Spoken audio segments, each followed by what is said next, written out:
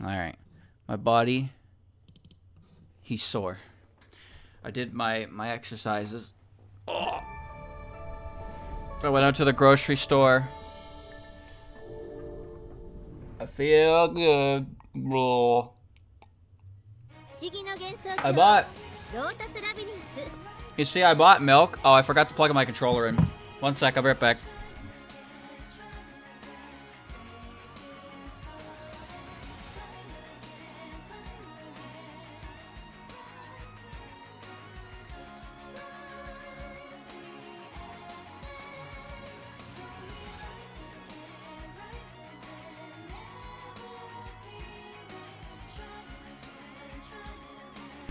Got it. We're good.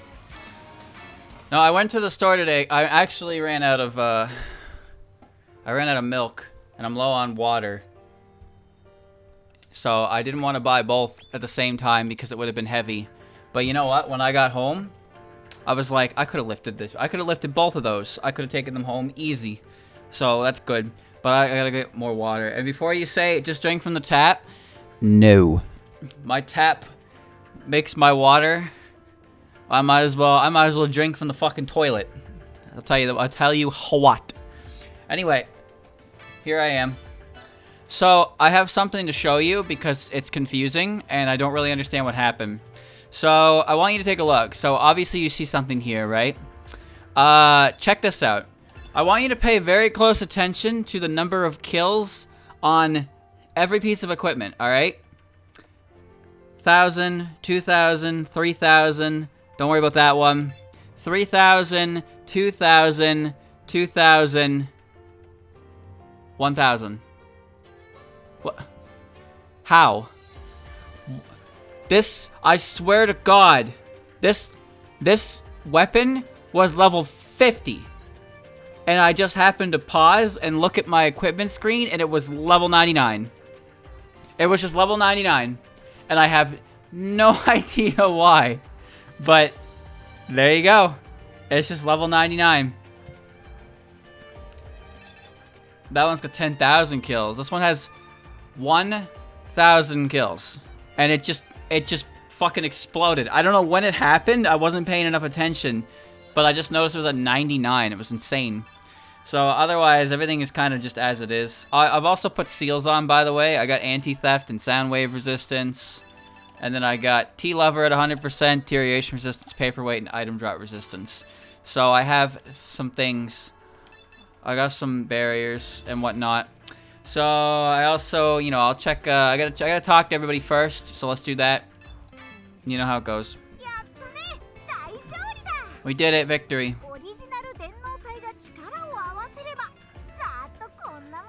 That was nothing compared to the power of us Cyber-Originals working together.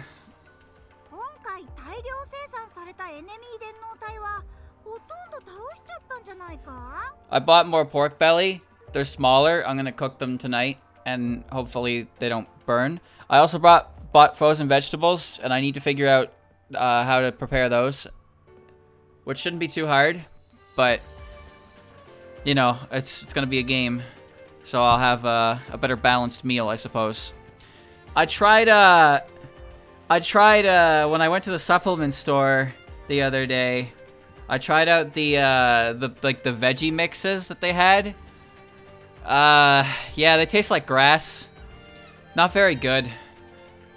If I could stomach it, I would probably have bought it, but I feel like if I tried to drink like an actual decent amount of that, if I tried to drink that daily, I would not survive. It was not very good. Like, the protein powder is great. It's also very heavy. But yeah, the green juice, not for me. But I need to figure out how to eat vegetables.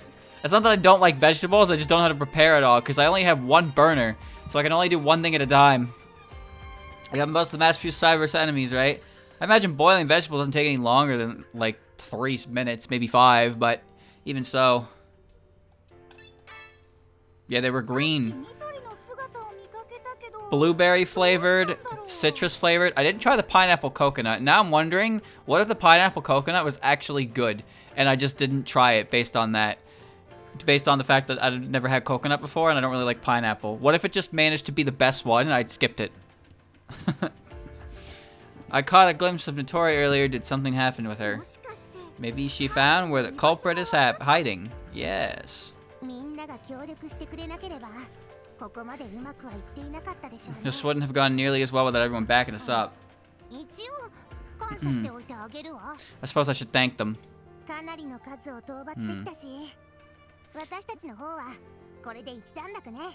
We took out more than a few there. That's about all we do for now on our end. Well, I mean, maybe I'll try it when I go back. If I go back, but the protein I have is a 3-month supply, so it's not going anywhere for a while.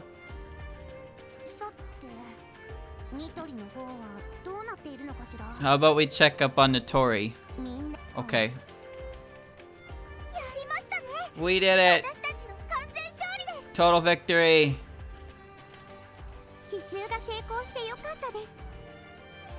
Thank goodness the plan went off without a hitch. Well, I have frozen vegetables, and the only way I know how to prepare those is like boiling and steaming. If I put things in the oven for half an hour, that's a long time. The oven's so fucking slow, dude. Thank goodness the plan went off without a hitch. To be perfectly honest, I was worried the whole time. Congratulations.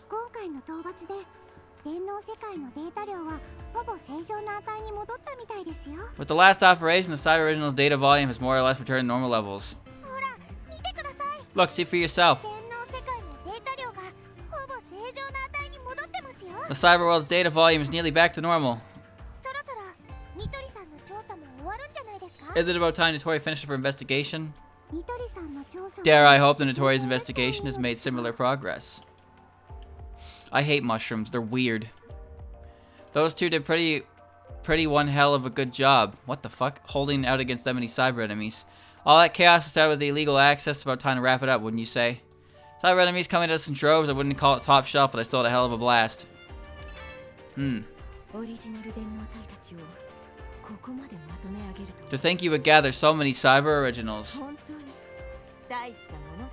I bought a pack of frozen carrots, broccoli, and cauliflower. Truly an impressive feat. Oh, Jesus. I doubt any more NPCs will be attacked by cyber enemies after what you've accomplished. Yes.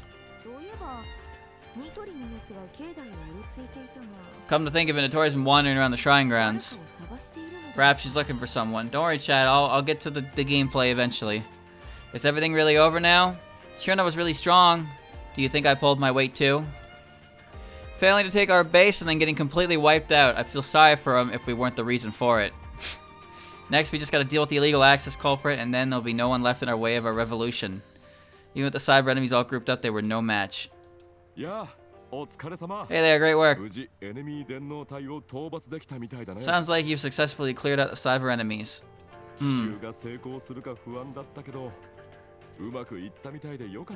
I was worried about that surprise attack failing, but it seems you managed to pull it off. Do you still have enough items? You need to prepare for your next battle too. I will. You performed quite nicely. I'll give you my unreserved praise for that. Did you see the cyber enemies being trounced by Sakuya? She took them out like so much trash. It's nice to cut loose, but it's hardly satisfying when the prey barely puts up a fight. On Unzon. Oh, Unzon, you were so opposed to a sneak attack, but you were plenty happy to run amok, weren't you? I'm just glad that the sneak attack went well, says Unzon. So the illegal access matter's been wrapped up, right? There's Patchy. We win, let's get smashed! Yeesh, these cyber enemies are so weak, can't even call them appetizers. Oh, right, I think the Notori girl was looking for you. I have special magic that allows me to fuse with others. I'll show you when I get the chance. I've never seen her do that in this game. Marissa, she takes books from my library and then refuses to return them. You ought to be careful, too. Remy's position on things is that anything goes as long as it's fun. Asking her to be reasonable is a fool's errand. Oh. Alright. Don't worry, I got some things. I got some things. I got you know, a little bit of, I really cut loose back there. Almost made me feel sorry for the cyber enemies. Surprise attack worked well and all, but I don't know. It's just a comfortable feeling like something stuck between my back teeth. Notorious investigation will be wrapping up soon. See that? That's my true power. I won't lose to any cyber enemies. We beat up plenty of enemies, so we should be safe now.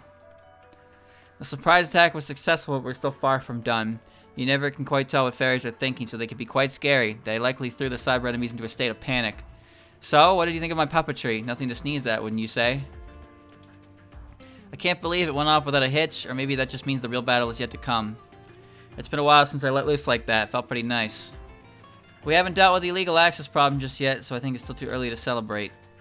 Surprise, motherfucker. Yeesh, there's so many cyber enemies. Color me. Yeah, the cyber enemies refuse to act surprised with anything to do. How rude is that? And gosh, everyone's so strong. They're gonna pull my weight, too.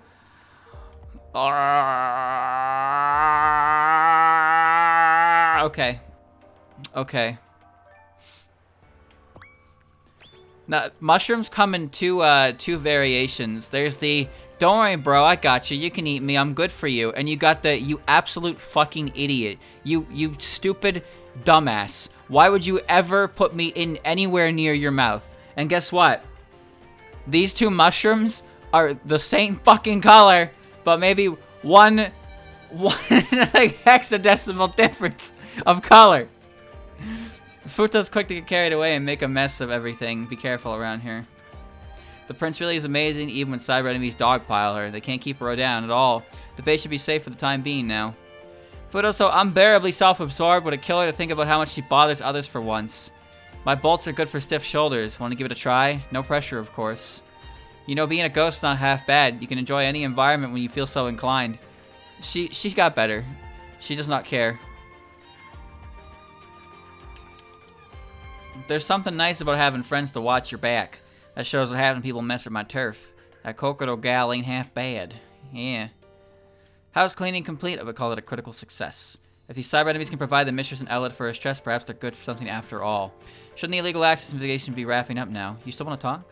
The mistress seems to be enjoying herself a lot lately. This must be your doing, I imagine. How would you like to work at the Scarlet Devil Mansion? I'm sure the mistress would be glad to have you.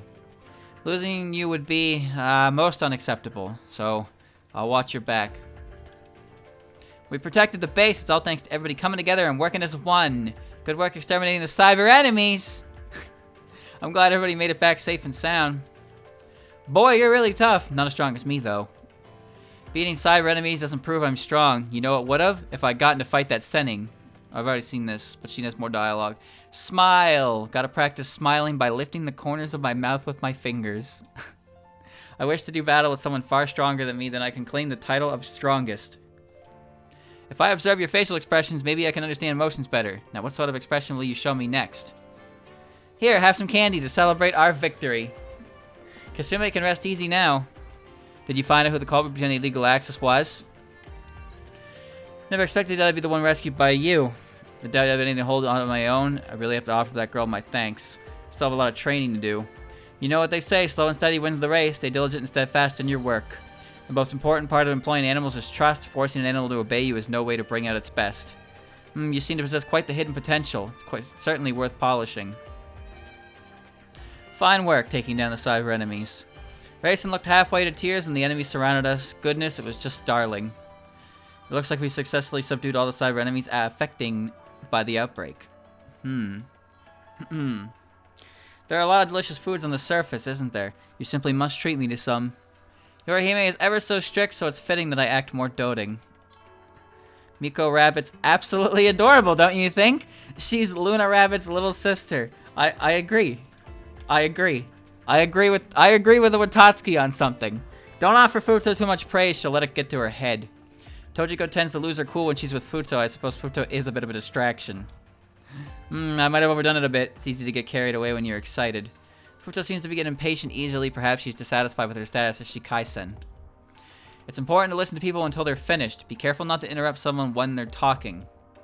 Reporting, consulting, and contacting form of the backbone of conducting good business. I wonder why Futo can't seem to do it, while Tojiko can. Good question. Maybe you should go talk to her about that. Could it be? Time for the victory theme. That was the perfect stage. Can't ask for better than that. That aside, the cyber enemies weren't into it at all. They really do act wooden. I barely see medicine. We were all together, so it wasn't too scary, I guess. So the cyber enemies are even fine with hurting their own allies? I don't get it. Now we don't need to worry about the base being attacked, right? I swear, everything Medicine says is like a complete contrast to her expression. Miko Rabbit! Where are you, Miko Rabbit? I must talk to you. We're friends, I think. Yes!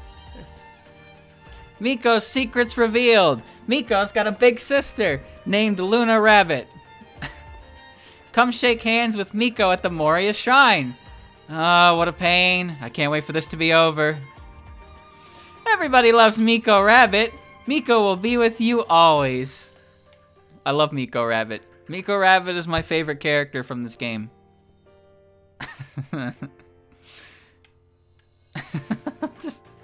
It's just a fucking underpaid moon rabbit.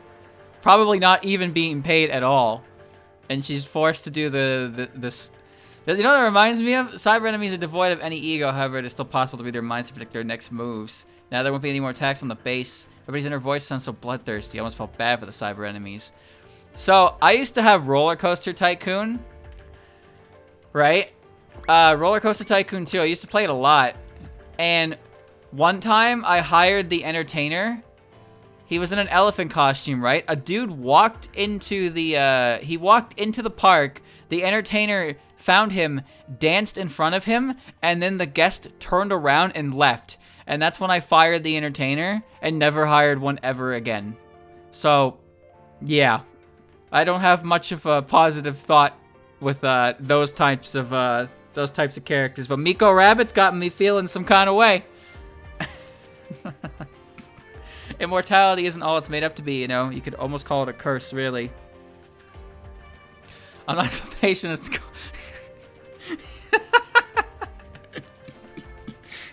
He got what he came for.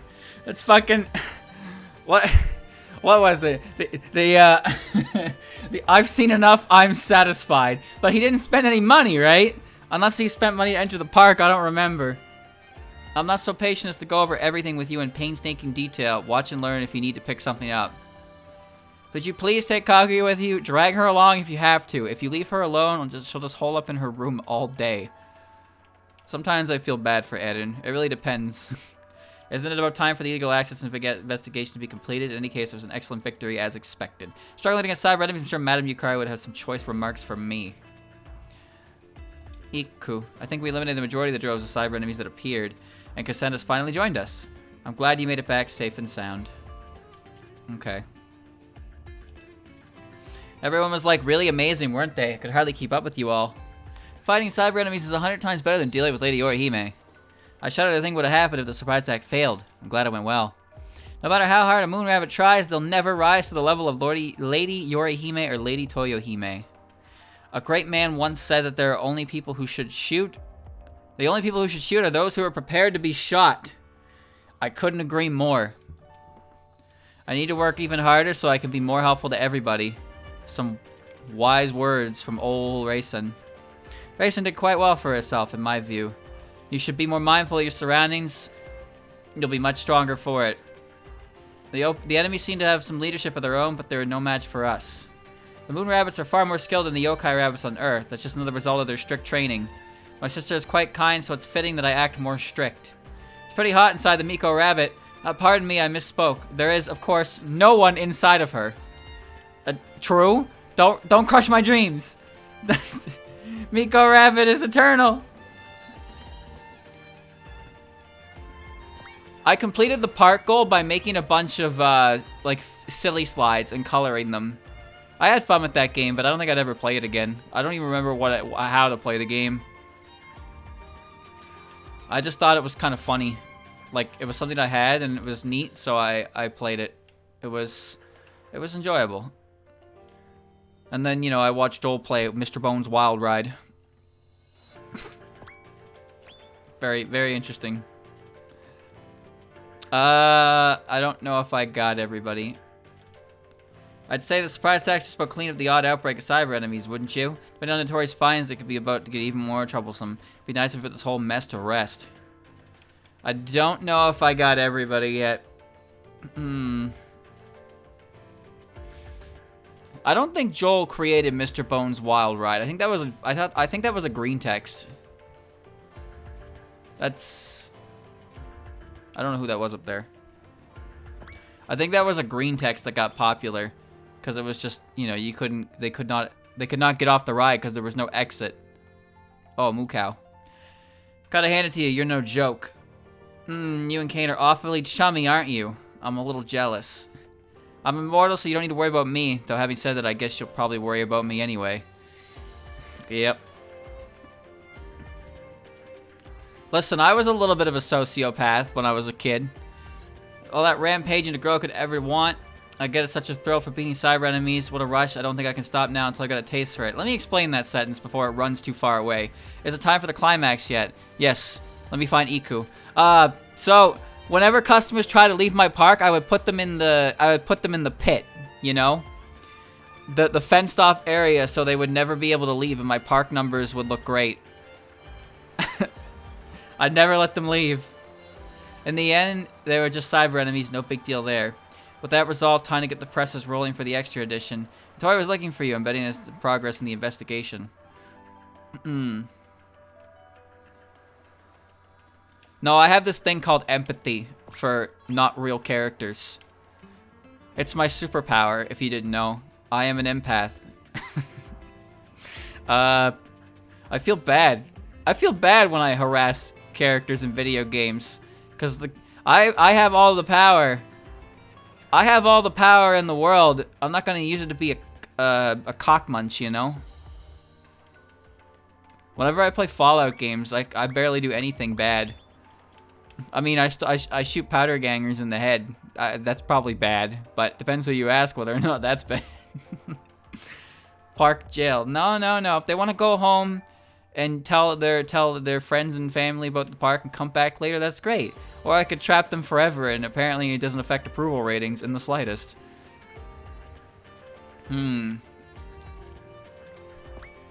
If I couldn't feel bad for fictional characters, I would never be able to enjoy dramas. And let me tell you, I am one weak-willed son of a bitch when it comes to cheesy, dramatic moments. Hoi, hoi, hoi. We defeated the cyber enemies and the base is safe, but I don't know, something still feels off. I wonder how Notorious investigation is doing. Cyber enemies don't get hungry, so they can't comprehend the joy of eating. Truly sad. I think that's everyone. It's time to talk to Notori. Hey there, friends. I'm guessing you finished out the cyber enemies. I have French fries, by the way, chat. I didn't finish them. So if I just start eating French fries during the stream, you know, please put up with it. Like right now. Very good. Yes, with a whole lot of help from everyone here.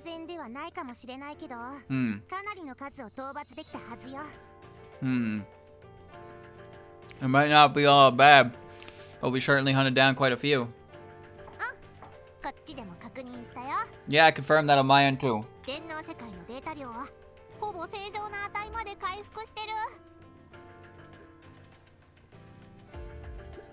Hold on. I have consumed quite a lot of water today, and I still feel like I need more. I'm not that cold. They're still fine. But, well, they are cold, but, you know. I basically got home at like 22, so there wasn't a lot of time to eat them and shove them down my gullet. It's a good word. Was not advised for potatoes. The cyber enemy's data volume is back down to roughly normal levels. Whoever decided the word gullet should be used to describe, you know, our throats, I think he should leave. So how's your own investigation going?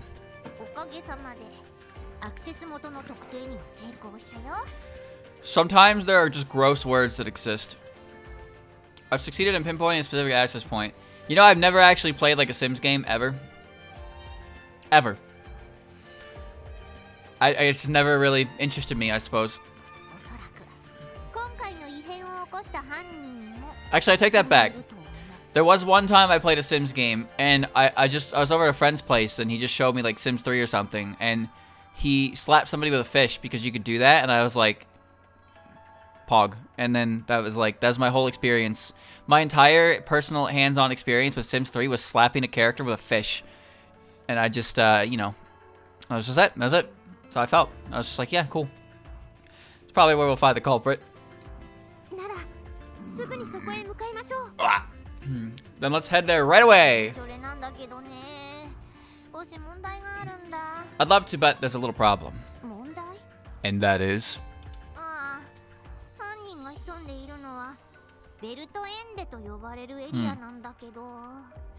The culprit's hiding in an area called Well-Tende.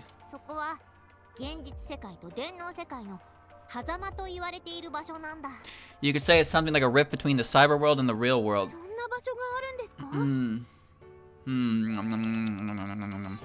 I didn't even know any place like that existed.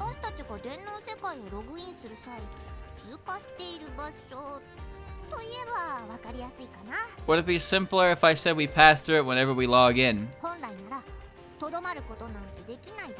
Normally, it's not a place you can remain in. What? Then how? Now, this part's just my guess. But I think maybe they were forced out. What do you mean? Oh. The thing is, this world has something called a data limit. Anything with over a certain amount of data wouldn't be able to log in. Well, normally you'd just be booted back to the real world and that's the end of that. But if the thing in question was born in the cyber world, it's a different story. Wait, are you telling me that something was created in this game, it exceeded its max file size, and then it got booted into limbo? What?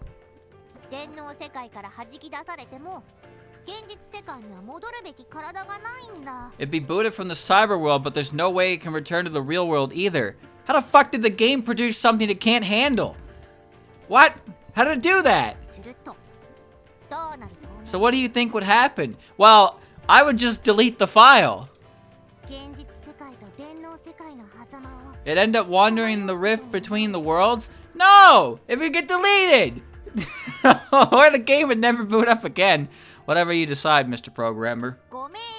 Bingo! So the problem you mentioned must be...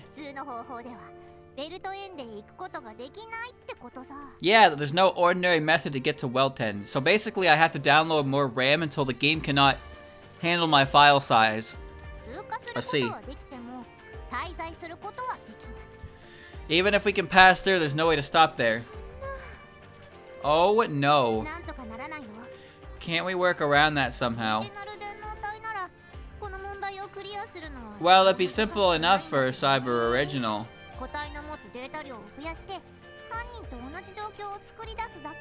They could just increase their own personal data until they replicate the culprit's setup?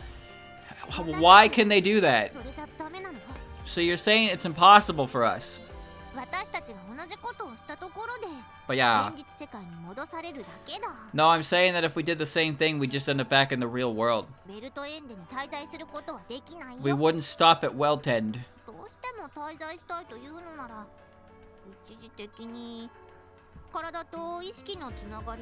If we did want to stop, we'd have to temporarily cut the connection between our consciousness and our bodies. What the fuck? Is that safe? What kind of a question is that? I'm not gonna lie, it is absolutely not safe.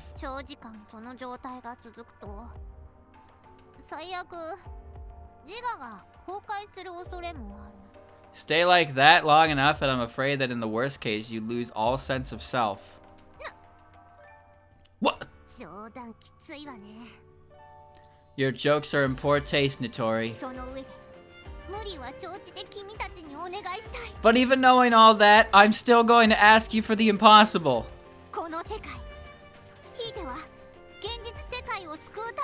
Will you lend a hand in saving this world? And the real one while we're at it? Where's the no option?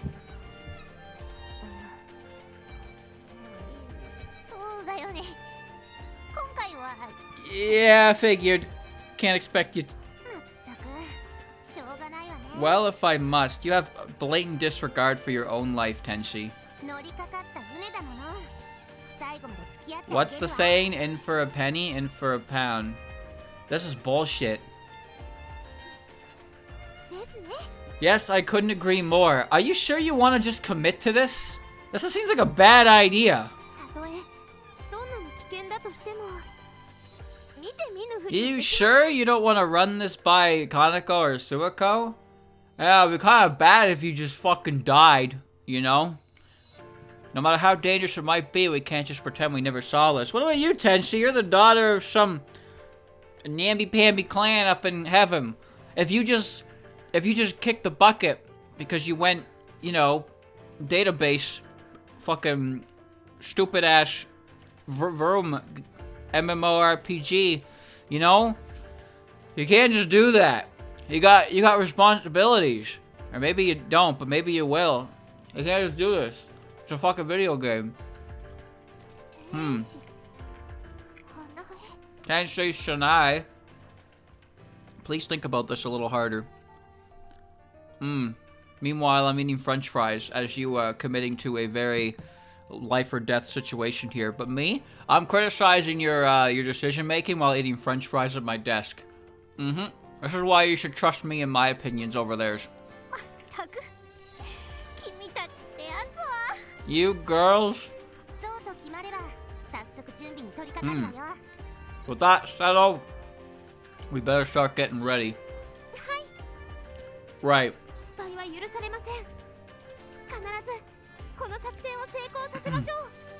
There's no room for failure. We better make sure this plan succeeds. Nitori! Wait, are you on my team? Hold on.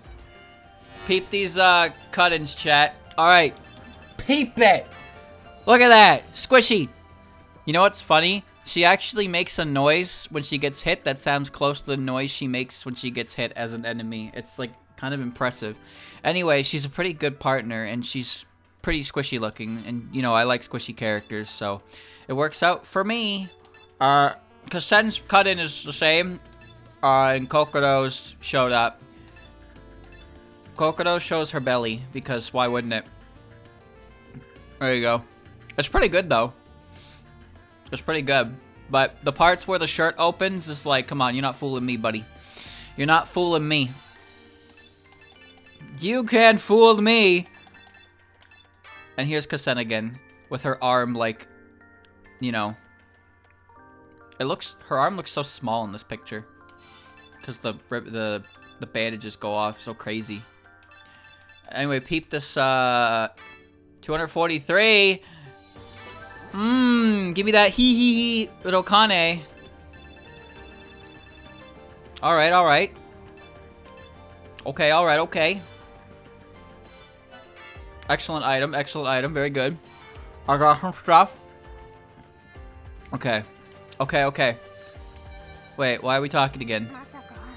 I can hardly believe it. The culprit is in a rift between the cyber world and reality. That certainly complicates things. I doubt we'll lose, but I suppose nothing's impossible. We should be prepared for the worst. We'll overcome any obstacle with all our might. Hold on, let me... Eve, I'm overflowing with power. Alright, go rank people at the gear station. Who would have thought we'd end up going to Weltend? This is definitely more than what I was expecting. What is the culprit even after?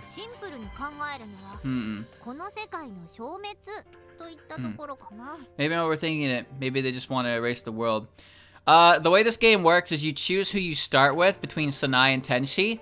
And once you get to a certain point in the game, you can choose freely between the two characters. That's why.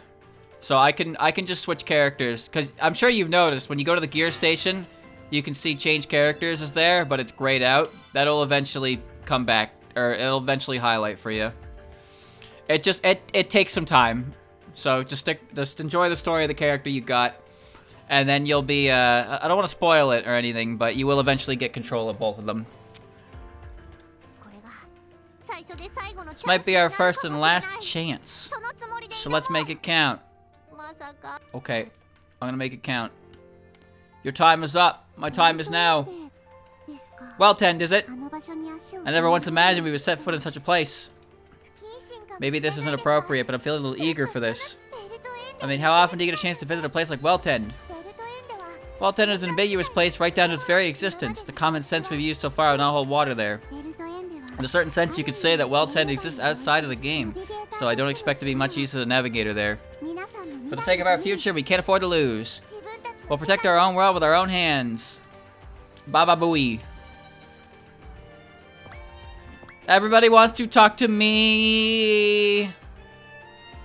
Seems like the culprit's hiding in a pretty annoying place. Good grief. Year days. Notori did her part, and the rest is on us. I've been through my fair share of crisis situations, and don't call me the Hakone Shrine Maiden for nothing. Truly, this will be our final stand, says Unzan. Let's go for the sake of 2 worlds. Doesn't matter how strong the enemy is, all we can do is keep swinging our fists. This might be our last chance for candy. Want one? There's no way of knowing how powerful the culprit is, but you should be okay, right? I'll be lying if I said I wasn't scared, but I'm gonna give this my best shot. With a smile like that, you can do anything, Yam. Our destiny isn't set in stone yet, hence our actions will determine what comes next. I don't care who we go up against, I have no intention of throwing the fight to anyone. We will make it back, won't we? Ooh, could you take me to the Weltend? The rift between the real world and the cyber world sounds like a neat place. Gosh, I guess for some battles, losing isn't really an option, huh? Weltend's a dangerous place, right? You better be prepared. What could the culprit's motive be? If you notice any strange symptoms, just let me know, okay? So you're heading to Weltend, feeling anxious, then I'll come too. I feel the same as you, let's do our best. The culprit's power is unknown, but even so, I'm sure you can handle it. You better think carefully about what party members you bring to the Weltend, got it? The world won't sit back and indulge you if you do something half-heartedly, more so when you're in a rift between 2 of them. No matter who I'm up against, I won't lose. I'll win and I'll make it back home in one piece. I won't lose to anybody no matter who they are. After all, I'm the strongest. Don't worry, because I'll be right there with you. If my duty is the strongest to keep everyone feeling safe, we'll go punish the culprit and put smiles back on everyone's faces. Okay. What? We finally get to confront the culprit face to face, huh? That's what I'm talking about. Why go all the trouble of legal access when you can just walk up and challenge us? Seems lame to me. What kind of place is Weltend? I hope it's fun there. I'm scared, but I'll do my best. What do we do if we can't get back? We'll be okay, right? You know what's funny about Kasume? Kasume is saying she's scared. Look at this fucking skill. Look at this. Look at this. Maximum damage. She hits literally twice as hard. 4 times as hard than every other character, just by virtue of existing. She's telling me she's scared. Even cyber forms can feel pain and be scared of death. So the misfortune I've been feeling all this time has been flowing at a Weltend. Rank 5 skills are pretty insane. If you have the DLC, they're even wackier. There's no abnormal amount of misfortune flowing out of you. Seriously, please be careful. Let's do our best to come back safely. Check this out. Check out this character who actually fucking cheats. All right. So her special ability is she can just make people come back to life. Right. So she just makes people come back to life. And here's her ability: grants Horai to self. At level 5, it has a 100% effective rate, which means you literally cannot kill this character. The only way she dies is if she is not a team leader. But even so, if she dies at the same time the team leader dies, she will come back to life alone, even though her team leader is dead. I shit you not. The game will just let her live. She will be her own unit. 100% revival rate, 100% amount healed. She literally does not die. And she also has this, where her counterattack does 200% damage, 100% guaranteed chance. Same damage break limit as Kasume, but takes fucking 200% more damage. So she actually just dies in one hit, but she constantly brings people back and brings herself back. She actually cheats. She straight up fucking cheats, and that's why she's on my team, because she's a goddamn cheater. And without cheating characters, I can't beat this cheating game. If we can defeat the culprit lurking in Weltend, that'll make a perfect grand finale. We We can go anywhere, do anything, and we'll make it through just fine. It doesn't matter how strong the enemy is. If we all work together, we will win. To be honest, I'm not sure if Jun's like buff removal or Junko's buff removal will kill her dead, but it does kill everybody else dead. Once this battle's over, I'm gonna go around and surprise everyone. We're companions, right? So I'll go with you anywhere. Let's head to the culprit and spook the heck out of them. Oh my, feels like we're at the climax, doesn't it? Let's proceed to the future filled with hope.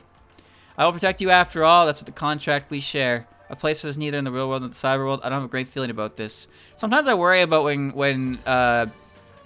Quakama uses dirty words, you know? We found the bad guys, right? There's only one thing to do.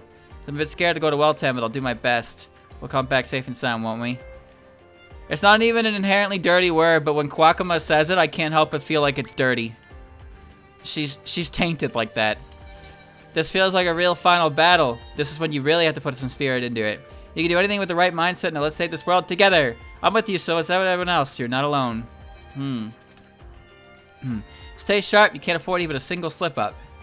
I will always be with you. Let's work together to overcome this hardship. Our enemy may be a powerful one indeed.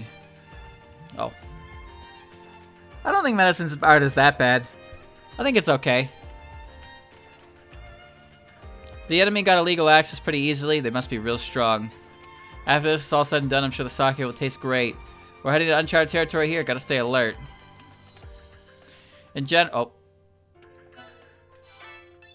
it's better to assume the worst. As long as I'm haunting you, pretty much anything can happen. I don't believe someone like you will be done in by misfortune. Choose your party members carefully. If you're going in, you might as well go for a happy ending. I can't bring Jun, though. She will eat $5 million. $5 million! Be ready for anything and everything. Victory determined by how much you prepare. I can only hope our powers will work in this dimensional rift. Could you take Futo and Tojigo with you? They may lack for experience, but I'm sure they'll be help to you. Dreams always end abruptly. Now let's bring us into this nightmare. Are you nervous? Don't worry. You can do it. What could the enemy be after? I wonder. It's revolution time, baby! Let's show them what happens when you look down on us. There's never a reason to stop moving forward no matter what obstacles appear in your way. To fight is to live. Damn. I don't give a flip about the fate of the world. I fight for my own sake and nothing else. Well, aren't you a cool guy? Damn. You can't just spout all those goddamn lines. What the fuck? Shimmy's not even around to hear them, so you're wasting your breath. I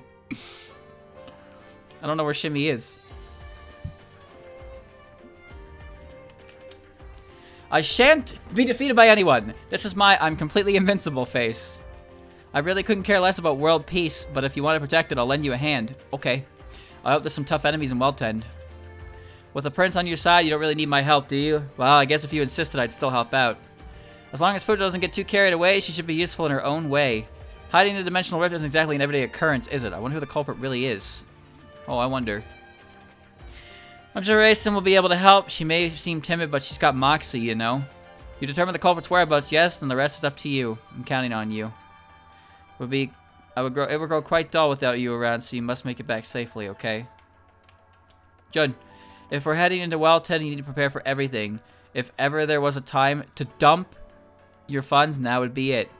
No matter how strong the foe, we can beat them if we all fight together, right? The fate of two worlds rests on your shoulders. I'm counting on you. Whatever destiny awaits us, our duty remains unchanged. Weltend is unknown territory. It's just going in fully prepared for any eventuality. I am the mistress's servant. I will remove anyone and everyone who disturbs the mistress's peace. I don't really get the whole space between dimensions stuff, but you think they got any good booze in Weltend? I'm here to drink the best sake possible. Anyone steps in the way, they get smashed to bits. Don't sweat things too much. It'll all work out. We're gonna go beat up the bad guys, right? Alright, I'll give it my all. A rift between the real world and the cyber world sounds kind of scary. We can come back, right? We all gotta protect the world we live in. I will do my best. It would not be an exaggeration to say that the fate of the world rests on your shoulders. I too must be forthcoming to my assistance. Together we will save the world. Until we grasp the enemy's true nature, we must proceed with caution. Every mistake could prove fatal. Alright. Jun single attack will actually use all of the money in my pocket, and there's nothing you can do about it. She is basically impossible to level up with any money in you at all. Because any attack she does will just consume. And it's ridiculous. Thou requires my power, yes. Shalt thou request it. Shouldest thou request that I shall accompany thee anywhere? Tojigo is quite the capable sort herself. There ought to be no foul in taking her along, methinks. Thou hast joined forces with the prince, truly a match made in heaven. I shall become a first-class Sennin. I must train more and improve the precision of my feng shui. I am thoroughly done with sinking into swamps. I do believe Tojigo's points are valid, but I dislike the way she says them. She ought to be more thoughtful in how she expresseth her views. This is certainly worrisome, but that's hardly a reason to turn tail and run. There's no telling what would happen to Welton. Make sure you're fully prepared when you go in. Still, I wonder. Aya will find a way to pull through this, won't she? Oh, now you care about her? You're going to be the rift between the real world and cyber world, right? I'm with you to the end. You can't be sure you'll make it back, so you better stock up and go unprepared. Who could the one behind the illegal access be behind illegal access anyway? If you're going to the enemy's turf, you better be prepared. I know you can do it. I believe in you. Evildoers need a swift kick to knock some sense into them. In Welton, you can't expect prior knowledge to always apply. It's just you expect the unexpected. Seeing as we know neither the culprit's motives nor capabilities, we should proceed with the utmost caution. We need to get this under control as soon as possible for the sake of the real world as well. I think exploring Welton is going to take a lot of time. We should probably take some food along with us. Remember, we're not going for a picnic. We need to prepare more than just for food on this one, okay? Can't say I've ever been into a dimensional rift before. I hope it's not too crazy. Okay. I'd like to put on another concert here, and for that, we need to be come back safely no matter what. If we all pitch in, we can overcome anything. The rift between the real world and the cyber world, I can't imagine a better stage than that. Hang in there, chat. It's almost time for gameplay. It's been 46 minutes! How has it been 46 minutes? Jesus Christ, dude. This game is just a yap machine. No matter how strong the foe, will defeat them for sure. Welton's not in either the real world or the cyber world, right? That's kind of scary. It'll be fine as long as we go take it together. It'll work out in the end. Holy jeez. It's, surely I'm almost done, right? Welton, an unknown territory that no one's ever set foot in. It's got to make it for an article or something. Makes for decent material. I guess it isn't exactly time to celebrate. Once this battle's over, I think it'll time to issue a Boom Boom Maru Extra. I'm done with just being protected. Please let me help you out too. As long as Chirno's there, I'm sure we can overcome any challenge.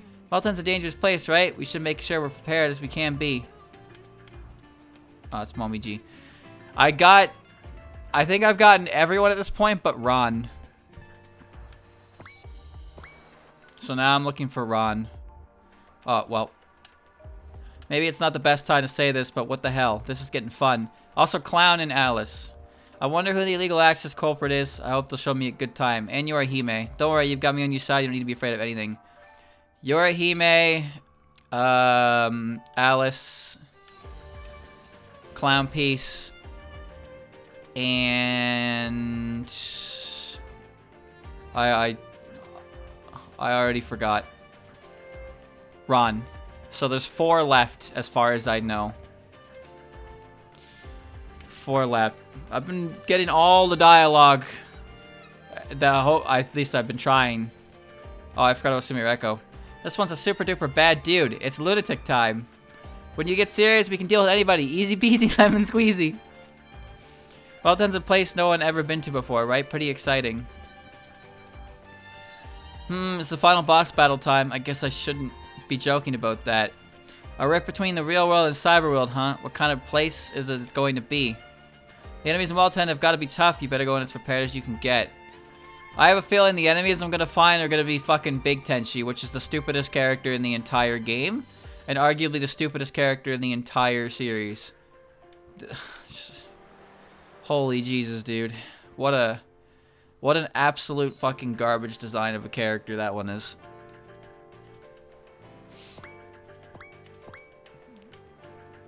Big Tenchi is just take damage because you're on the floor. The rift between the real and the cyber worlds, I'm surprised such a place even exists. Given the illegal access affair, it should be safe to say that the culprit is as strong as Madame Yukari, if not even more so. I have no intention of standing idly by. If you require my strength, do not hesitate to utilize me. Alright, so that leaves Alice and the other person. Huh. Who was the other person? Oh shit, I don't remember. No. None of them are as bad as Big Tenchi. Big Tenchi's ability is she can hit you anywhere on the floor. Literally anywhere on the floor, you get hit. So you just, when you take a step, there's a chance that everyone who's not floating on your team just takes around 40 damage. And you can't stop it. Because every single Tenshi on the floor can do it. And enemies spawn in groups of 3 or 4. Welton is definitely as dangerous a place as it gets. Please don't let your guard down for even a second. I'd love to say that now's the time for me to show the results of my training, but honestly, I'm pretty nervous. Lady Yorihime, Lady Touhou seem unusually serious. The situation even more desperate than I thought. I'm looking for Yorihime and Alice now. Yorihime and Alice. Sagame's okay. I have a card that rectifies Sagame's annoyance. I'll show you what it is. Check this shit out. Right here. Proportional HP recovery technique. I get 15% of the HP back that when I hit enemies. You know how I hit enemies? I hit enemies with a 90% chance. A 75% chance and 90% of the damage I do. So, yeah. Usually when things hit me, I immediately heal it off anyway because of counterattack, and multi-hit just stacks up my HP. I don't die very easily anymore because those cards are broken.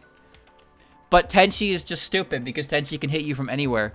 If you know where the culprit is hiding, you should head there immediately. There's no guarantee things won't get worse after all. I give Rayson plenty of training, she won't hold you back. If the culprit was hiding in a dimensional rift, I never would have guessed. Oh. Alright, now I just need to find, what's your name? Alice. Equipment seals don't show up till gold equipment starts popping up, which doesn't start popping up until, like, chapter 3. That's when you get access to seals. Otherwise, the only way you're getting seals are these really, really fucking baby ones you find in, like, chests on unknown bones. It's really annoying. It is really annoying, but eventually you'll find things. Oh my god. Come on! Ah! Who am I looking for again? Alice, right. Alice. Alice. Maybe if I say Marissa 3 times in a mirror, she'll show up. Okay. Alice, Alice, Alice. That's the wrong character. Summon her. Where are you? Are we not friends anymore? Is this what's going on? You've left? Friendship has ended? Oh shit. Uh-oh. Oh. Marisa! Where are you? Where are you? Where are you, Alice? You're eating my time. You're consuming it. Oh, God.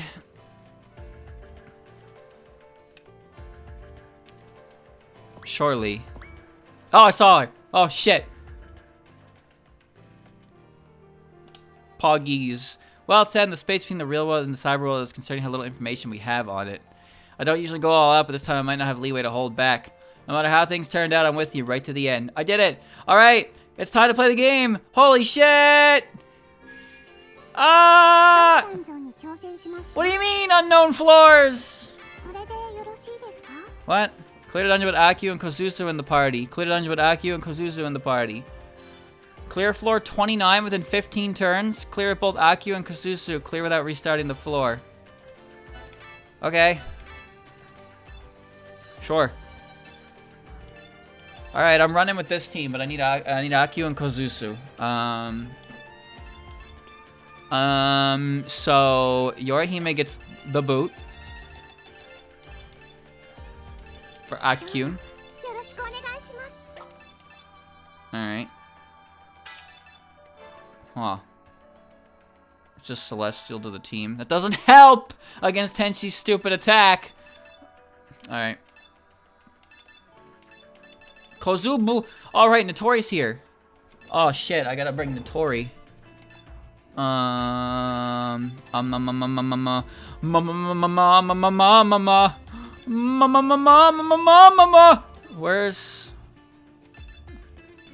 Where's the little book nerd? There you are.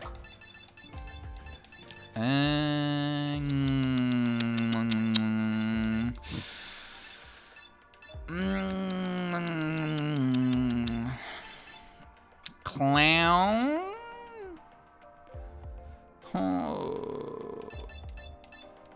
Oh. Shroud and macro power adjacent. Yeah. I'm bringing Bachi, alright? I'm bringing her. Who else am I bringing? I'm not bringing Marissa, aka Die, to laser beam, but I want to bring Tori. I'm bringing Miko Rabbit. You cannot stop her.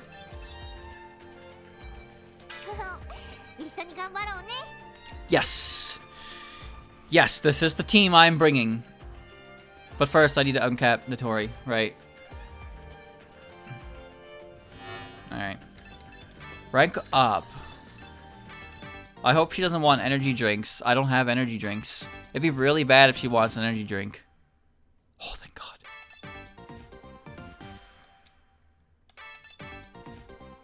Yes. Yes. So let me see. What do you do? Extending arm damages surrounding enemies. Grants moist to self? That's disgusting.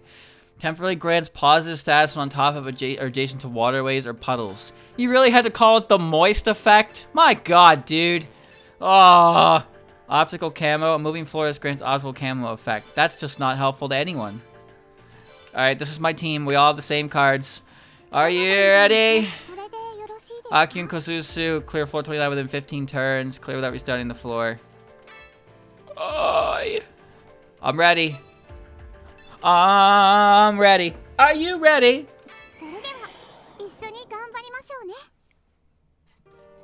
Bye. So are you ready? Yeah, I just entered the dungeon, dummy. The connection between your bodies and your consciousness is already cut.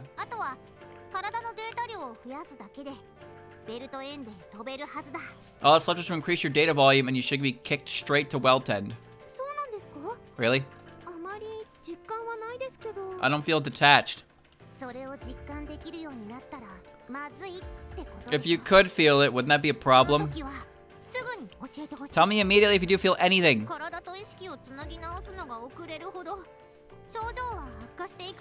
The longer we take to rejoin your minds and body, the worse any symptoms will get. What happens to the plan if that comes up? It'll be a bust. You won't be able to stay in Weltend anymore. I see, so ultimately it's a race against time. Well, I mean, I have to do the dungeon to get with the other character anyway. If this is a good dungeon to get to level 99 in, yeah, I might take the time for it. Well, let's get to Weltend as soon as possible. How exactly will you increase our data volume? Oh, right, I haven't explained that yet. Oh, barnacles, I hate the pill! It looks like Notori only has 3 fingers and a thumb. In fact, holy shit, dude, she's got gremlin hands! Look at this hand! What the more I look at it, the worse it gets. Oh, God. Everyone heading to Weltend will take one of these. That's an awfully large capsule. It's called an Include Exa.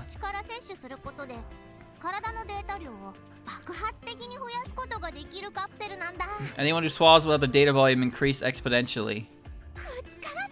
Wait, we swallow it? This thing? Please tell me you're joking. Look at Dude, look at the size of that fucking pill. How is that getting down anyone's mouth? Come on, don't be like that. This isn't reality. It'll be fine. It's okay, it's a suppository.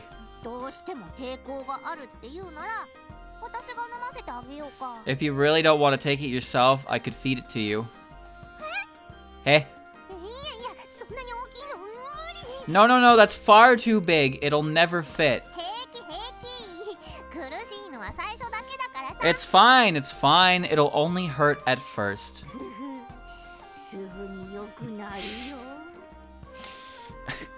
Don't worry, you'll feel better in no time. Chad, is it just me, or do her fingers on her hand look a little broken? Do you see that? Do you see the way her pinky, like, bends on her hand? Anyone else that think that looks a little awkward? Like, that pill is so heavy it's broken the bones in her fingers holding it up. Stay back. Stop. Oh, barnacles, I hate the pill.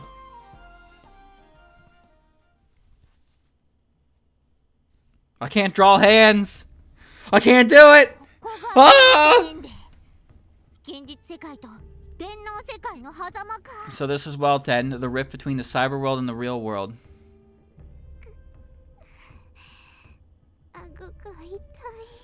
My throat hurts. I was sure I was going to die. Fudo, Tojiko, listen up.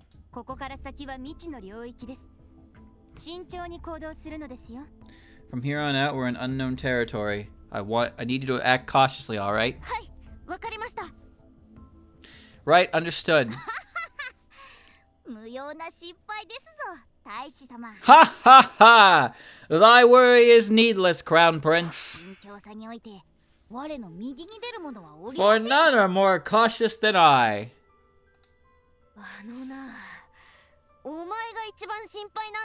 Seriously? You're the one I'm the most worried about. Maybe we shouldn't have come here. We might end up just slowing everyone down. Notori's not a cyber. That's the real Notori. Would the real Notori please stand up? Don't be like that. She isn't Cuber. Let's track. This is not Minecraft. She is not cubular. We said we'd do anything we could, didn't we? That's true. Looks like everyone's okay.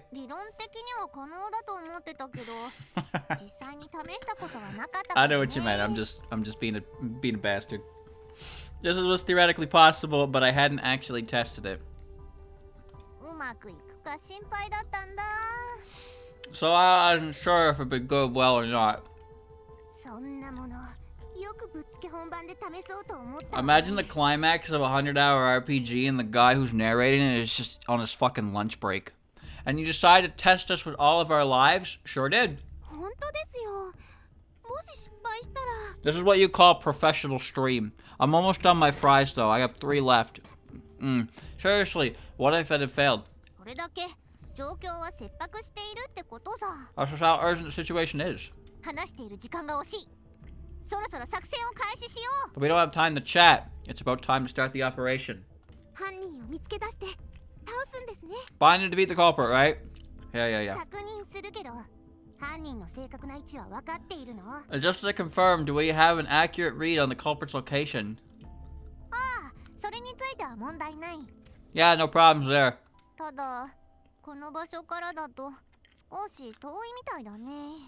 But it looks like it's a little far from this position.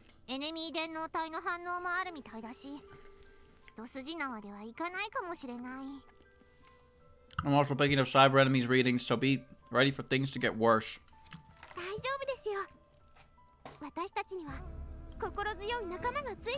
I'll be back.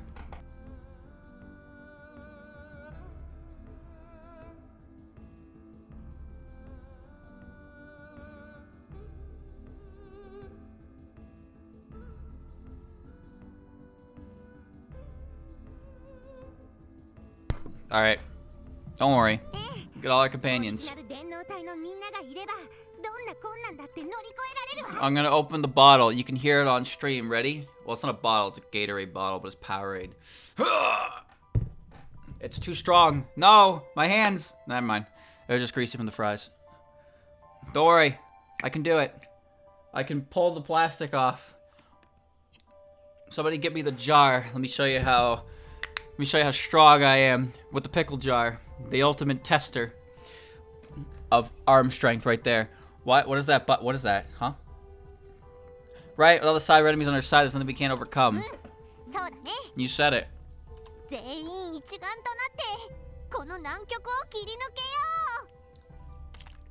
Gotta get that spine juice in me.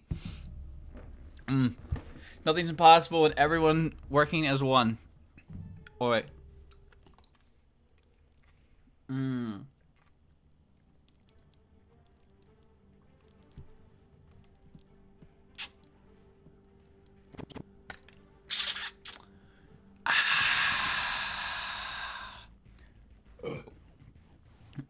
I pretty much only drink red. Red's the good one. I like the red one. So yeah, here's what Eden does. Eden can shoot anywhere on the map if she feels like it. So yeah, she's just gonna shoot and hit things, and the corpses, the bodies are gonna pile up. Yes. Yes. Be prepared to hear that a lot through the course of the game. See? Kaboom. Alright, chat. Now it's time. Oh, no! Uh-oh! Don't kill me. Huh?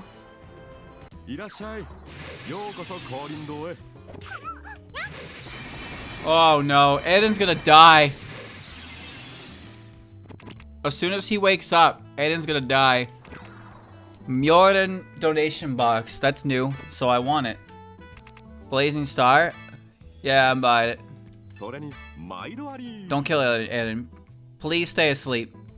Just stay asleep. Why is he just sleeping? I don't care. He didn't kill Eden. Oh shit!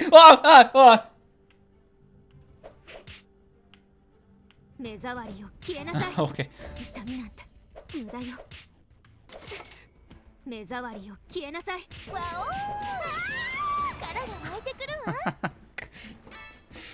Damn it. Got him. That's alright, Moko's here, so she'll just bring Eden back. As if nothing happened. Wow! Isn't that amazing? Oh, well, there's a fucking shrine right there. So, Chaudathan. The world, I don't know. I found out yesterday that Morbius got re-released in theaters like a week ago, and I thought that was bait. I 100% thought that was bait. That was true. And then it was a commercial failure. Again.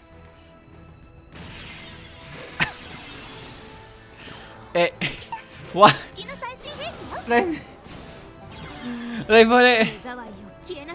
They put it back in theaters, and then it fucking bombed again. I am like Scoob! I'm genuinely impressed by that. That is impressive. Oh man. Oh man. Why did they bring it back? I don't think they realized that everything that was acting as like publicity for that movie was negative. No, I mean, I guess the internet did play it up a bit and make it seem like it was the greatest movie ever made, but, you know, I didn't, like, did anyone actually believe the movie was good based on the memes? Because good movies don't get memed that badly. I guess unless your name is Thanos. But, People have varying opinions on Marvel movies, so to each their own. Thanos just kind of became like a cultural meme icon for some reason, and I don't know. He's kind of cool, I guess. He's big. He's purple. He's got a lot of muscles. He cut the world in half.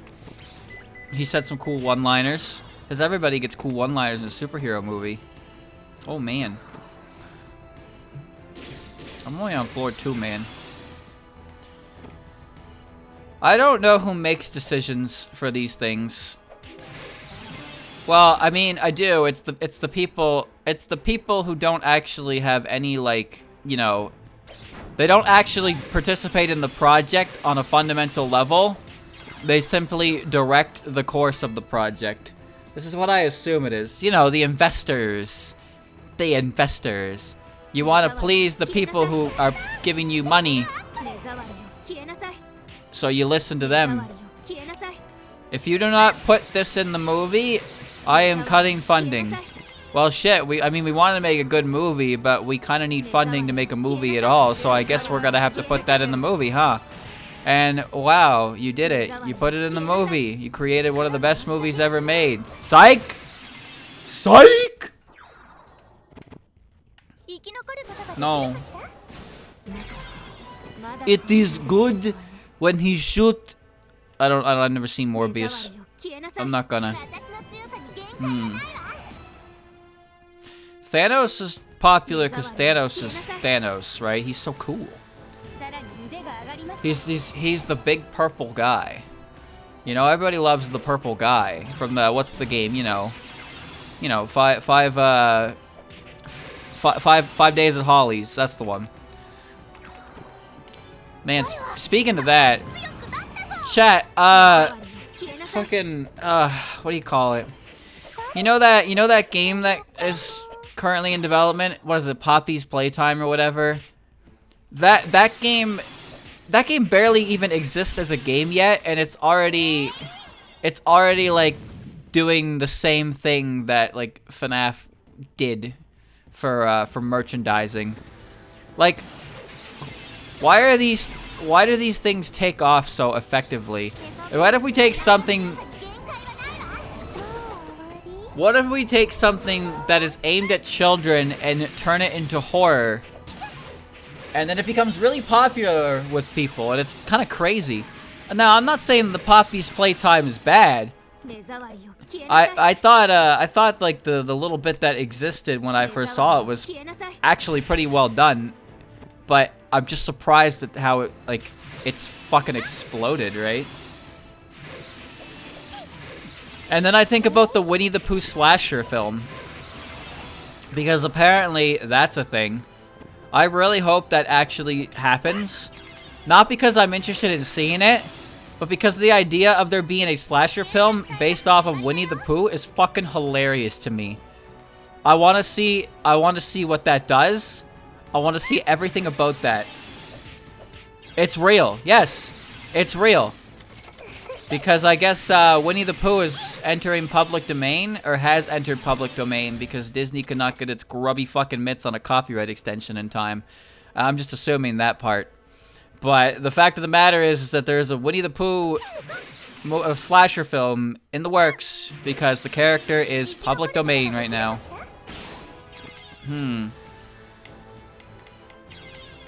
Oh. He can't wear a red shirt, but he'll be topless. Dude, copyright laws are so fucking ridiculously stupid.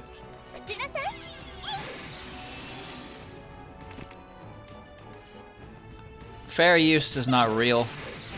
Fair use is not real. I came here just to bully the bunny.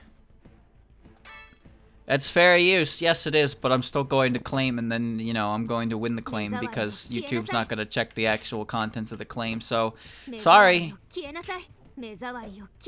You see it a lot when these, when SoundCloud rappers sample video game music in their songs, and then they lay a copyright claim over the song in question, so you get content claimed whenever the video game music shows up, because they sampled it in their video. So yeah, that happens. That happens more than you think. I know that sounds like bullshit, and I'm not really bullshitting. Did you know that Love Color Master Spark on YouTube is currently owned by 2 different people? Neither of them are Zun, by the way. Neither of them are Zun. They're owned by Abra CS and Must CS. Now, you're probably wondering, what the fuck are Abra CS and Must CS? And the answer is, I don't know. I do not know. But apparently, they own the rights to Love Colored Master Spark. Both of them. Isn't that amazing? So if you have anything that sounds even remotely close to that song, you have to play the game called, oh, we own this, but you can send a message to a bot, and if it does not respond in 30 days, that was an accident. If the bot does not respond to your message in 30 days, then the content claim will go, you know, you will win the claim, and then your video will become, you know, but they don't care about that because after 30 days, the video has run its course and people aren't really clicking it anymore. So you see how this format works against the creator? You either wait for a fucking month for a bogus claim to delete itself, or you just can't use certain music because it's been falsely patented by somebody else entirely. It's pretty good. You can tell it's a bot because every single content dispute I put in, I don't put anything in there that's even remotely close to, like, accurate. I'm pretty sure the last one I got was on Fumo Kart Racing, and for my dispute message, I just put lol lamau.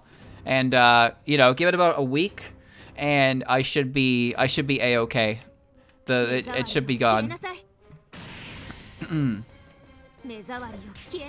don't know what YouTube is into. You know, I don't really care what it's doing in its bedroom, but I probably should care because it tends to do some dumb shit that I am directly affected by for some fucking reason. Where's my cup? I need my cup. Fairy cup.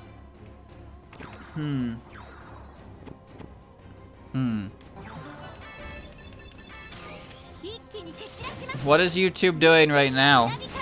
Is there more juicy drama? I just removed the fucking time warp watch too.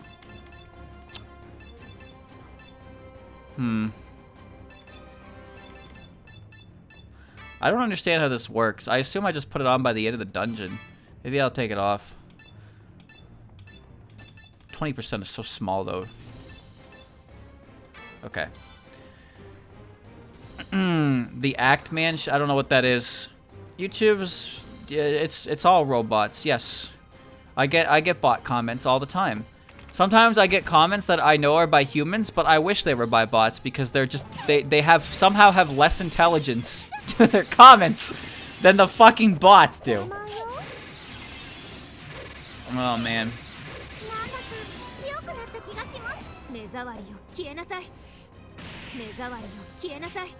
I don't know. I have no idea what you're talking about with Act Man. I do not know who that is.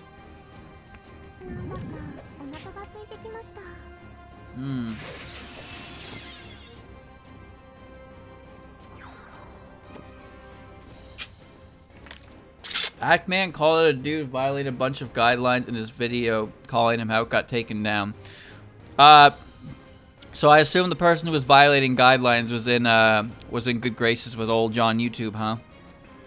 Friendship points even do anything? As far as I know, friendship affects 2 things. It affects the frequency of special attacks that your partners use, and characters will have extra dialogue after they achieve a certain amount of hearts. Which, as far as I can tell, only happens when they hit like 5 hearts, regular hearts. Otherwise, I don't know. It's still going. Oh, I see.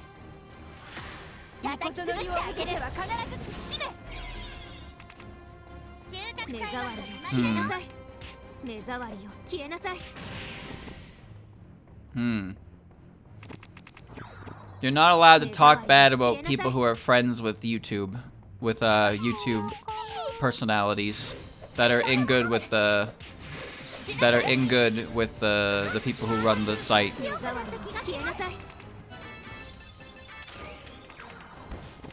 It's illegal. It is simply illegal. Hmm.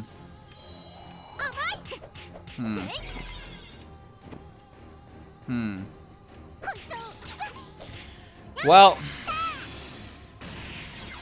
the system has been broken for a long time now. This is no surprise.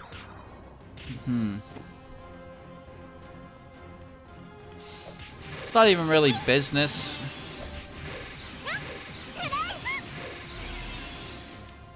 Is he... What the hell did I just pick up? The fuck?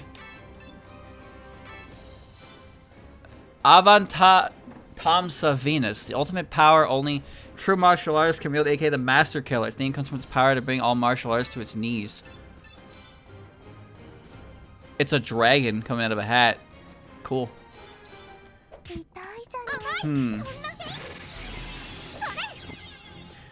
I mean, I imagine at this point the whole... Look, I'm about to say something that somebody's probably gonna misconstrue, but the whole like change your icon for Pride Month thing is extremely fucking hollow, considering the companies that do it, they don't actually, like, you know, they don't actually do anything other than that. And then, of course, they don't change the icons for the location representation where that stuff is illegal. So, you know, they'll stand up for you, but only when places where it is not a problem legally for them. Good to know they got your back, right? Yeah, they change them in regions where they can get money. It's like, it's honestly quite depressing to see. Like, it's kind of just makes light of the whole thing, in my opinion. I mean, listen, I'm about as straight as a line. Trust me. So, I don't know, I don't have any, like, I don't get affected personally by this. But I imagine it's frustrating when that kind of thing is relegated to, hey, we can make money off of you because we support you, because we, you know, we support you because we think we can make additional cash off of you. That's gotta feel bad. That's gotta feel shitty. A corporate farce. Yeah, sounds about right. You know, I don't really want to get too in depth into this because it toes the line on topics that I don't want to delve into. But the fact of the matter is, there's like, whenever you see that kind of thing, it's like when you're changing your profile picture to something that's about as lazy as you can get. And when big corporations do it for these things, it's like it's a fucking meme at this point. Everybody knows it's a meme. It's just unfortunate. You just kind of feel for the people that actually, like, you know, care about these issues, because corporations clearly don't.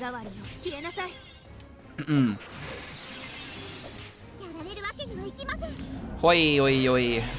Hold on, I have to check something. Haha, you see that? Okay. Alright. Oh no, here we go. Lightning bolt, lightning bolt, lightning bolt, lightning bolt. Let's see. I kinda don't want melancholy. Ron's still in play though. That's fine.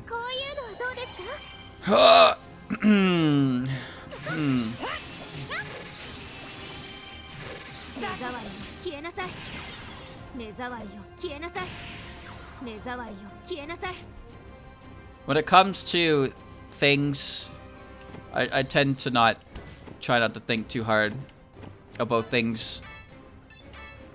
What the hell is this monster? A clump of steel too big to be called a sword. It's probably only a huge monster can wield it. Its beauty is overlooked by humans. The Heishishorin. Yes! Sanai's got a great sword! Come here!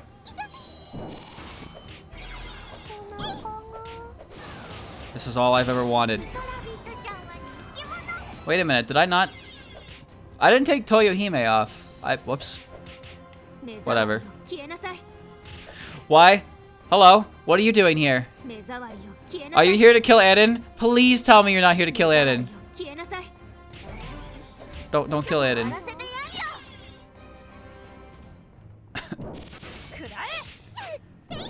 Speaking of Berserk, actually, chat, did you hear that it's being picked back up by a close friend of the original author? So Berserk isn't over. Berserk isn't over. It's being picked up. So a lot of people are very happy to hear that, which is great for them. Berserk is one of those series that like people love, but I've never checked out myself. So, you know, obviously the news was devastating to hear about what happened to the artist or the original author. Chat, I picked up a sword and I don't know where Minosuke is to pay. It won't be the same. Well, I mean, of course it won't ever be exactly the same, but the person who picked it up, people seem to have a lot of faith and confidence in him. They trust him as somebody who would know how to take the series, which that's a good thing. I'd say that's a good thing.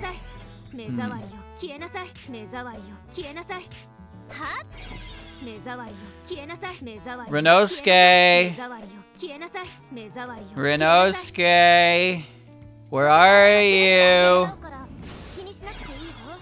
Renosuke! I need to pay. Renosuke! Let me just not. Let's just not before I fuck something up.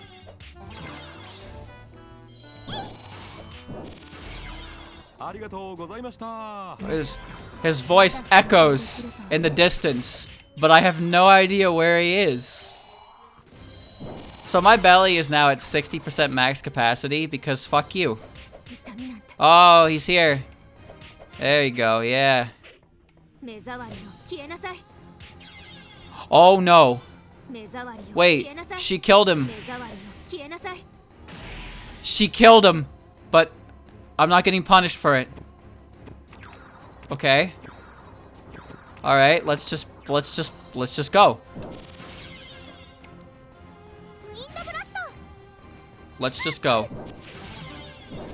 Don't worry about it. Let's just get out of here. Great. Okay. Is he in the bestiary?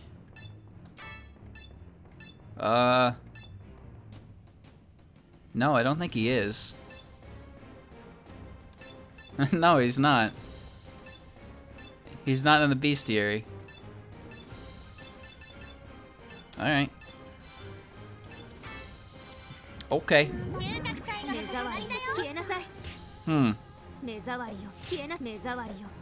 Well, that's nice. Why did Snai die? I know why Snai died. It's because she was up here with fucking Notori, who's invisible. It never helps! Meanwhile, Eden's taking pot shots on everything that moves. Oh, I see what happened now. Oh, we got some grade A bullshit right in front of me right here. Alright.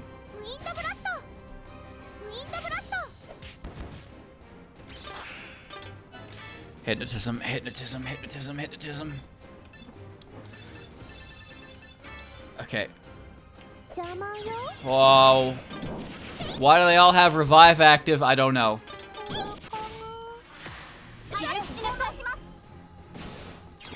Destroy. Win. Berserker. Okay. Oh, there's something else. Oh, chat. Also, you know, speaking of, well, kind of YouTube, but I watched a video last night as well about Diablo Immortal because, well, I mean, I've heard a lot about it, but I was never quite, like, up to date on what exactly it was about it. Aside from the, you know, the bit about the 6 figures. That's kind of crazy. Okay. So I learned kind of how it works. Finest French cake. And what about the microtransactions is extremely yeah, it was that one, Josh Strife Hayes, that guy. I watched his video on it. So there's like over 20 different forms of currencies in the game, and about like half of it comes from paid stuff. And then he showed off the bit with the legendary crests. Ooh, slap him up. And how you can put multiple crests into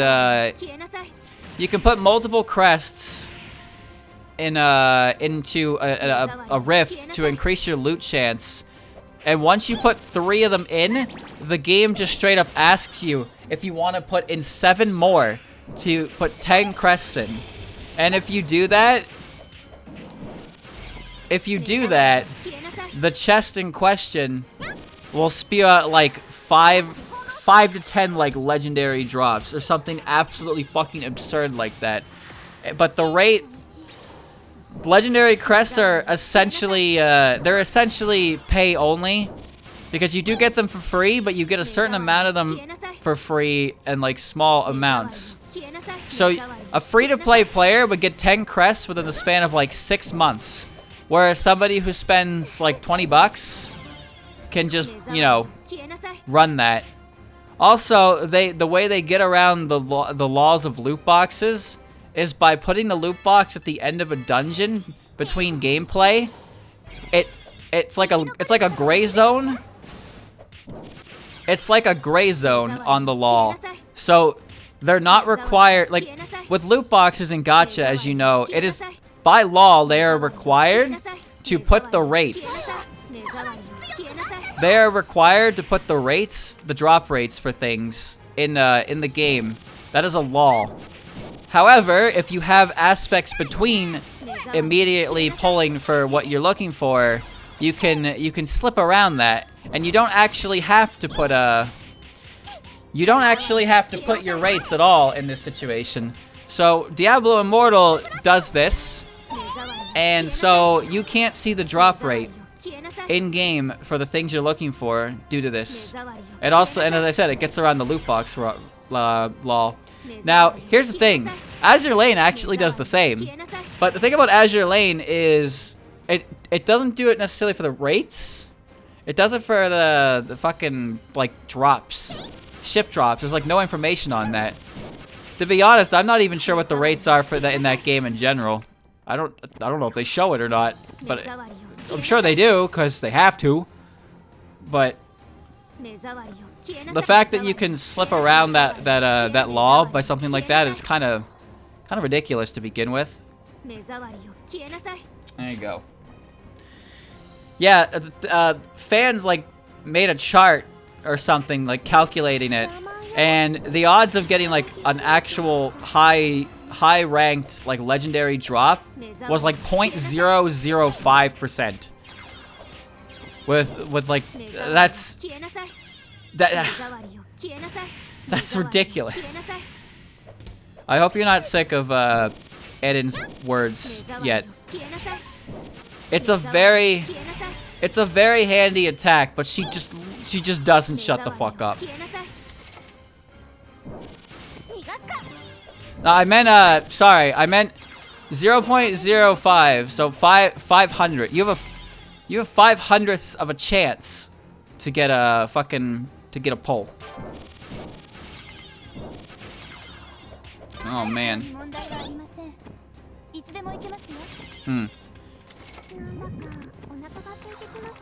Hoi oi oi. Next. Gacha games aren't legally required to have good rates. They're required to show them, so you know what you're getting into. So the other thing about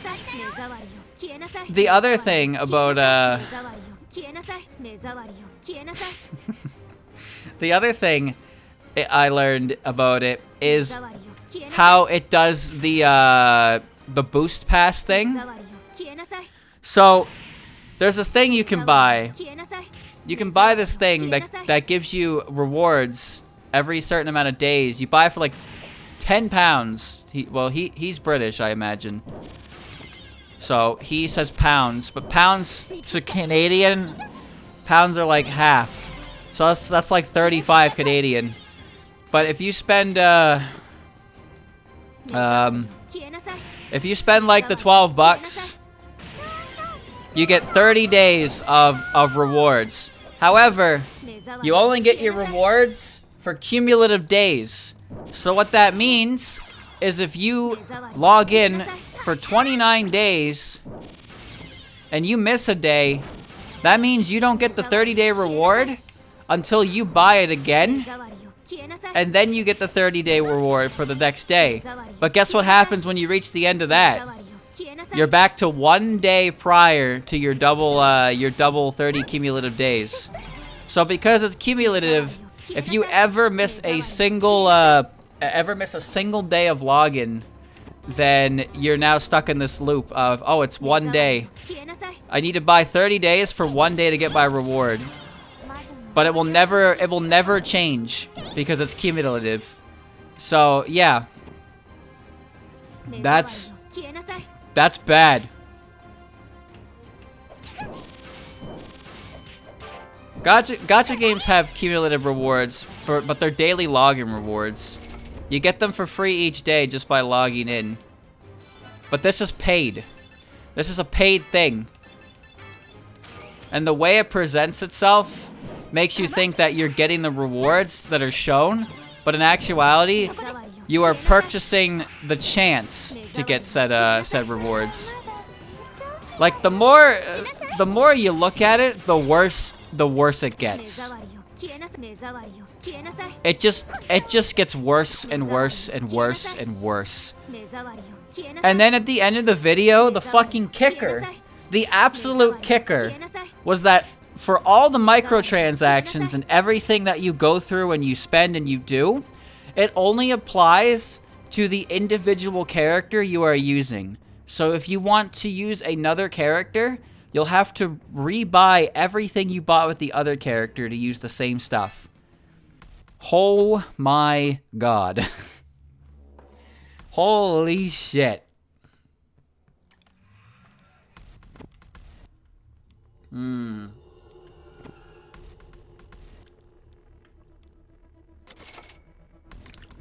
Yeah, no joke. If I started the game right now, I made a character, I made a huntsman, and I bought a cosmetic skin for the huntsman. If I made another character who was like a mage or whatever, I don't know, Diablo classes, then I wouldn't be able to use that. I wouldn't be able to use that purchased skin unless I bought it again for my other character. There is absolutely zero way that you can like spin this positively. There is no way you can spin that positively. There just isn't. That is 100% predatory marketing. So yeah, that's why this game has not been you know, doing so hot. This game has got a plethora of its own issues, but it all lies in the pay-to-play game formula that has exploded in popularity. I also learned from that video that the mobile game market is more profitable than both the PC and the console market combined. Mobile games are outgrossing console and PC. So, full armor Kokodo. That sounds cool. Huh? Was it a weapon? Oh, it is. Break damage of it, 40%. I have Gyoki's Tome. With a fully fitted halberd in the form of Kokodo Hata is recreated to make this armament. She doesn't actually wear any armor, so its name seems unbefitting. Oh, that's pretty. But I have Yoki's Tome, which is 50% damage break limit, so it's better.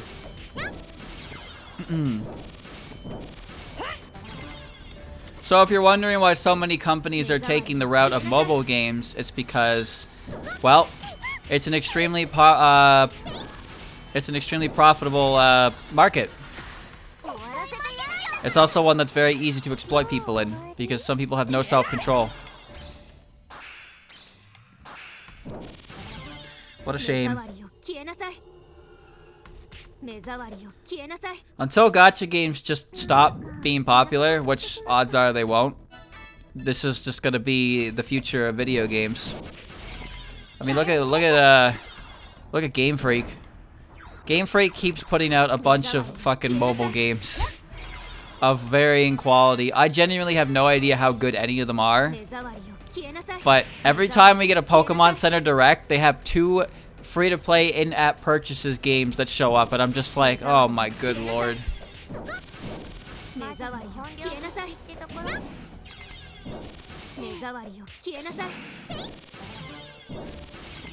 That's the way of the future. Well, when I like got like Pokemon games, they have like Pokemon Cafe, shit like that, Pokemon Masters, like those things. Gacha is popular overseas. It's popular here too. I'm sure we've all seen stories of people who have very little self-control with their money, and they spend an egregious amount on JPEGs. And you know what? I've done it before myself, but I have learned. I have evolved. Disposable income is fine. You can do whatever you want with your extra money. But the problem is more so that the people who are like offering this much amount of money at one point, like at points in time, can't actually like afford to do so. You know? They don't really have the money to spend on these things, but they do it anyway because, well, I don't know why they do it. Everybody's got a reason. Oh, I'll eat my pancake. Okay. But here's the thing about gacha games. Gacha games that are too good for free-to-play. Gacha games that are too good for free-to-play can't survive because they're free-to-play to begin with. And if there's no incentive to buy or spend in the game, then they make no money. Look at Castlevania. Granted, Konami is not exactly the most reputable company in the world, and they're pretty greedy themselves. So when they had that Castlevania game that never actually made it to US, by the way, it got tested in Canada for some reason, and it didn't even survive a year because it was surprisingly good as a free-to-play player. So there was no reason to spend money on it, and since there was no reason for players to spend money, well, no reason to keep the game going because they weren't making money anymore. Uh-oh. Where am I?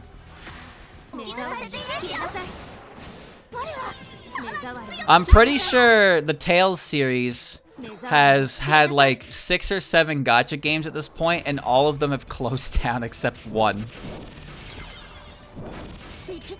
Oh man.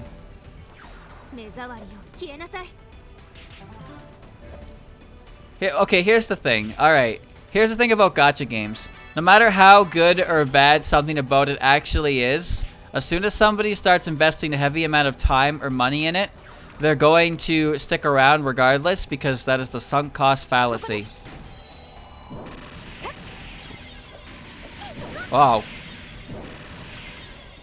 Gacha games never seem to have a coherent story that ever seems to come close to concluding, because if it concludes, then the gacha game's over, and then, well, there goes the game. So they just keep adding extra bullshit over and over and over and over and over and over and over, and after a while, you've been invested for so long, you think there's an ending coming. There's never going to be an ending coming. The ending comes when the game is over, and then at that point, who gives a fuck? But you see, I spent money on this, so I have to enjoy it. If I'm not enjoying it, then my money is wasted. And then you're stuck. You're stuck in the infinite loop of logging in daily, doing dailies, doing literally nothing else in the game at all, but just doing the dailies because you feel like you gotta do them. You no longer actually play the game at all. You barely do anything. What you're doing no longer constitutes as playing a video game. What you're doing now constitutes as a daily chore, like doing the dishes or vacuuming the house. No, it is logging in to do your dailies and then logging out. And just so you don't fall behind. Just in case, you know, just in case maybe you do, like, pick the game up at some point. You won't. And you actually play through the main story. You won't. And, you know, you don't want to fall behind because the meta might shift in a way and you might want to play the game. You won't. You just won't. You just won't. You'll be doing this for days. Days will turn to weeks. Weeks will turn to months. And sooner or later, you will stop. Because things will get so out of hand and you no longer care. But you will sit there and you will continue to, quote-unquote, play a gacha game that you are no longer invested in the slightest. Because you have already invested too heavily into it. So you can't stop. So your free time goes towards something that you're not actually playing or making use of in the slightest.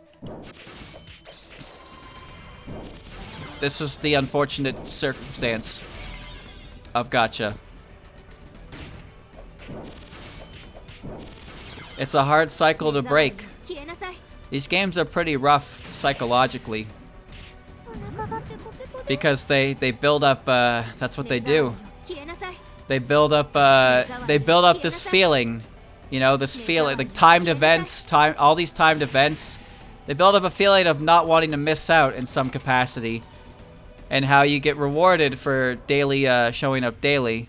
And so you continue to show up daily even though you're not really playing the game anymore because you feel like you should still do so. And that keeps you hooked enough that you're still playing the game. Well, there goes that item. That's a shame. Oh well.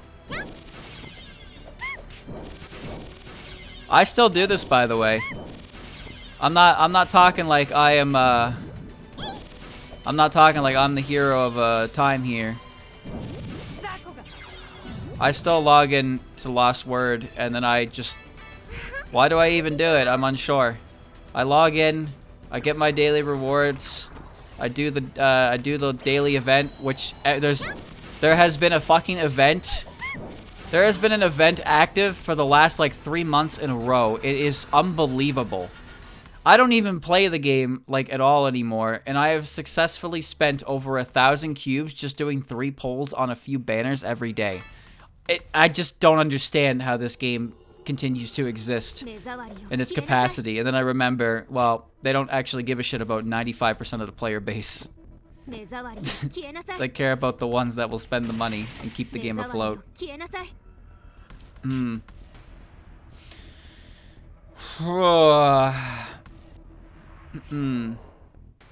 am I going?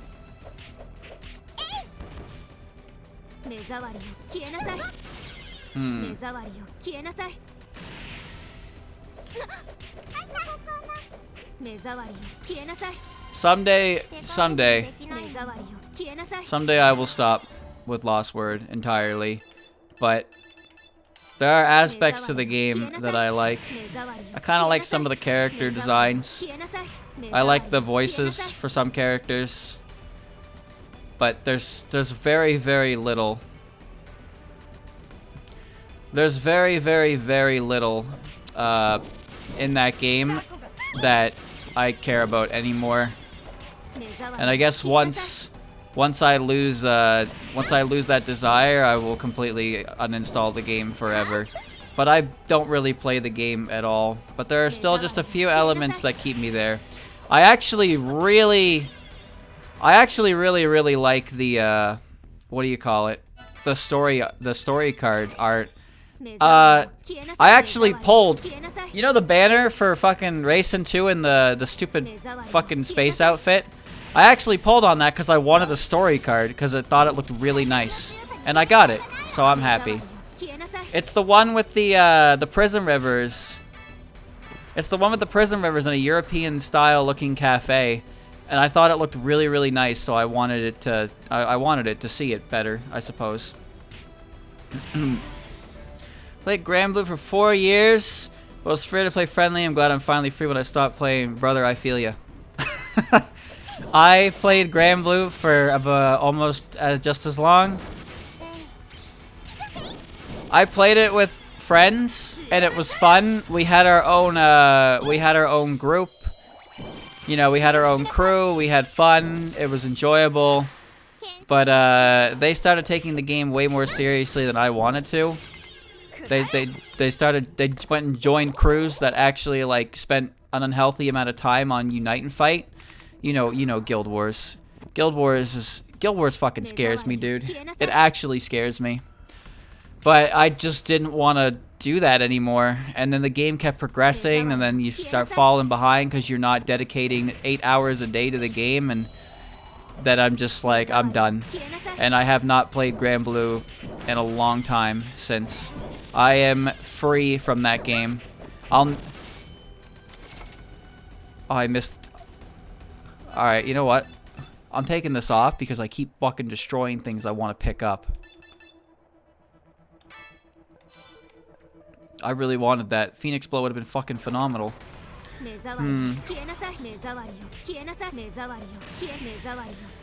I missed my quota for 1 day of Guild Wars, so my crew kicked me. I am thankful for that decision. That is exactly what I mean, though, right? If you don't dedicate an unhealthy amount of time to Guild Wars, some crews will do that. I can't do it. Grand Blue had a lot of things that I rather liked, and you know what? Despite everything about that game, there are still a number of characters who came from it that I do like. I do like a lot of characters that come from the game. There was a decent amount of things to like about that game, but ultimately it just kept going and I could not keep up, and I lost the desire to keep up. Here's what I did. I spent so much time working on a fire grid that revolved around stamina because I hated enmity. And, well, no matter what I did,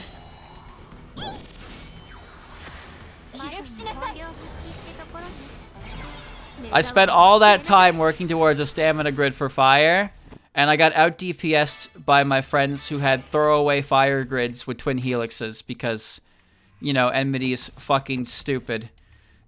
So I wasn't having a great time. When you watch everything you've played for just go up in smoke because you didn't play the right thing, but you put so much into it. Shinigami note: this book, it's the Enma book. There's the lifespan of every human written on it. Us Grim Reapers check for people whose lives are ending and they go and collect them. Hey, can you give that back now? She's got an apple. Oh my god, she's got Totetsu teeth. All right,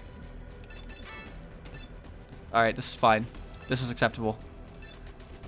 Hold on. I got a lot of things in here now. I'm keeping her on. Komachi's now on my head. The dividend roach. Alright. Oh! Well, I remember, I actually had a similar experience to Vinny, I think. Vinny mentioned he used to play WoW. Clairvoyant Shield, Boost Hound Suika, Full Armor Kokodo. Vinny said he used to play WoW and, like, he kind of stopped because he didn't take the game that seriously, but the people he was playing with, you know, they were taking it more seriously, so you kind of fall out of it because you don't want to play the game that much as other people, so you fall behind, and then, you know, then you get kicked out of a crew of a game that you're playing because you're not like, what the fuck was that? Did you see that? Huh. That's weird. Oh man. So it can really depend on how serious you take it. For me, Grand Blue was fun with my friends, but as I said, they started taking it more seriously, and I didn't really enjoy playing the game anymore, especially not with all the time I spent working towards a specific build just being out DPS'd by like half of the time, because by strategies that require you not to play the game. Here's the thing. Stamina is a style that increases the damage you do the more HP you have. So it encourages you to keep your team healthy and actively play the game in a smart way. Enmity is the opposite. You do more damage the less HP you have. So that your job is to just join somebody's group, press the attack button, leave the game on full auto, get enough damage that you guarantee the good loot chest, and then you just watch as randoms finish the job for you. And that became the gameplay loop. That's not fun. What about that's fun? I got punished for trying to play the game. And then I no longer wanted to play the game. Oh. Fire Emblem Heroes 2. I got bored of that game. That game was impossible to keep up with. Straight up. Once a game forces you to treat your friends like assets, it's not healthy anymore. I agree. Join game, press Zoe, set HP to 1. Go attack next raid, repeat. I actually don't know if Zoe still does her thing, but I'm well aware of the strategy you're referring to. Heal. Normal attacks restore 10 HP. Neat. But I have heard of Dark Lucha. I have seen Dark Lucha. My friend showed me the setup before, where you literally just do what I told you with fire, but you do it more effectively with a better element, and you do a fat chunk of damage in 3 turns. You completely party wipe, and then you just open the raid and let randoms clean it up for you, but you're still guaranteed the loot that for all the damage you did. Because it's not about beating the boss at that point, it's about doing enough damage that you get the best possible loot from the boss. Or the best chance to get the best loot from the boss. And that's kind of what it had turned into. And it's kind of depressing to look at. I forgot Lich was a character now. I know about Fadil though, because she's a very, very tall dragon lady. And I know what you're thinking. Wow, Dylan. Maybe that'll bring you back into the game. No. I'd tell you my favorite characters from the game, but I'm not trying to get judged right now, so I think I'll pass. Alright. Anyways, back to the match. I gotta put that at alright. Okay. Do it and ignore chat. I don't know if I want to. I feel like if I tell you my favorite characters, it's going to reveal aspects of me that I'm not ready for you to know. That's all. Don't take any personal offense or anything. I'm just not ready for that part of our relationship.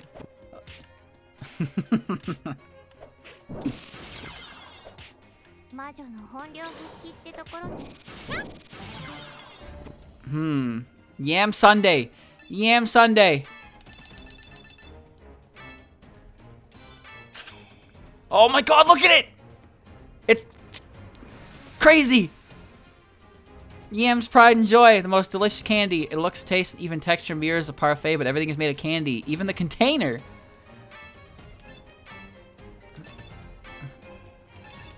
I had the... Health is good, but... I want to get these up first. Okay. I didn't read this. The wing of a devil atop the hierarchy. It cuts the darkness and shines under the moonlight. When used, you can't help but want to let out an evil chuckle.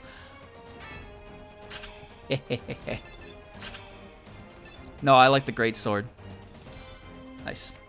Okay.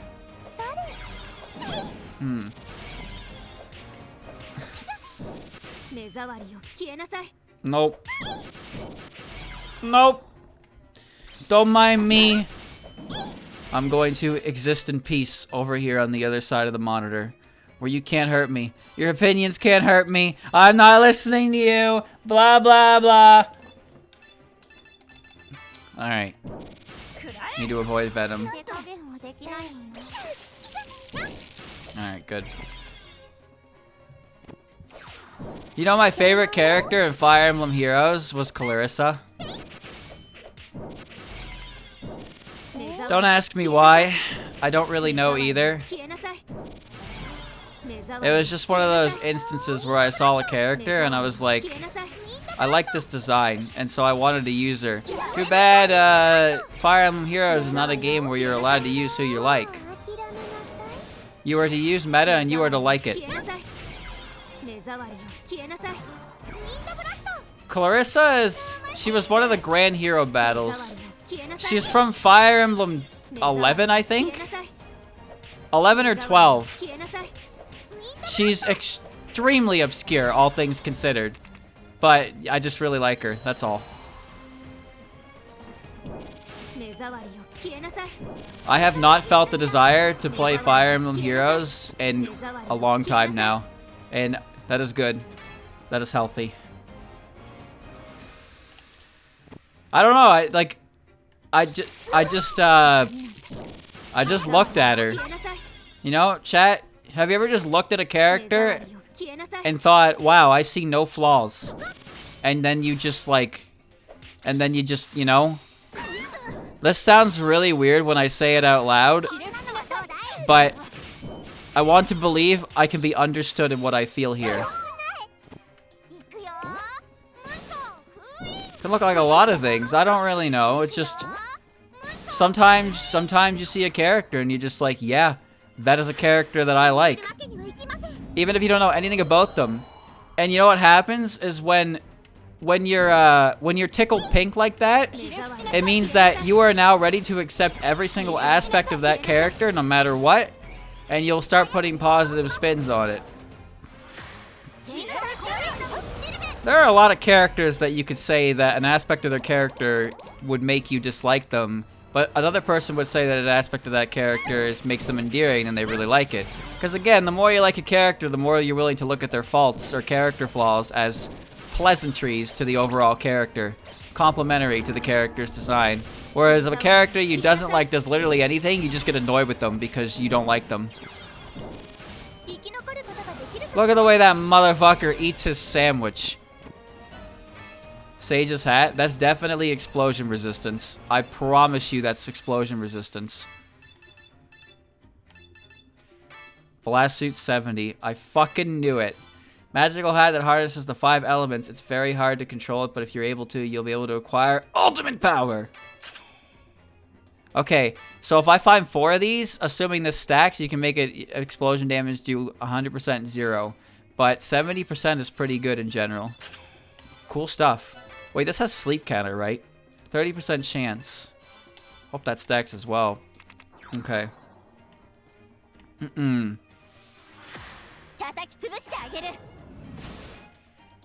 I have no idea who that character is. I don't recognize the name.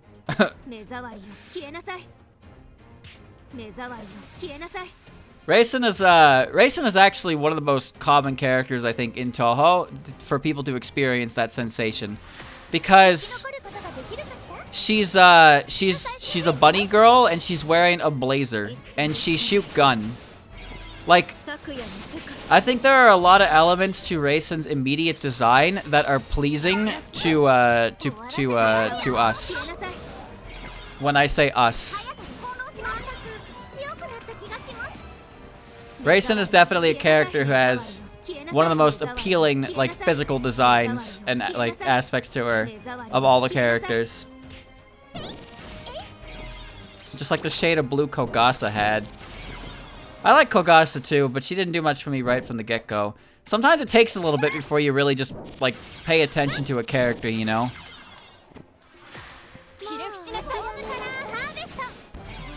There are definitely characters that I thought were cool, but, you know, after, like, kind of just sitting down and re-examining them for whatever reason, I'm like, oh, wait a minute, they're actually, like, perfect. And then you kind of have a new take on them. I guess you could say I did that with Jun, huh? Because I liked Jun from the start, but there were definitely elements that came into play throughout the stream that made me kind of not re-examine her so much as just, like, look at her with a fresh set of eyes, so to speak. And then yeah, now she's like really up there because I've been able. It's like, what is it about Jun I like? And then I think about it. I'm like, oh wait, everything. that's how it starts, right? Nuhuju grows on people silently. I agree. I actually wholeheartedly agree on that. Nui doesn't really do much anywhere. But every now and again when I think about her, I'm like, yeah, I like that character. And each time I do it, I'm like, I like her a little more, I guess. Alright. And yeah, Shadow Dragon did not do well. And then the games after that, they didn't even bother localizing overseas. Fire Emblem Awakening was supposed to be... Well, I say supposed to be, but it was likely going to be the final Fire Emblem game. Because the series was declining in sales.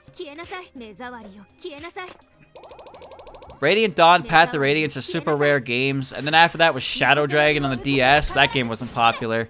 Then you had New Mystery of the Emblem, which is like a remake of Fire Emblem 3, and then there was the 12th game, which was I don't know anything about that game at all. And then you had Awakening, where they kind of shaked up the formula a little bit, and then it ended up being really, really popular, and it saved the franchise. What the fuck? What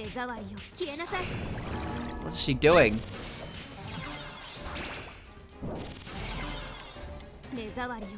I have no idea why Nintendo decided to do an official translation of fucking Fire Emblem 1.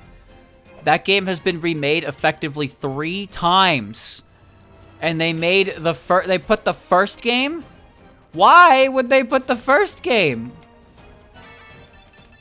Hold on, I just realized she used the luster sign Room of Light, so I need to pay attention to the map here and get all the items. Okay.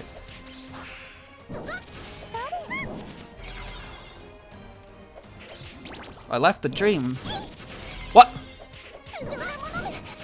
No, I put it in my my thingy. Yes, I thought I did.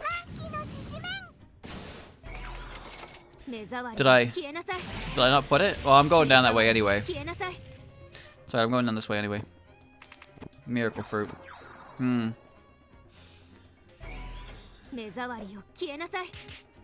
wonder why they decided to localize. Oh no, you're right. I did miss one.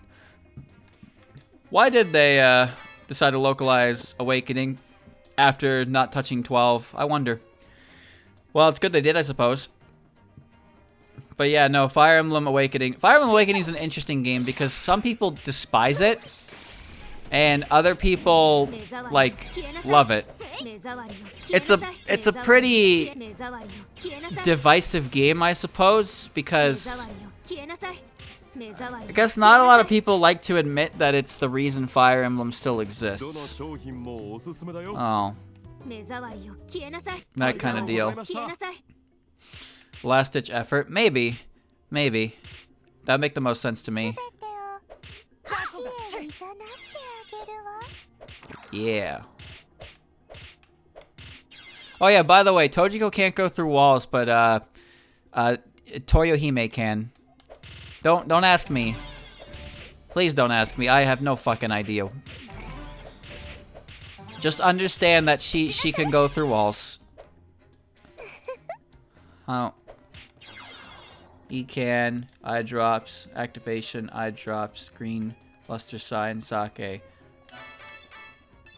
You know, I'll take them. I'll take them.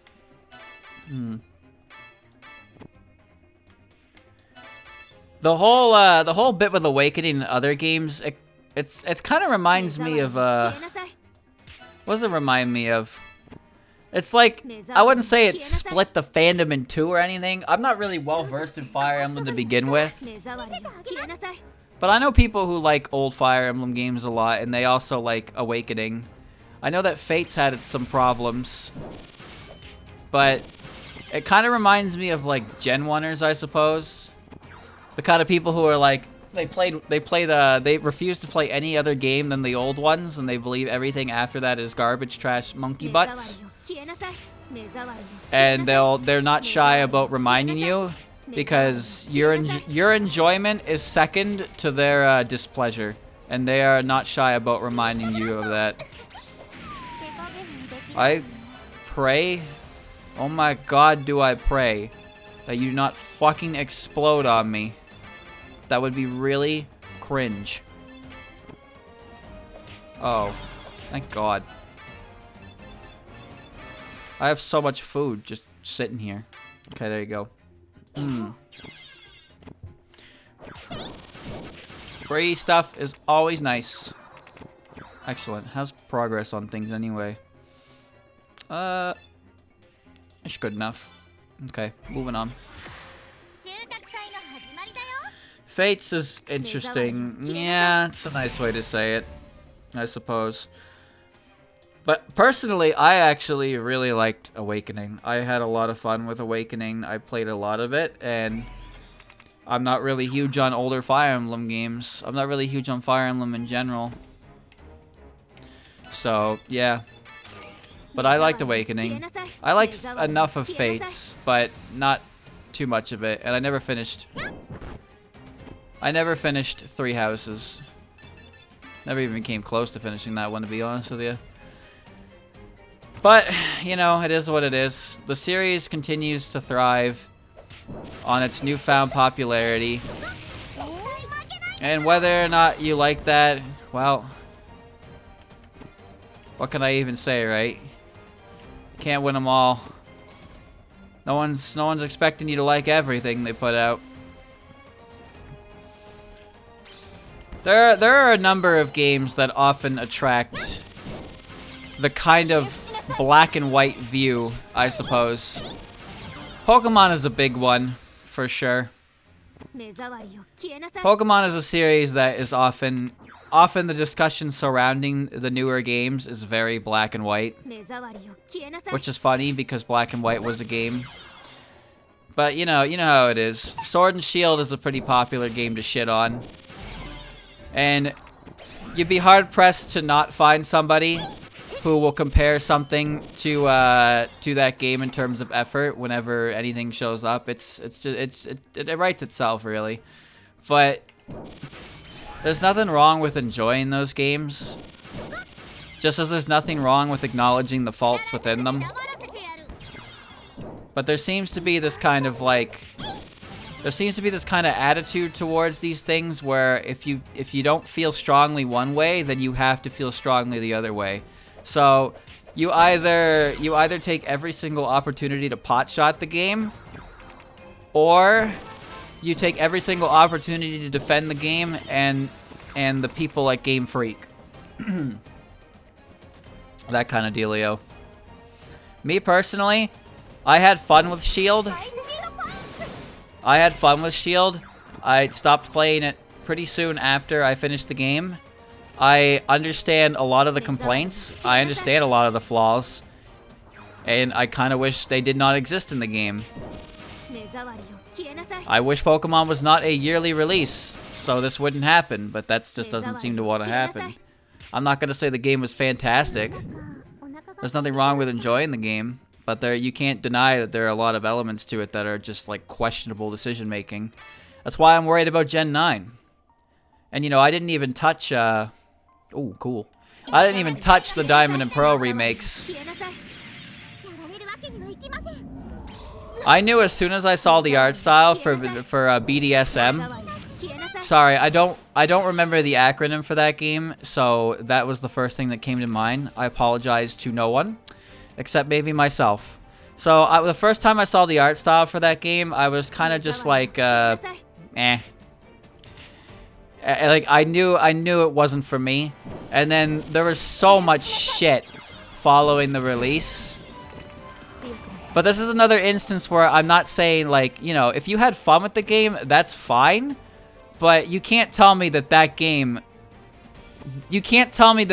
came out and was a good game, you know? I just don't think you're arguing in good faith if you are unwilling to look at any of that game on its release and thereafter critically. You know, not everyone's a fucking critic, but everyone is a fucking critic.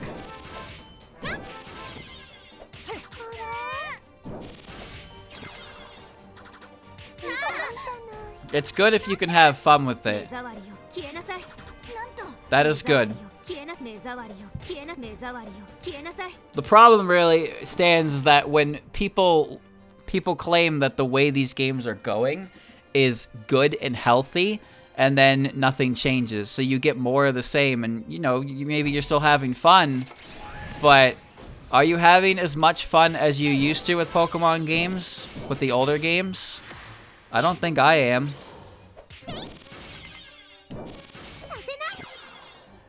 There wasn't really a Pokemon game I didn't enjoy, aside from like Ultra Sun, Ultra Moon, because it was basically Sun and Moon again. Here's the thing, I had a lot of fun with older Pokemon games, and I still had fun with Sword and Shield, but I would have very much have liked it if the amount of fun I had with Sword and Shield was equal to or greater than the fun I had when I played Fire Red, or when I played Heart Gold, or even when I played Platinum. The Tsukiyomi Greatsword. Oh, it's that one again. I want the level of fun I experience in the new Pokemon games to match the ones of the older Pokemon games. I don't like settling for less on this kind of thing because I don't feel like we should have to. But it seems like some people disagree with that. Like, oh, you should just be thankful you're getting a Pokemon game anyway. Like, I don't. If getting a yearly Pokemon game is just gonna make me feel like, you know, mundane, then I don't really want that. I don't want that. I'd rather just replay a Pokemon game I really liked instead.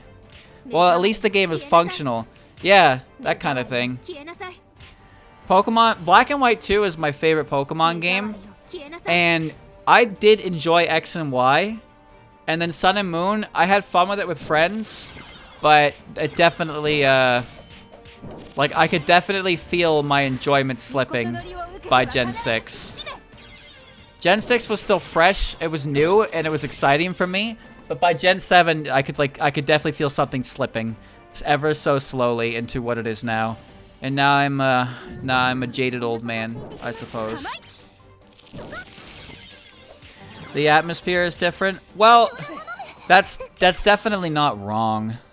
That's definitely not wrong. I mean, obviously, when we played these games as kids, it was a better experience overall.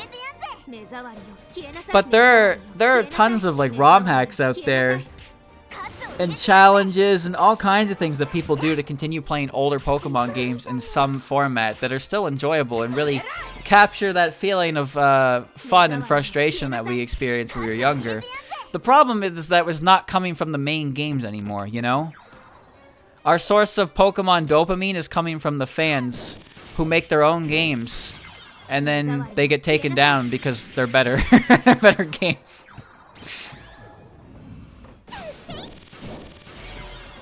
Like, I've been watching a lot of Pokemon Stadium 2 because of Worcester's runs, and that game really is, like, full of life, you know? Now, I get it. There's a significantly smaller portion of Pokemon that have to be animated for that game compared to later ones. But watching all the animations for Pokemon Stadium 2, all the announcer lines, there's so much put into that game that I greatly enjoy watching it. Even today. Like, it's one of my favorite games to watch, I think. I really, really like it.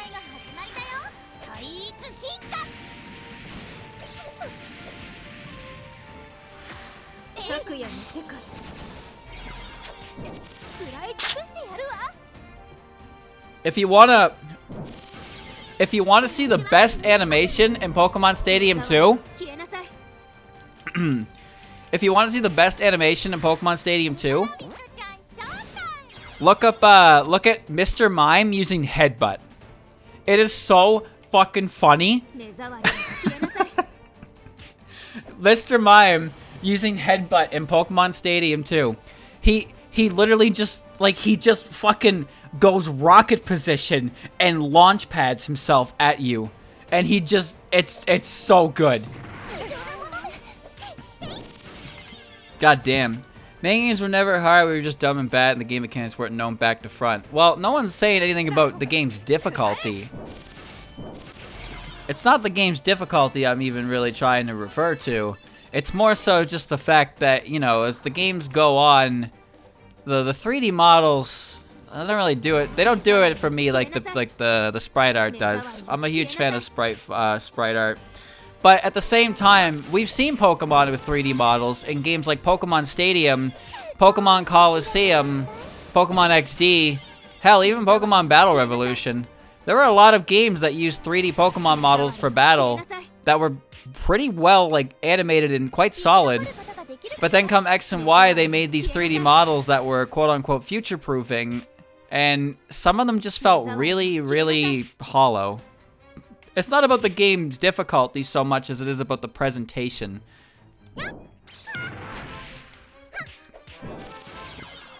But Pokemon games aren't really difficult by design, no.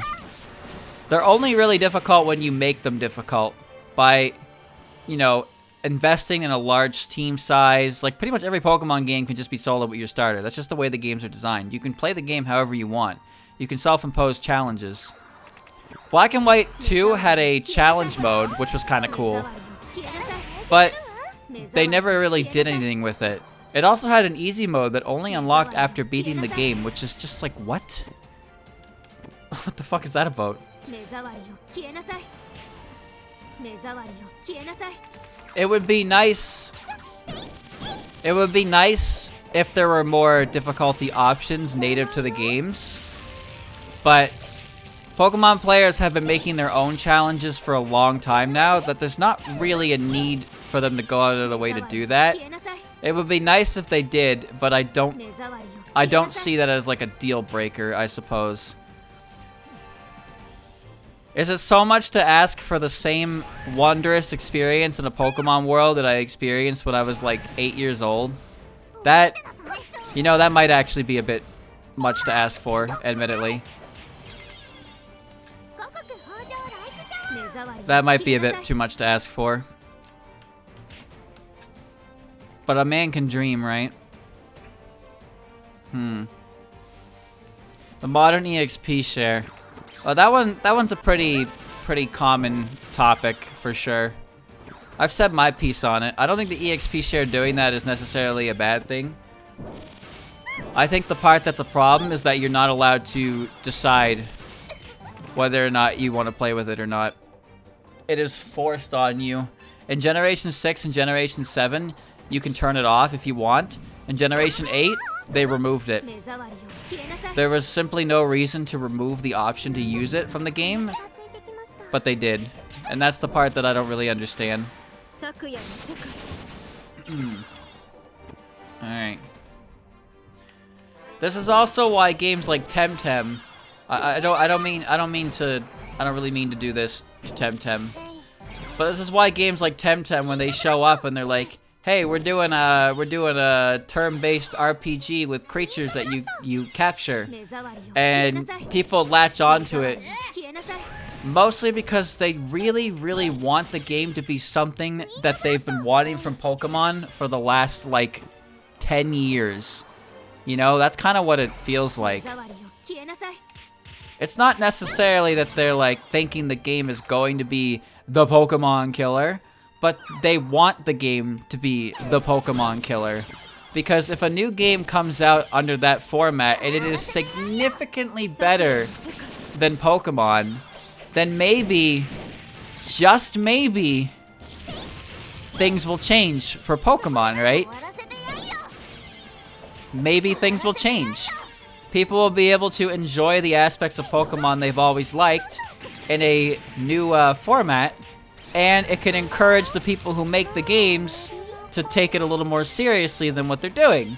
You know, that sounds like a win-win situation to me. But what ends up happening is the expectations for these games get, you know, extremely overblown to a point where it's basically impossible to deliver on anything. And then when the game doesn't deliver those impossible expectations, it gets panned as being not great.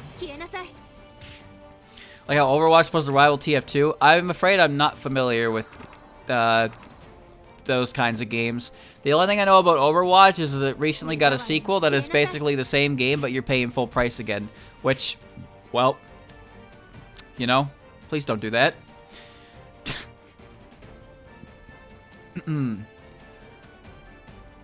Pokemon would be nice to come back in a big way. I believe this. I believe this would be a nice thing. I'm not gonna sit here and shit on current Pokemon, because, you know, it won't really do anything. After a while, it just, you know, you gotta just relax about it, I suppose. Like, I get people are upset about watching something they love so much slowly deteriorate into a mess. Like, I'm pretty sure Blizzard fans, or I guess fans of old Blizzard games, have been experiencing this for a long time now. Where everything they've ever loved is just slowly being thrown into a meat grinder called profit margins. And everything they've ever loved or enjoyed or felt any real happiness from with those games is just being milked for cash from people. That's gotta suck. Nobody wants to see game series that they've enjoyed for so long go down the shitter. And I'm not saying to cope, seethe, mauled, and just like, you know. But after a while, you can't just keep complaining over and over and over and over and over and over and over and over. At some point, you gotta let it go. You gotta let it go to a certain extent.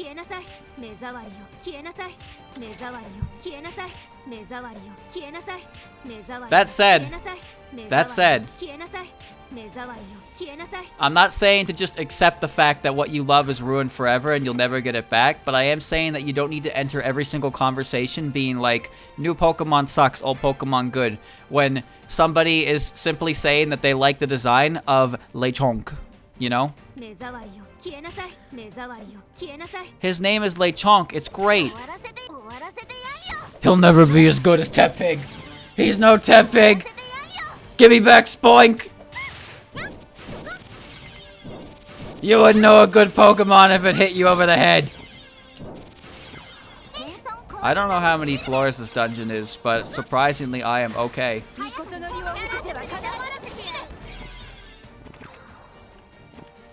Bishamonten Tiger Spear. Oh my good god. That is amazing. Attack range up. Fan-fucking-tastic. The true form of the Spear of Tomaru. It's only for a short time you can wield Bishamonten's power. It roars like a tiger when its limiter is removed. Range +2. Alright. Now we Dark Soulin'. Come here. Come here. Catch this +2 range, my guy. Oh, come here. All the enemies have disappeared because they're afraid. Or Aiden's killing them all. New Pokemon bad, old Pokemon good. Boomer. Boomer, boomer, boomer. Yeah. Stab him. Oh! Range, dude. Range. Put him on a skewer. Spoink evolves in the Grumpig.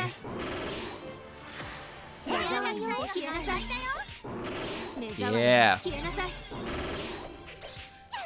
Yeah. Stab him. Amazing.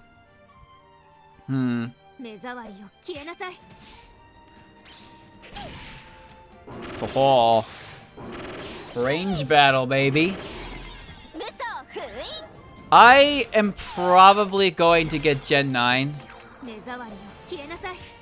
I think I'm probably going to get Gen 9. I might play it on stream. I don't really know, though. I'm still kind of debating whether or not I want to get it. I'm really hoping that maybe something's different about it. I have a feeling I would enjoy it anyway, but I'm really hoping. I rather liked Arceus, even though I didn't finish it. So I'm sure someday I'll finish it. Maybe. I'm sorry. I just don't think about playing it ever. Oh. Stabby, stabby, stabby. There's something open world, yeah, but Sword and Shield also had an open world. But here's my opinion. I was actually thinking about this semi-recently.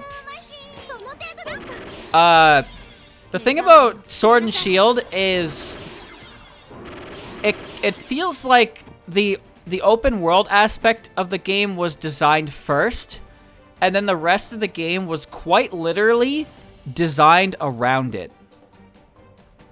Like the entire center of the area is this big old open area, but then like all like the traditional Pokemon map, like routes and towns and stuff, is all tucked around the sides.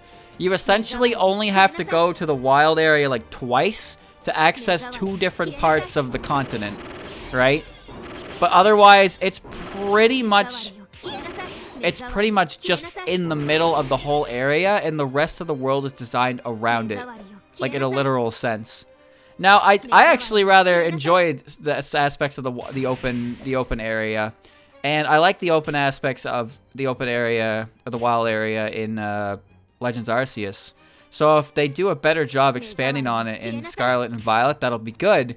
But I also hope the game itself is like just better in general. But I really do worry about it because this game's Arceus came out in January. This game's coming out in November the same year. That's a 10-month difference. There's a 10-month difference between those 2 games releasing. And there's no way they could factor in the reputation of Arceus and how well it did into it. So I honestly wonder if it's even possible for Scarlet and Violet to have aspects to their open area that is better than Legends Arceus, because I don't think they really know what they could do to make it better until after the fact, because it's not like this game just started development as soon as Arceus came out, right? Or maybe it did, in which case, uh-oh. That's not good. So I'm just wondering if the open world aspect of the game is just going to be exactly the same because they didn't actually get any feedback on it before they had started development. You know what I mean? And that sounds stupid, but that also sounds like something that Game Freak would do.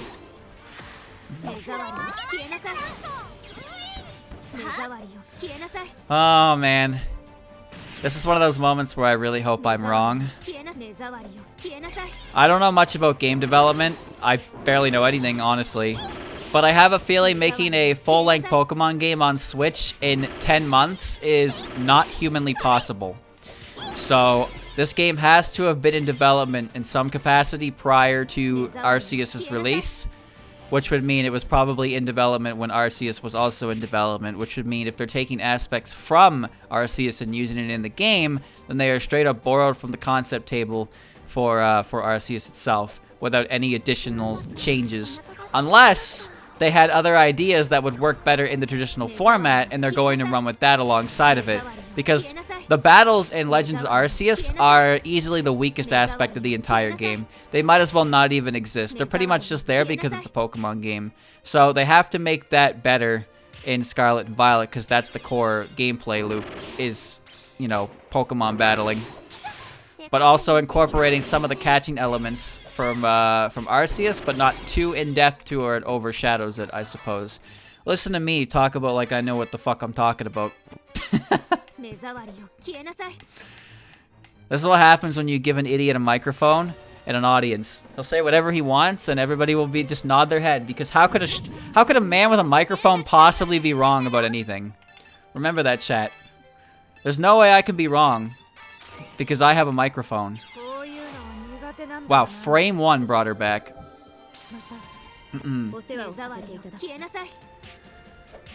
Stravot Arceus being developed at the same time wouldn't mean they would be very similar to each other. I'm not sure what you mean exactly by that. Or did I say something? Did I say something wrong? I'm pretty sure this is what I said. Hold on.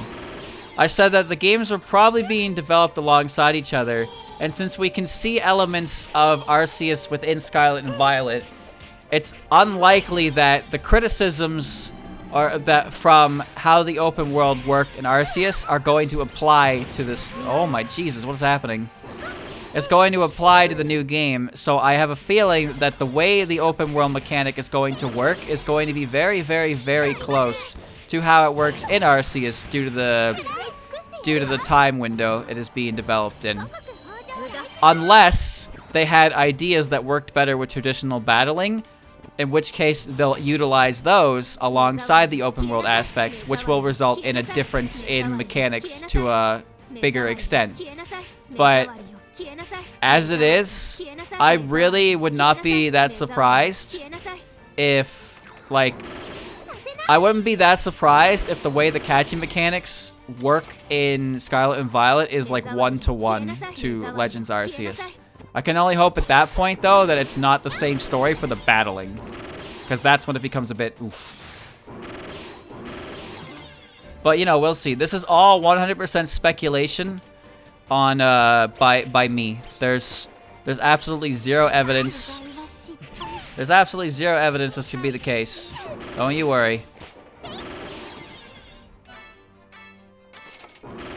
You can still be prepared to be angry. I expected nothing, and I'm still disappointed. Classic. Probably been able to tweak some stuff, but I don't think they made any very significant changes. That sounds about right, yeah.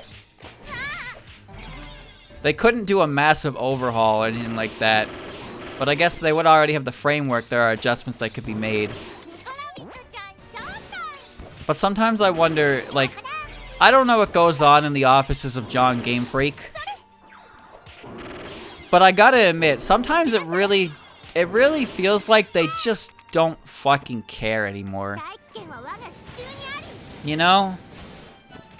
Sometimes you look at a Pokemon game and you see something in it and it just feels like that they just don't care. If it functions well enough, then ship it. Eagle Ravite Crusher. Look at that fucking mallet. Only given Eagle Ravite operatives on especially dangerous missions. I can't use it as well as they do, so I just kind of smack stuff with it. It's just a fucking mallet, dude. It's a stone mallet. No passion? I guess so. I mean, hasn't Game Freak been like cited as not wanting to really make Pokemon games anymore? But every single IP that Game Freak tries to create just doesn't have the same level of success.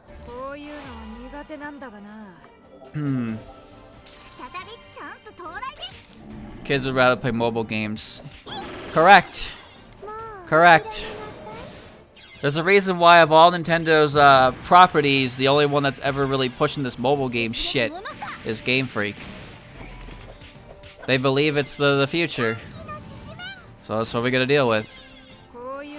Eventually, Pokemon Generation whatever is gonna be a fucking mobile game, huh?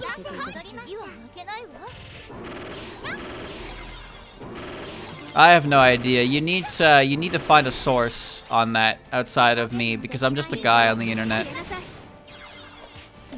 But it is true that the games that Game Freak puts out that are not Pokemon games do not do nearly as well as Pokemon games. Now, obviously, they're fucking Pokemon games. That's a hard number to top to begin with. Cool. But, like, I think their best-selling game outside of a Pokemon game was Harmonite, which I don't think was that bad. I'm pretty sure that game also had an original remix of Blue's theme in it as well. They had Oasis and Town, and I don't know anything about those games, but I can't imagine they did too well.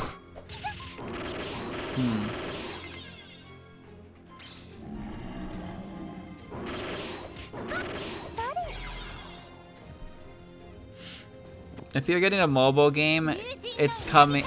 A mobile game is always going to come with paid transactions. Otherwise, there'd be no point in putting it on mobile. Let's be real here. A mobile game doesn't need microtransactions, but if that was the case, that doesn't need to be on mobile. It's on mobile because it's easy, it's convenient, everybody has phones. Sorry, Diablo guy. And the people who are playing the game may spend unhealthy amounts of money. I'm honestly surprised EA never got into this shit themselves, considering they were definitely doing what mobile games have been doing for a while now in their fucking console games, huh?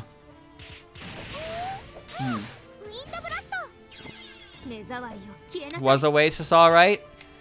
These were games I saw in a direct and I didn't see ever again, so I'm genuinely unsure how well they were.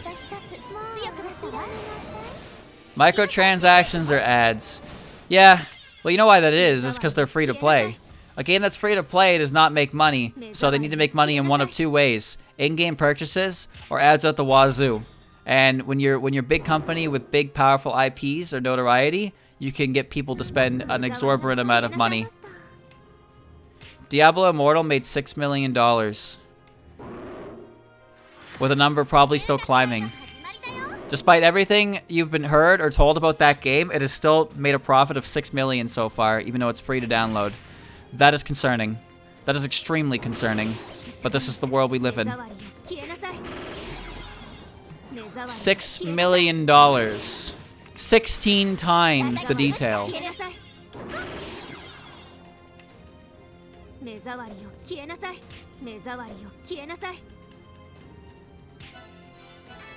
Video games, man, video games. Huh. Non-free-to-play mobile games? I actually do not know a single example of a mobile game you have to buy to play. Genuinely do not have a single example. I've never heard of this.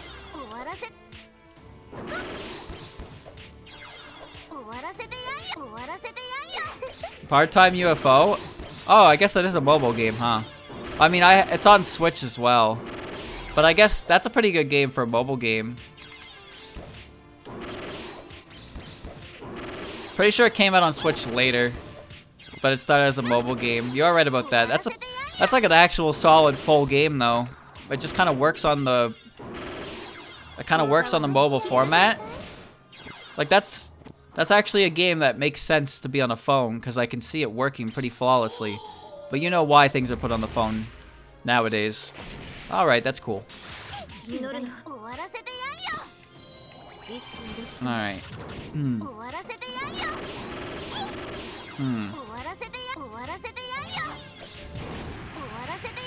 The classic Sonic games have mobile ports.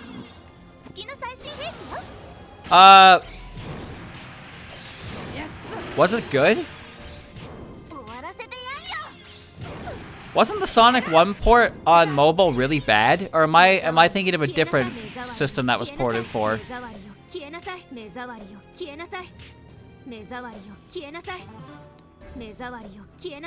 The concept of mobile games has been absolutely destroyed for me at this point because I'm sure, much like a lot of people, my first thought is things like, you know, exploitation and gacha games. That's what I think of when I hear of mobile games. There's a GBA Sonic 1 port that was bad. I can't remember. Christian made a video on it, but I can't. He talked about.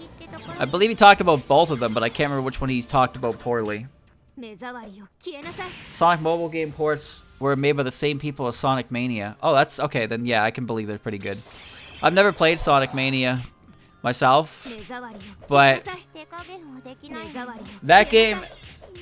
that game seems like one of the nicest things you could possibly see as a Sonic fan. Honestly, it's a game that revisited the old style that people loved. It was made by the people who loved this style themselves, so they knew what people wanted, and they managed to make one of the best 2D Sonic games in the entire series. It was made by Sonic fans for Sonic fans, with Sonic fans in mind. That's what makes it cool. It actually reminds me of a conversation. I was watching Barbarous King earlier in the week, and he actually started talking a bit about stuff like that, about how someone like when fans make things, there's often a little more, I wouldn't say more effort, I suppose, but there's definitely an extra level of care put into these things when designing, because the fans are the people who talk the most about the games, right? Now his example was like with FromSoft games,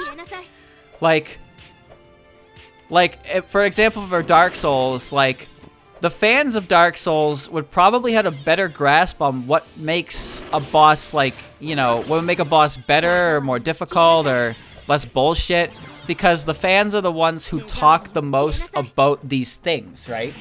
The fans are the ones who are constantly having the water cooler discussions about certain bosses and aspects to the game and the characters. And these are conversations that maybe the devs don't really have too much between themselves as well, because they're spending more time just programming what they're told to program, right? But when it comes to the fans, they talk about the game so much because they're so passionate about it that they really think long and hard about what makes a boss good or what makes a boss bad, and they kind of think about things that can make them better, make them more presentable or more difficult and challenging while maintaining like a good balance. And that's kind of when you can, like, you know, fan input on that. Now the thing is, it's not like there's definitely a reason why you should have like extra help with that kind of thing, because a lot of people have different views on difficulty and such. There's a reason the term ROM hack difficulty exists, because oftentimes people don't really know how to properly gauge difficulty, and they just go at what they think is hard, which is oftentimes just something extremely obnoxious that casual people probably don't really want to play, or even like people who are pretty experienced with the game just think, why would you put that in there? It was just obnoxious. It's really hard to make things difficult while maintaining a fair balance and challenge, you know? It's very difficult to do so. And Pokemon's one of those games that you can very easily cheat the player in various ways. And sometimes that is a person's solution to difficulty. And I don't think it's a good solution, but there really isn't too many perfect solutions. It's hard to make a well-balanced and fun fight in Pokemon without a little bit of it getting bullshit, you know?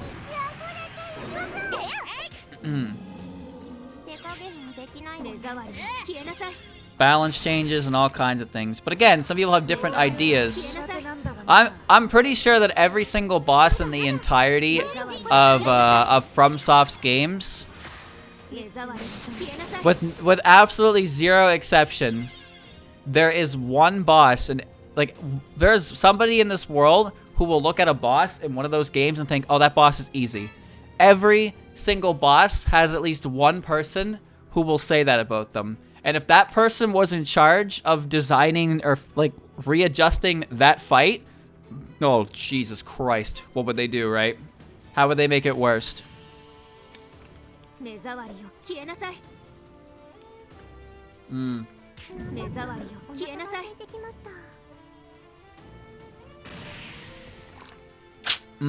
There are more ways to get things wrong than right. You're right. You're right. It's very hard to strike a balance. The worst part is, sometimes you won't even know. You won't even know if the choice you made is a good one until it comes out, and a lot of people are just like, this was a terrible decision, what have you done? That's why it's good to have more opinions on things. It's not bad to get a casual's perspective on certain aspects of a game.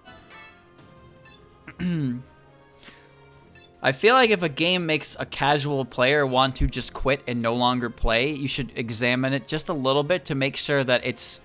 You want to examine it just to make sure that they're only quitting because they're a bitch and not because the game is like unplayably bullshit at that point. You know what I mean?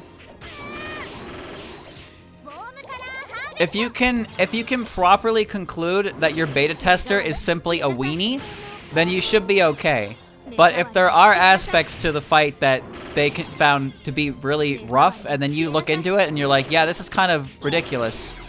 So you need more than one opinion on it, you know? We do live in an era where things can be updated after the fact, though, which is quite nice. That actually is quite nice. So if something ends up being way too rough, then you can put out a patch and make things a bit better. As opposed to just like, oh, this game came out and this boss is horrendous, but the rest of the game is good, but you're just gonna have to deal with this absolutely garbage trash to your boss because, well, that's what was developed at the time.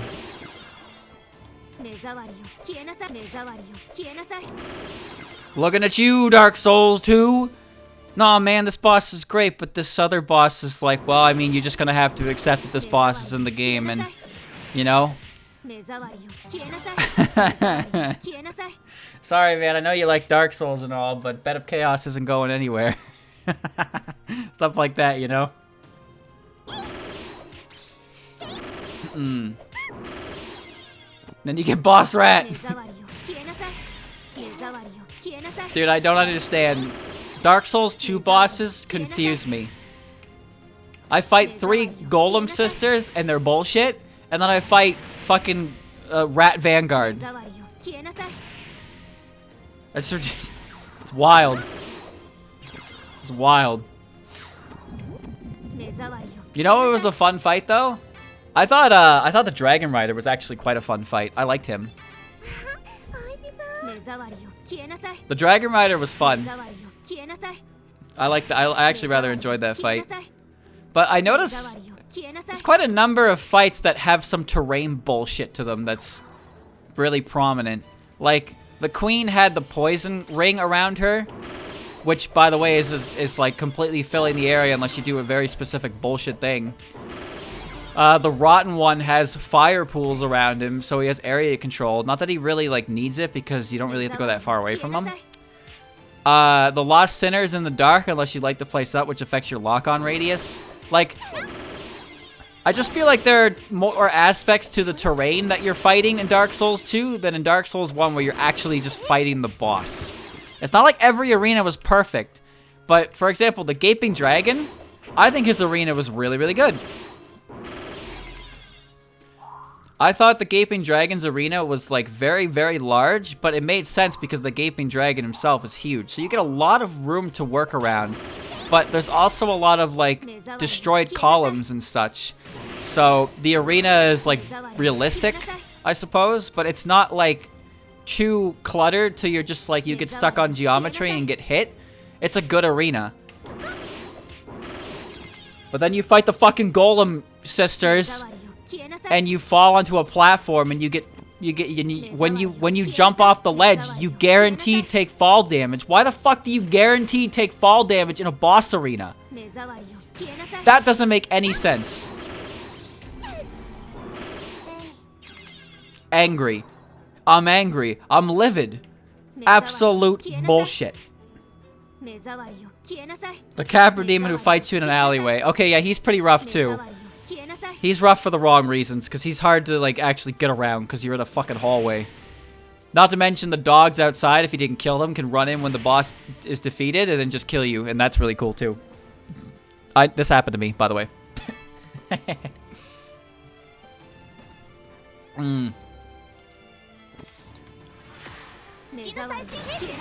I can't really think of too many bosses in Dark Souls 1 that had a bad arena. Aside from the obvious Bed of Chaos. But like everyone's arena was nice. Well, almost everyone's arena was nice and roomy and like you could actually fight them in it. But then Dark Souls 2 started adding a bunch of elements to the terrain that was just like, well, fuck you, Luigi. Like even the Taurus demon, you could fight him. You could fight him in a hallway, or you could bring him up to the top of the tower and have a proper arena. The gargoyles as well. You could fall off the roof, but the roof was large enough that that wasn't really an issue unless you actively ran all the way to the side of like the rooftop. The wolf was a good fight. Artorias was a good fight. Calameet's actually a great fight. The only thing about Calameet that is bad is his tail. That's it. Calameet might actually be one of the better boss fights in the game, in my opinion. But he's just, if you're trying to cut his tail, he's one of the worst. He's just so bad.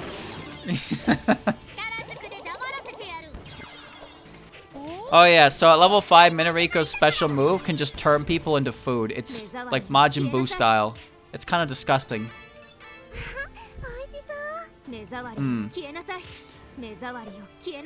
Even the boss of Blighttown has a good arena.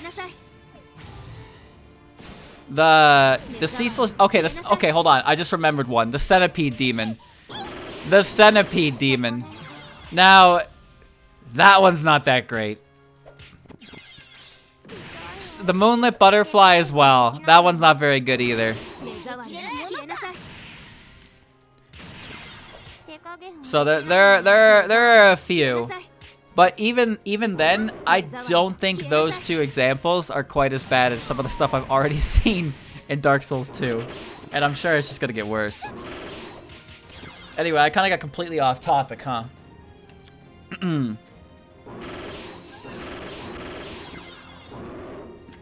Talking about fans making games, and how Sonic Mania showed that, like, games made by the fans for the fans aren't a bad investment, because nobody really knows better what fans want than fans themselves, right? But we'll never see I don't think we'll ever see a Pokemon game outsourced in such a capacity.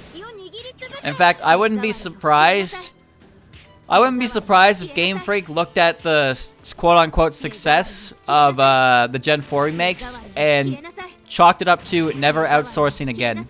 You know what I mean? Nintendo and Game Freak, by extension, they feel like the kind of company that when something bad happens, they blame it on anything but themselves and then just destroy the IP. Oh, we made a shit Star Fox game and people didn't buy it? Well, I mean, people just don't want Star Fox then. That's all it is. You'll never see another Star Fox game again because one game bombed due to their own like negligence, and then they blame it on the fan base for not wanting Star Fox anymore, and then you'll never see Star Fox again.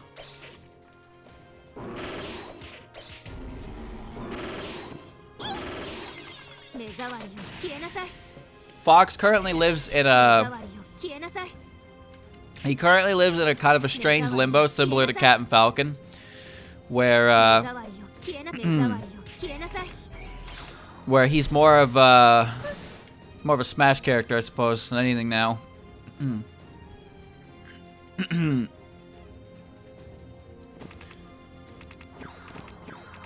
When was the last Metroid game before Samus Returns?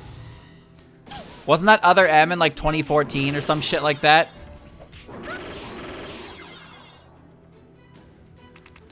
And don't you dare say Federation Force.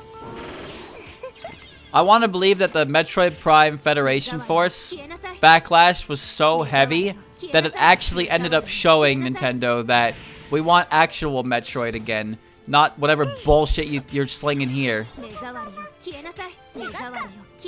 Other M came out in 2010.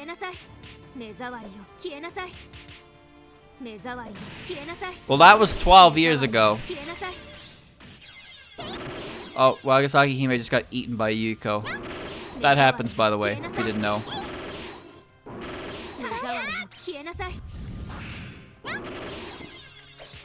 Federation Force kind of doomed itself as soon as it started calling itself Metroid. That's the part that people had issue with.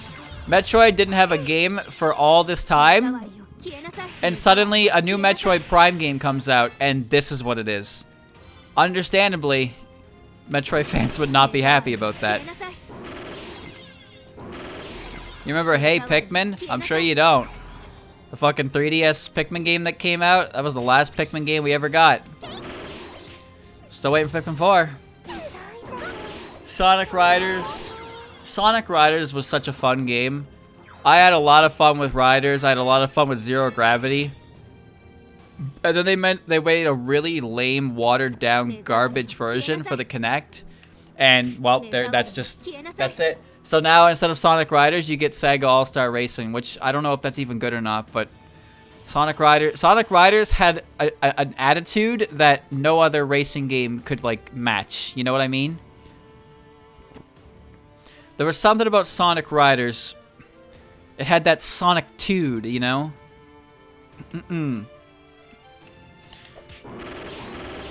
The Saga Racing games are good. Well, that's good to hear. But still, I do miss Riders. I do miss Riders a bit, because I did really enjoy that series.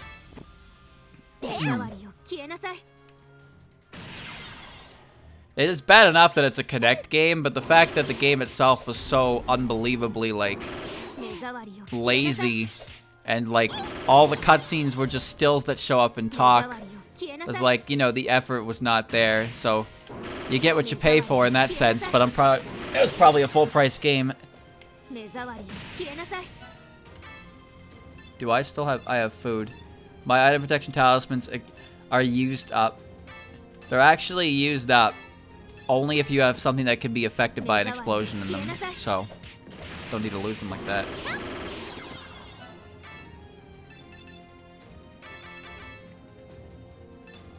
Oh, I ran out of item protection talismans, that's not good. Oh well. I'm not even quite sure what Hey Pikmin was, honestly. I don't know. But it wasn't Pikmin 4, so I did not care. I am still waiting for Pikmin 4. I don't know much about Advance Wars. I thought people would be more excited about it, to be honest with you, because I've heard about the game. But it seems like it's full priced and not, like, it's not the most anticipated thing in the world for one reason or another. Hey Pikmin was it was like a 2D platformer, yeah. Something like that. It definitely wasn't my kind of game, I could tell right away. I like the RTA style of Pikmin.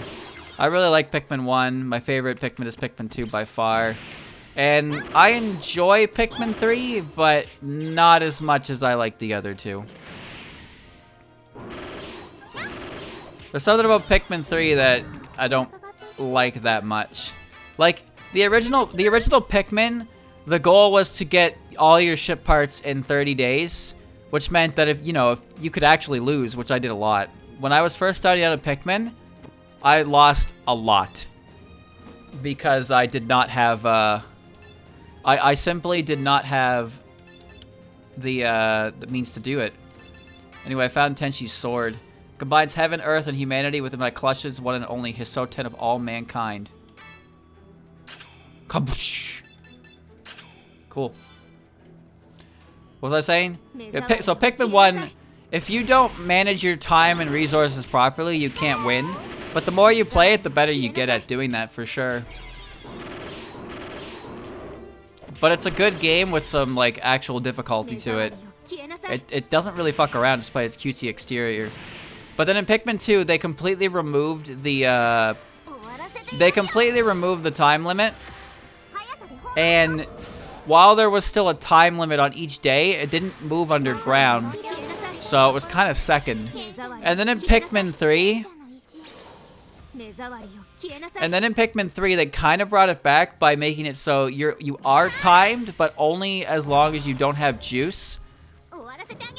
But it doesn't really matter that much because you can get like 4 days worth of juice from 1 day.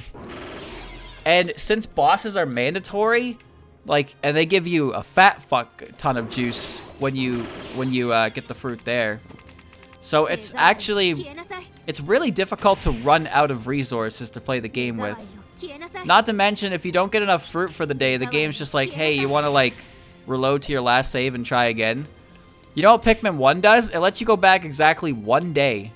And if you can't beat the game with those remaining days, well then, I guess you're a Pikmin now, Olimar. You're Pikmin Rick.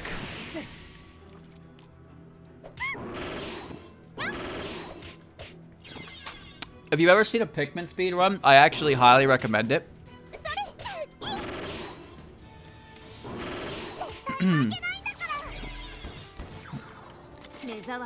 Did you know that Pikmin speedruns can be beaten in like 5 days, in-game days? 5 or 6.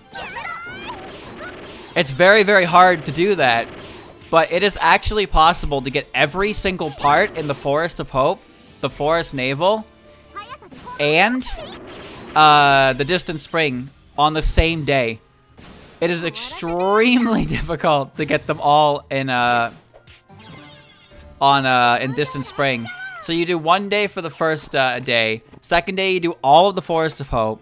Third day you do all of the Forest Navel. Fourth day you do the Impact Site again because you have to get the second treasure. Then the fifth day you do all the Distant Spring, and then the sixth day you do the final trial. So you can actually beat Pikmin in under a week in game time if you're really, really good at managing everything.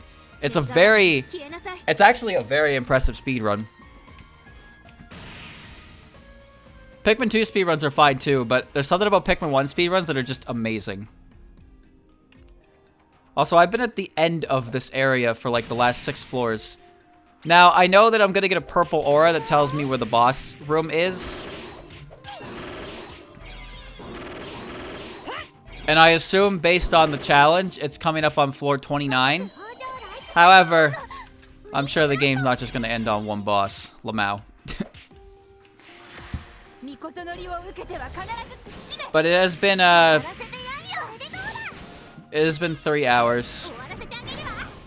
Just in case you were wondering, chat, this is why I did this game first, because I had a feeling this would take a while. It has been 3 hours. There's a good chance that this is all I play today, just because by the time this is done, it's going to be whole baby. Uh-oh. Did my internet just shit? Uh-oh. I think it's fine. Okay, it's fine. My chat bugged out there for a second. It said, welcome to the chat room. I wasn't sure if I was offline. Okay. Alright. Floors are longer. Waiting for Eden to take her fucking shot certainly doesn't help.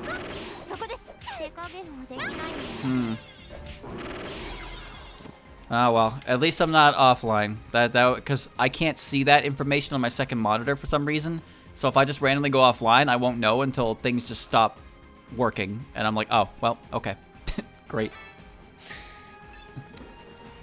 Alright. Let me see. A few of these are not quite at max level yet, so I'd like to put them on and get them there. Defensive equipment takes way longer to level up than offensive equipment. Yeah, you see, Eden's quite helpful, but the game takes some additional time to play when she shoots her arrow. Yeah, at least it's doing something. It's better than fucking Aya spamming her special attack and not doing any damage at all, but I have to wait for the whole animation to go.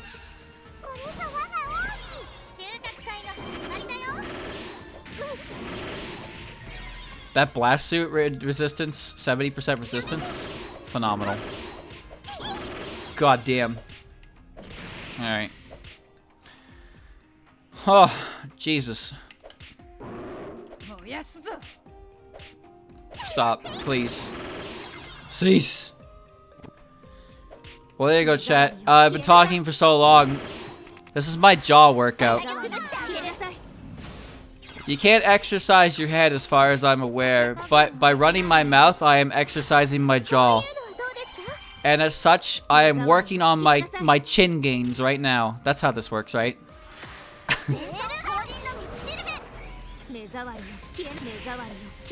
Oh. Do I have a powerful chin, though? I don't think so. I have facial hair, so it makes my chin look better than it probably is. But I know for a fact I don't have a John Touhou chin. I have to hide it with a beard so you can't see it. So there you go.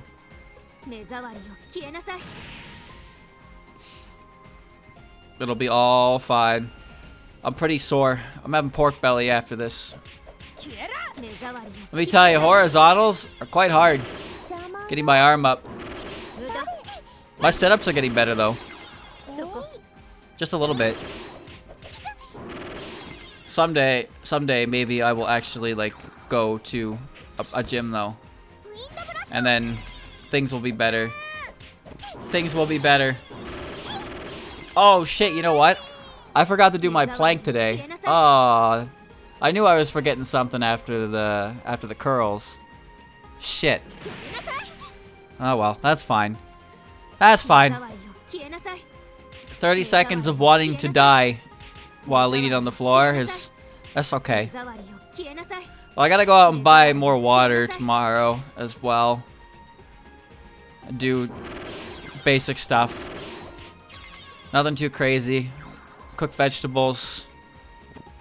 Revolting. 3 levels down, HP drops to 1. I'm taking this. I'm throwing it at Yuko. Where is she?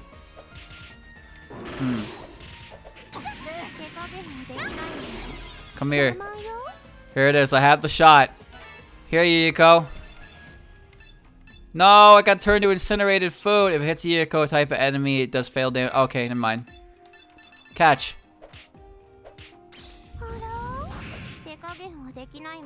Why are you, why did the game lie? Why does the game lie? I don't understand. It lied. This isn't even the first time the game has actively lied to me in its item descriptions. Does anyone actually fucking check these things before they put them in the game? It did 1 damage. The only way that could have been further from its descriptor is if it healed her. Oh my god. This game is bad. If she steals it, you wanna know something real cool about Yuko? When she is rank 3 or above, she can steal food out of your fucking gaps. So without anti-theft, you're just gonna lose food all over the place. You don't get to choose what she eats.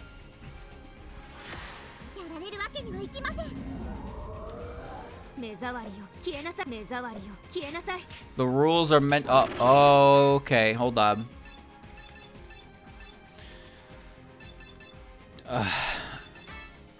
Now, I hate to do this, but this specifically protects me from having her steal my shit.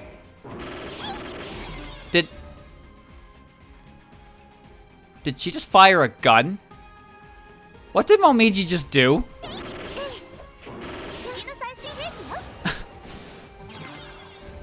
I have never seen that before. Normally she blows her conch signal.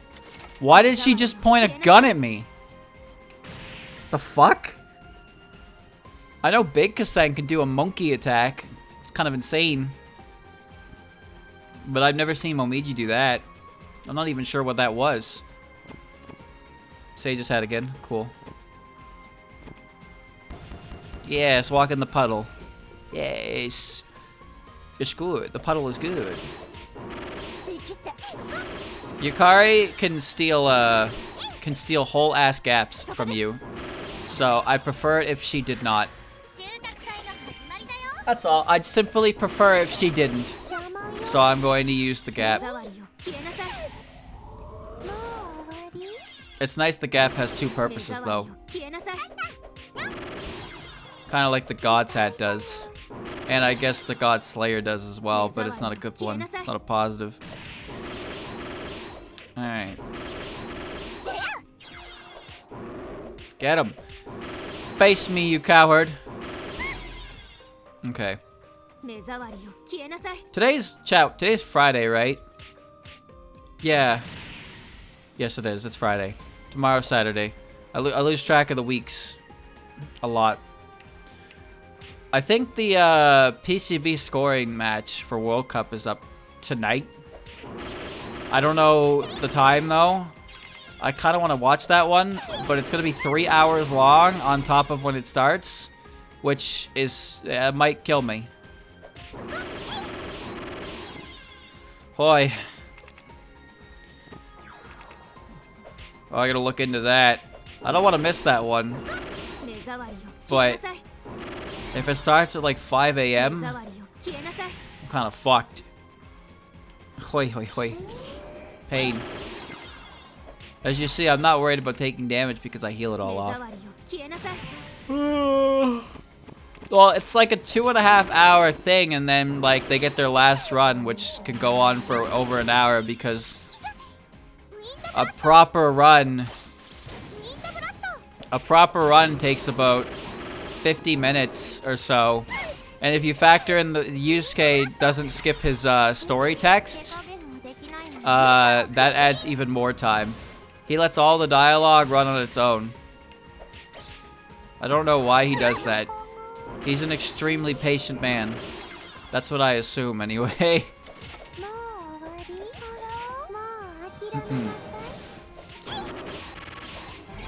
There's no way I could sit there and look at the dialogue until it times itself out for every single character in the longest Touhou game in the series.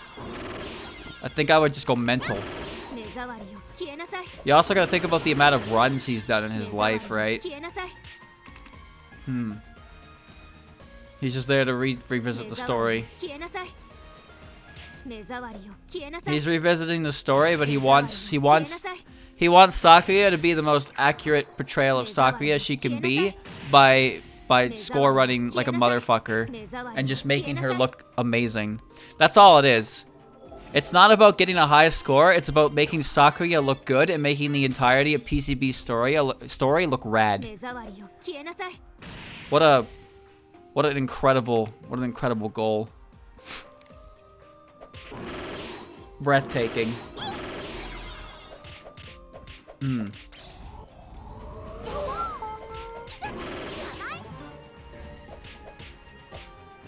Uh-oh. I don't think I'm staying up too late. No.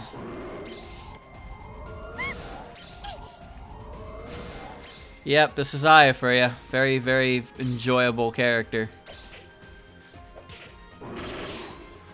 Yes. Oh, that's not good. Oh boy. About time! Thank you! Holy shit, I'm so fucking out of here. I hate when Hakatia does this. Alright. Speaking of shows, there was one I actually started yesterday that it's actually been airing this season. And it's about I think episode 10 actually came out today. It's... By the way, I'm trying to move, but that arrow is going very far. It's called Love After World Domination. And now, allow me to explain the premise of the show in the best way I heard it explained. It's Romeo and Juliet meets Power Rangers. So basically, the Red Ranger ends up falling for one of like the boss villains, and they start dating. And you know what? It's actually like, I've only watched 3 episodes, but it's actually hilariously pure. Like, it's just about them trying to figure out how to, like, you know, do a relationship for the first time. And just watching the characters interact and with their wacky circumstances. It's not even really their circumstances that I necessarily care about. It's just watching the two characters interact in their relationship. It's kind of so sugary sweet that it makes me want to throw up. But no, like the girl is adorable. The guy is also adorable to an extent as well. Like they just really like each other, and they're trying to make it work, but like they're both so new to it all, and you just kind of watch it unfold, and they get embarrassed over silly things, and it really is a very sweet show with some comedy elements to it. I'm thoroughly enjoyed the 3 episodes I watched. Thoroughly enjoyed it. Right, I can do this. I don't have penetration though.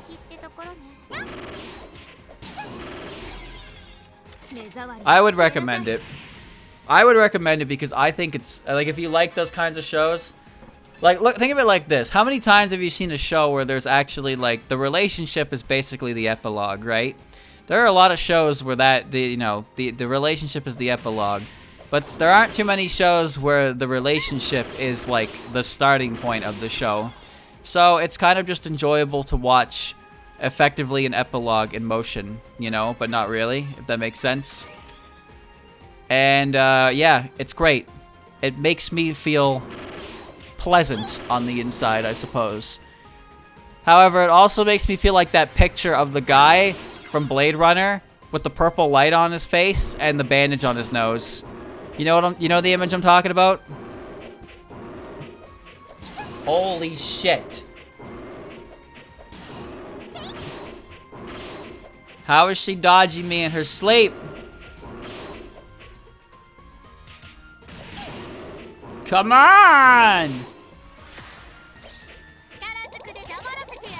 Now you turn her into food. Fantastic. But no, really, it's actually quite nice, and I am enjoying it, so I'm going to keep watching it. I'm going to keep watching it. I don't think it's going to be bad at any point. Most of the shows I'm watching this season are getting close to finishing. This is like the most I've ever watched things while they're airing. I don't really even know why. There's a lot of stuff that I was interested in, I suppose. I wasn't expecting Power Rangers Romeo and Juliet to be like that amazing. I really wasn't.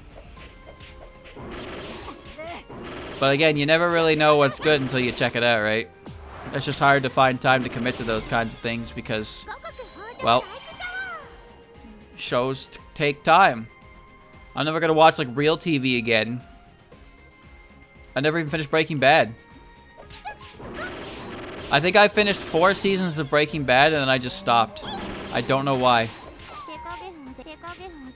Whoa. And you know, Saul, Better Call Saul's got a TV show and that's apparently really, really good. And then there's The Boys, which I don't really know what that is, so I'm not too concerned about it. All I know is I heard informations about the first episode that made me think, well, it kind of made me hurt. Like, you know, the word cringe, when cringe it actually means cringe.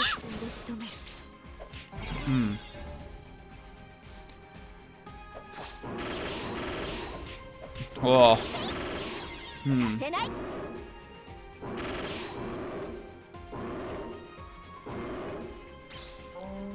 I just kind of watch things, and if the premise seems interesting enough, I'll give them a shot. And if they're good, they're good.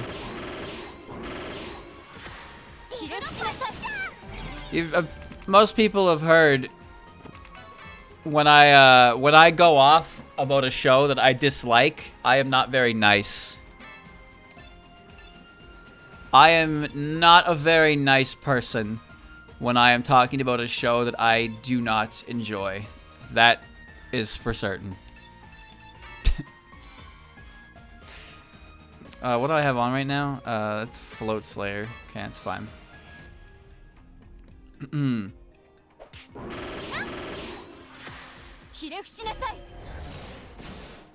I don't like Shield Hero.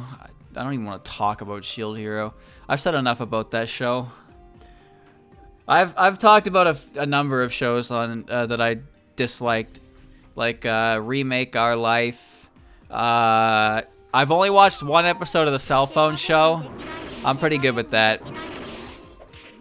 What was another one?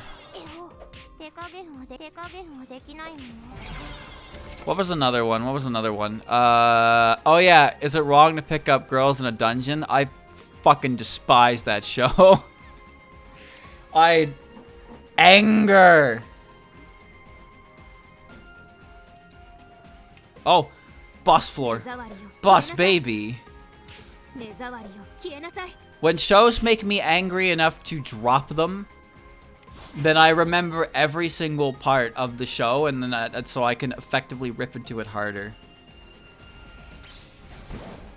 She did it again! She shot a gun! What does that do?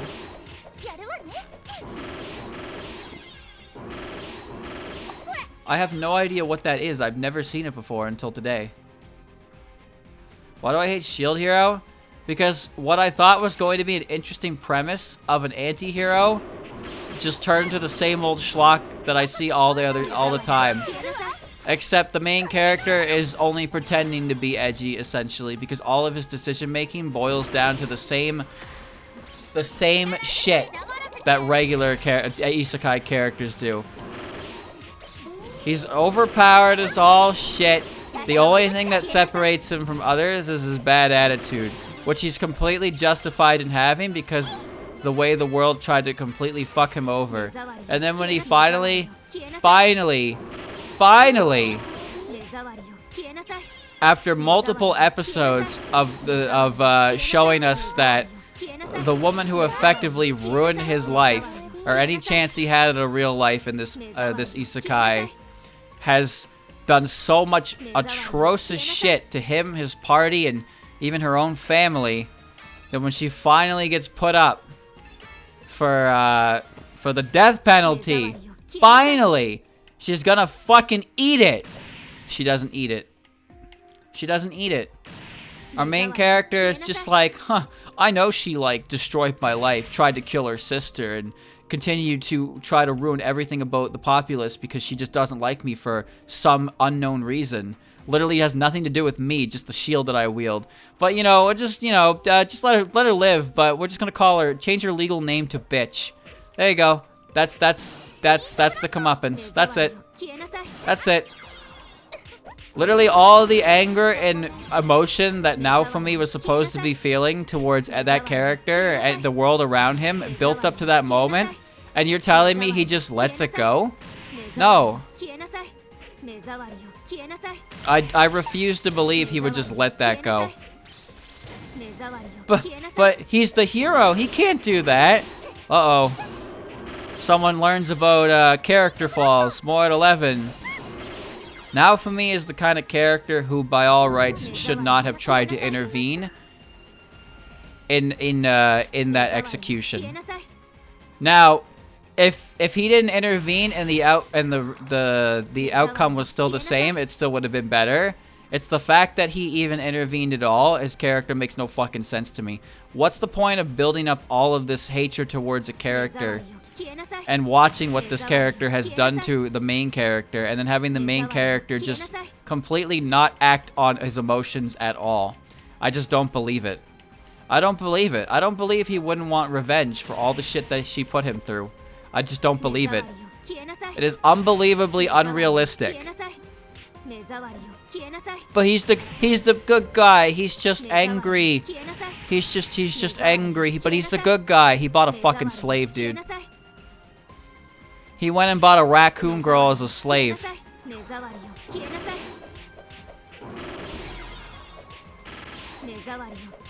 But her life was hard, and she doesn't mind. So it's okay. Slavery is okay as long as they, you know, as long as the party being enslaved doesn't mind. The main character can do it as long as, you know, there are established rules.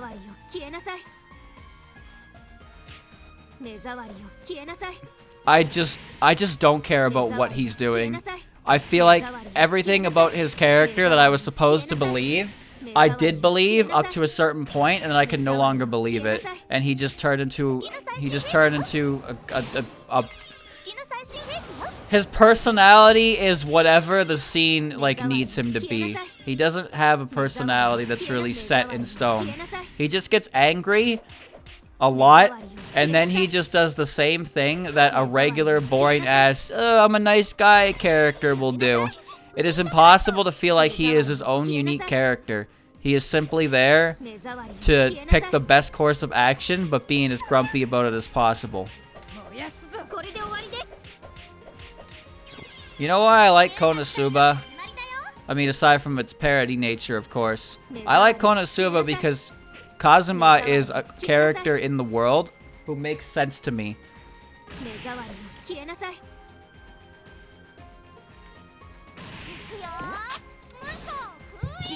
Kazuma is a dirty, greedy, selfish teenager of a man. He's perverted, he's all kinds of things.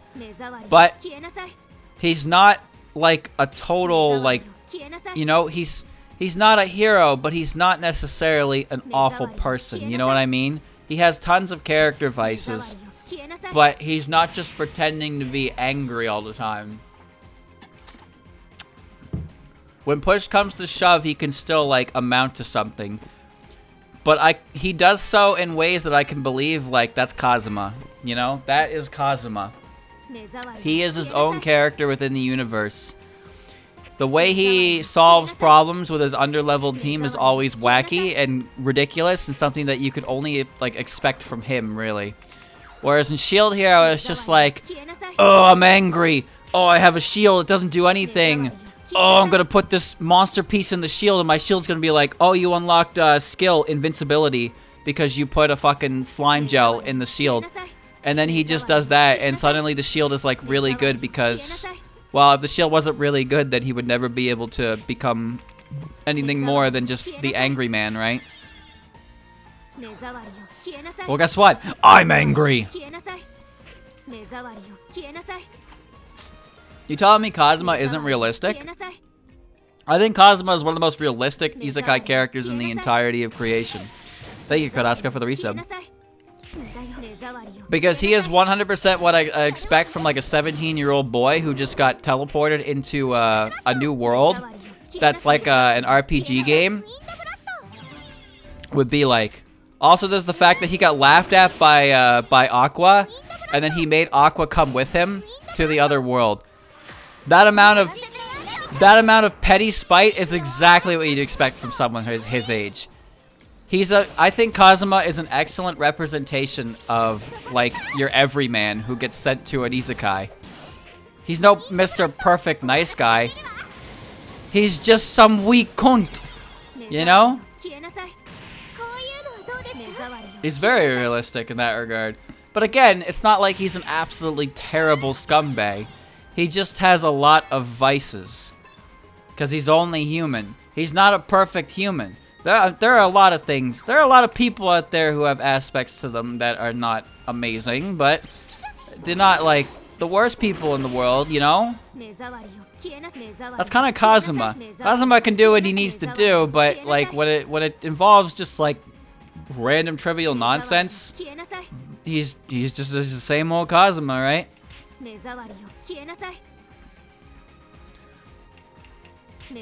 Yeah, he's a jerk. He's a jerk. He's got friends, but his friends are also flawed individuals, right?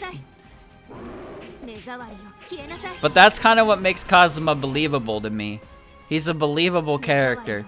Characters who are just, you know, have every power to them, and they're perfect, and they're smelly, or they're not smelly, and they're super magical, and they're super nice, and all the girls want them. Those characters, very relatable characters, mind you. Okay, let's see. What's going on in here?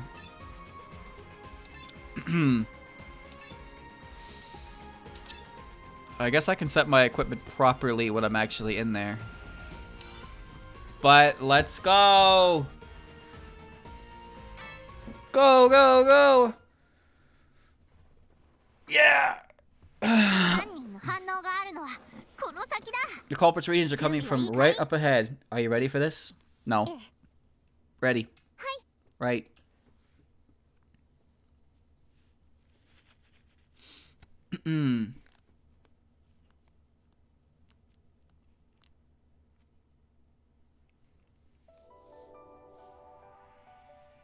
What?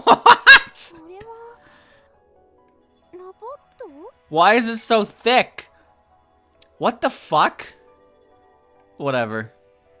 Is that a robot? Oh, it's huge!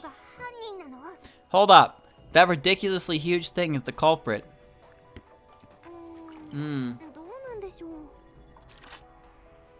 I can't tell.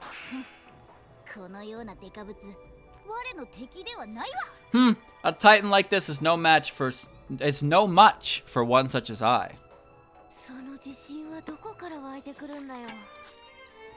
I have no idea where you get that confidence. Unpreparedness is our greatest enemy, Futo.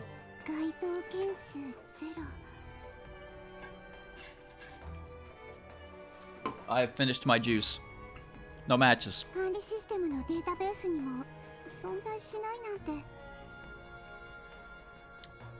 Oh. This thing doesn't even exist in the admin systems database. A total aberration. Huh? My phone battery is at 4%. Not good. But I can't charge my battery because I'm playing video games. Okay. Now I'm getting kind of scared. ASZUN003 Divergent. What? Why is it here? Huh? You know what it is, Notori? Yeah. It's a machine I was going to make a while ago. Going to make? So you didn't? I gave up on it.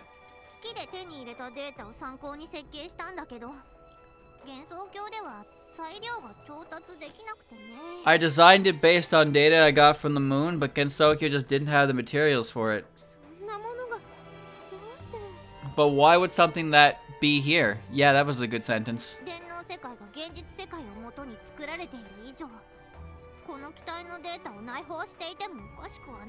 The cyber world is based.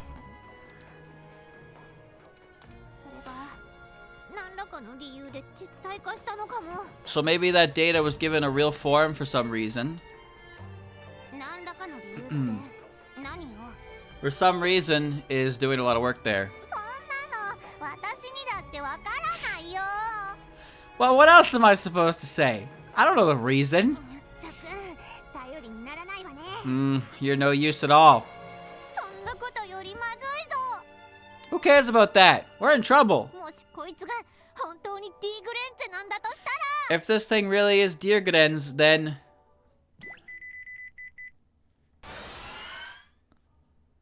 Oh.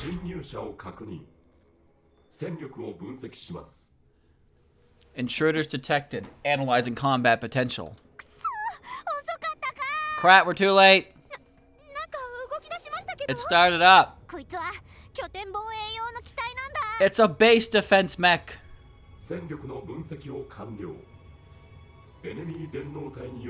It's just Renosuke's voice. Analysis complete. Commencing armament construction for interception via cyber enemy.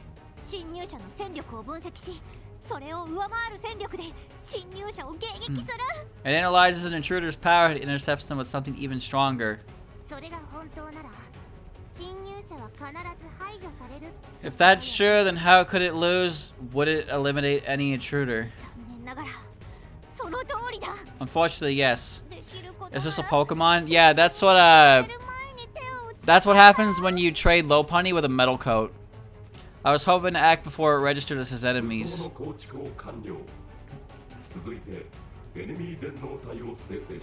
Armament construction complete, now generating cyber enemies. What? How is it producing cyber enemies? I mean, it hacked into the enemy plant. It probably took the data it got there and added it to its functions.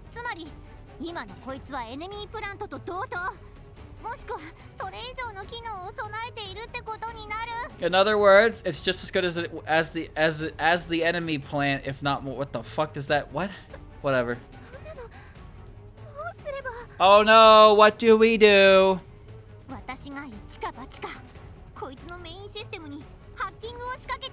It's do or die. Try hacking its main system. If all goes well, I might be able to render it powerless.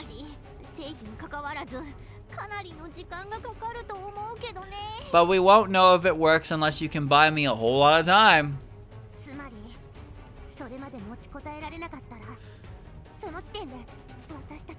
So if we lose, if we can't hold out that long, Tenshi, work on your words. And even if we do manage it, we'll lose anyway if you can't hack it. That about sums it up. Talk about fighting at a disadvantage.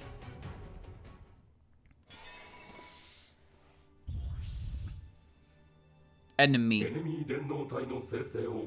The squad! The same cyber enemies. Cyber enemy generation complete, eliminating intruders. Here it comes, Tenshi. Not leaving us much choice here.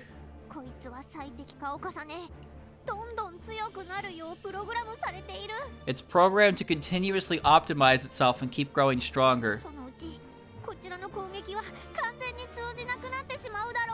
Eventually, it will hit the point where none of our attacks do anything to it. So our job is to finish this before it can reach that point.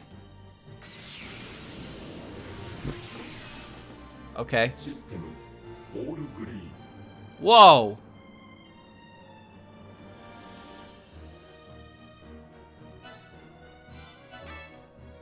Okay.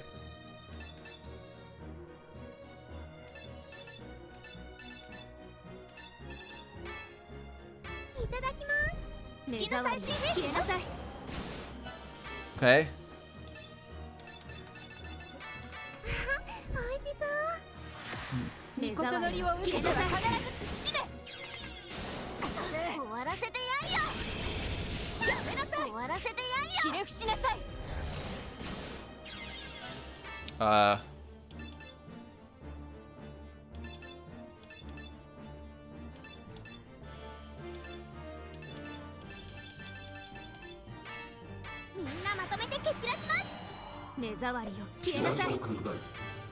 Just looking at what I have more than anything. Fully heals, grants protection, not on boss floors. Do I have anything else?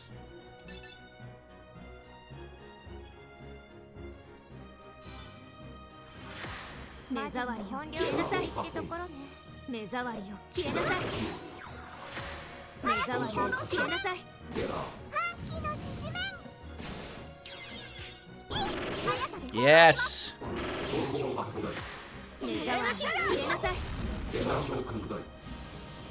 Whoa, it just fucking died. Huh?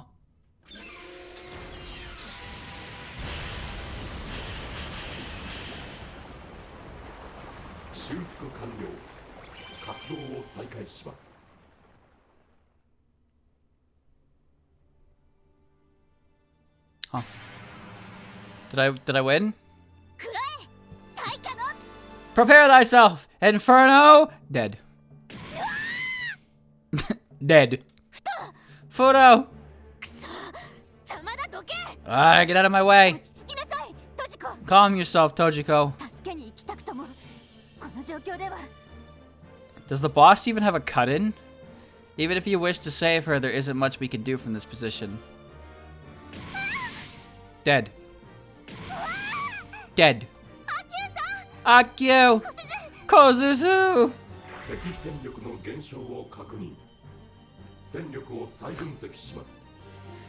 It's huge. Its head. It's just sticking out. Reduction in enemy combat potential confirmed. Reanalyzing. Again, Nitori? We can't hold on any longer. I know! But security is just too tight. Tenshi! I'm pretty sure of the North, South, East, and West crew, this team comp only has Miko. It doesn't have the other ones. Well, that's Kokodo and Kasen. And these two, I guess. But I didn't bring Clown or Alice, Satori, Oku, or Raisin. Sanai. Tenshi. Dead.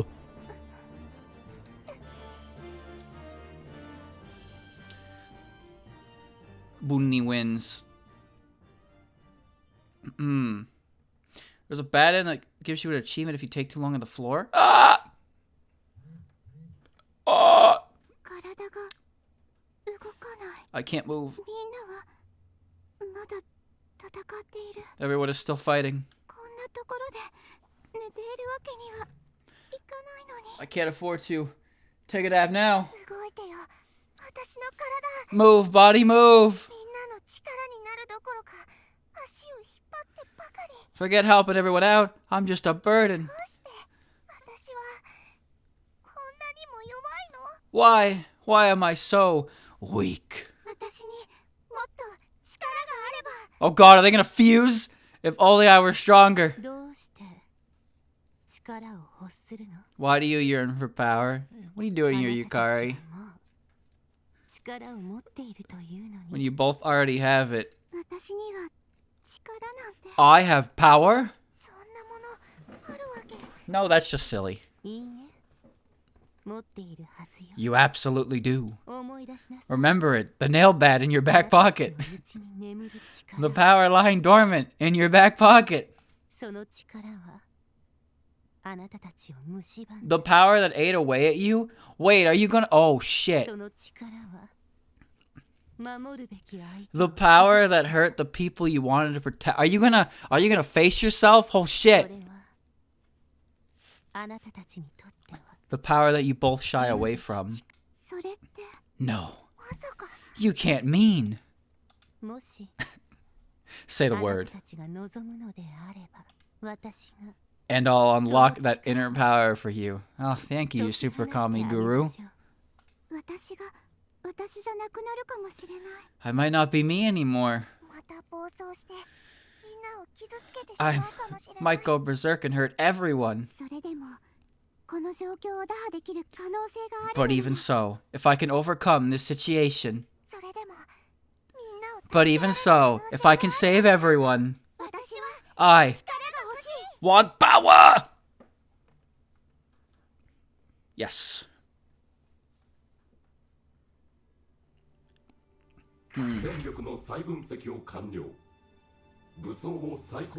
Analysis complete. Reconstructing armament.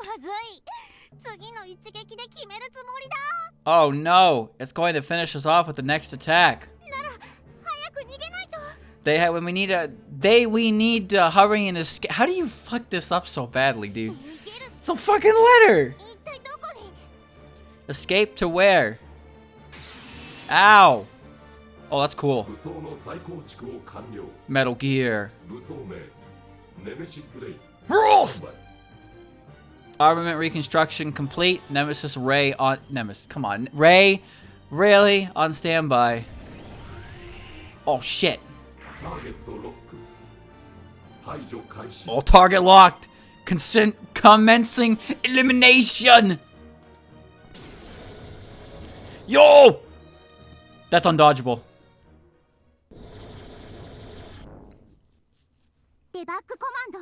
Debug command. Her special abilities give her admin privileges. Okay. Nice fucking dark power you got there. Reflection. She literally is just using mod console, admin console. That's her dark power up. Cheating. Huh? Aku. You repelled its attack? Please hold still, you two. Debug command recovery. We're just cheating now. We're just cheating. Okay. Alright. I feel good about this one. Kozusu? Our wounds are healed? I like how Kozusu gets a whole ass, like, glow up. And then Aku's just like, I loosened my obi.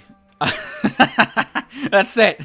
I mean, there's a little more than that, but you know what I mean? Like, there's a very clear difference in Kozusu's design to Aku's. Also, her flower bloomed on her head. Are you okay, everyone? Thank goodness we made it in time. What happened to you two? Why do you look like that? We're not so sure ourselves. We heard a voice ringing in our heads, and the next thing we knew, we were like this. As for what made this possible, we don't know either. But isn't it amazing? Now that we're like this, we can exercise authority equal to the admin system. Is that a big deal? Tenshi, are you serious? They literally just said they had access to the admin system. You fought the admin system. It tried to blacklist you. I'd say that's pretty powerful. It's more than a big deal. You saw what they just did.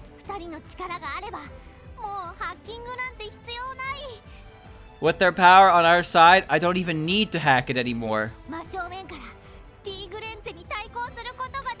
Now we can take Divergent's head on. Oh, seriously? Yep.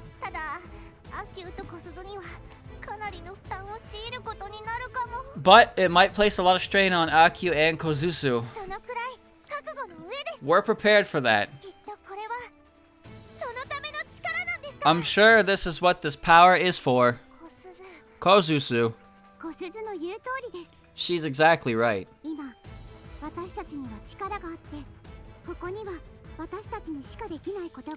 Well, that's a nice smile. With the power we have now, there's something only we can do. In which case, not using it isn't an option. Akio. Well, if you insist. What can I do, you two? Let's defeat Divergent together. You can count on me. I'll make myself useful this time. Okay, regroup with him at the center of your formation. Let's give that overgrown tin can everything we have. And then some. No need to tell me twice. Time for our counterattack. Floor 30.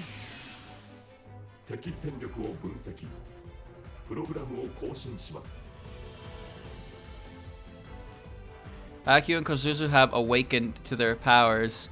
Their Game Master powers. They will now fight alongside you. Work together and defeat. They're cheating. They're just cheating. Okay, well, hold on.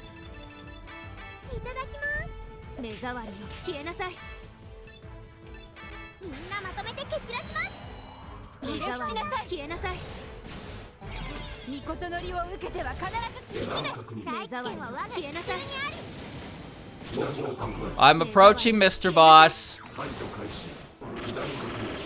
I'm in your face, Mr. Boss.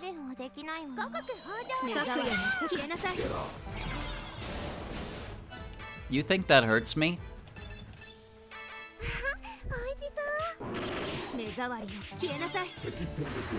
Go ahead. I don't care. I don't know what that does, but it doesn't matter. Do you see how much... What's that? Chat, why is there a black hole behind me? Why is there a black hole behind me?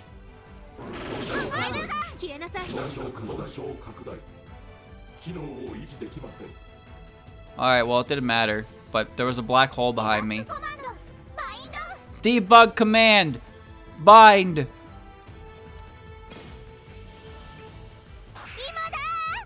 Now's your chance! Let's finish this, Snai. Right! Oh, cool. Pierce! Esoterica! Woo!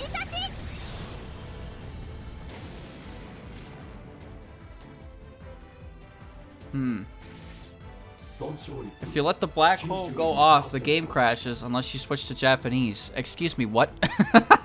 Okay. Damage rate 92%. Commencing self-repair. That wasn't enough? Error. Unable to self-repair. Yeah, they cheated. Huh? Deploying barrier. Error. Deploying armaments. Error. Damage rate has exceeded threshold. Operational limit will be reached in 5, 4, 3, 2, 1. Operation aborted.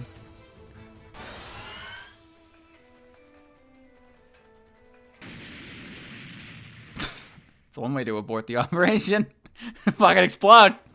Did we do it? Yeah, sure. Looks like it's completely shut down. We did it. Total victory. Thank goodness. Whew, I was worried for a moment there. But thanks to Kozuzu and Akio, victory is ours. Seriously, thank you both. No, we should be thanking you. It was a pleasure to be of assistance.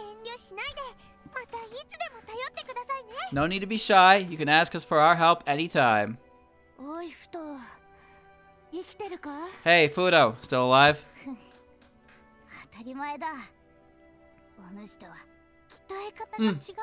Naturally, mine training regimen is far superior to thine after all. You could have stopped 2 words in. Fine work, you two. And that's a wrap. We resolved the incident, so we better not stay here any longer than necessary. Back to the Moria Shrine, where everyone's waiting for us. Speaking of which, how do we get back anyway? Uh-oh. Same as how we got here, except this time we swallowed this capsule. Oh. Oh, bless. Her hand looks better now, but she still has a gross thumb. No, you know what? I take it back. I take it back. Her finger, chat, her pinky looks like a fucking tater. It looks like a tater. Are you... Huh?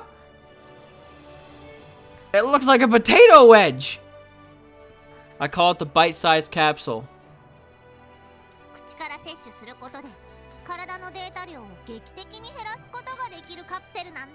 When it's absorbed through the mouth, it drastically reduces your data volume. Oh, this time it's small. What? Did you prefer the big one?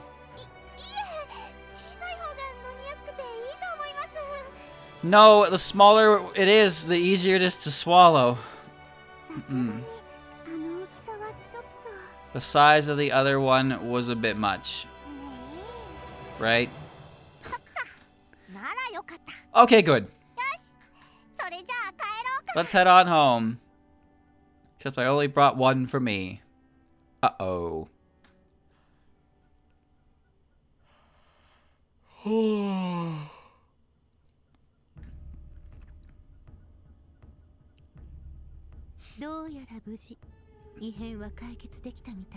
Yes. Seems like they safely resolved the incident. Still.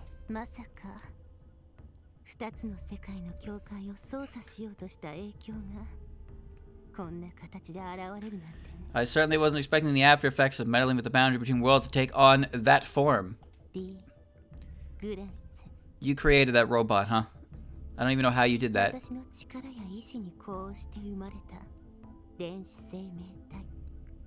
I suppose one could say it's a cyber life form born in response to my power and will. So it is your fault.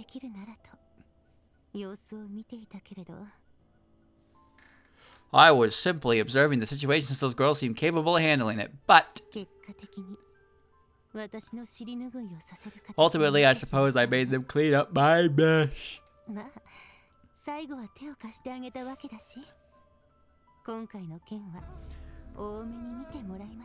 Well, I did lend a hand at the end there. Hopefully they won't get too hung up on the particulars.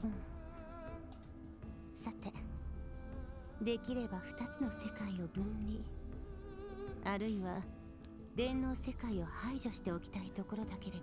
Now then, while I'd like to separate the two worlds, or eliminate the cyber world, 今すぐにというのは難しいかもしれないわね。 I don't think it would be feasible to do with a snap of my fingers. あの子たちも2つの世界のバランスを維持しようと。 The girls are doing their part to preserve the balance between the two worlds anyway. そうね。 Good. しばらくは静観することにしましょうか。 I think I'll simply keep an eye on things for now. 幻想郷に Yeah. 害が及ば Go be ない lazy. 限りは As long as no harm comes to Gensokyo, that is. Yeah. Go be lazy. Look at that banana galaxy in the background.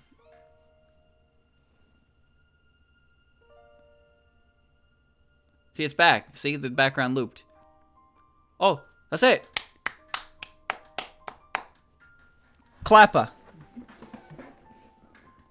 Episode Welt End. Excuse me, what? What do you mean? What? Okay. The end. Wait a minute. Oh. Oh, it actually just ended. Ding, ding, ding. Now you can use GM AQ. Okay, but I don't care about that. Stop giving me achievements right now. Let me take this. This is great. Look how small they are compared to them. Kozu's so tiny.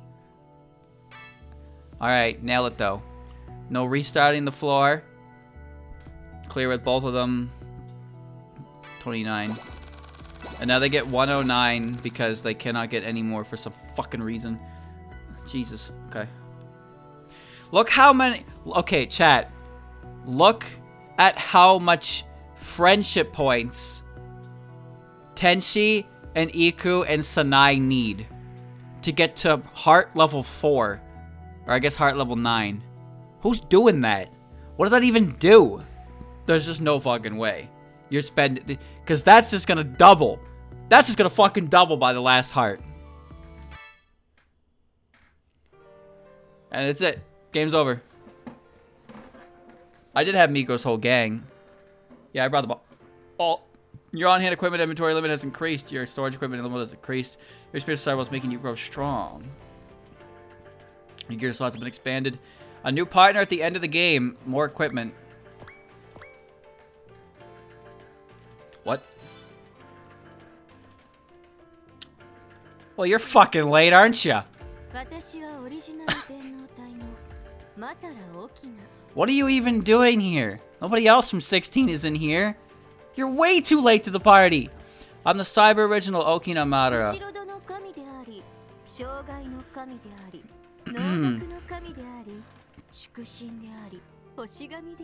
God of backdoors, God of disabilities, God of no theater, guardian god, star god, and even one of the sages who created Gensokyo. Also the god of arriving fashionably late.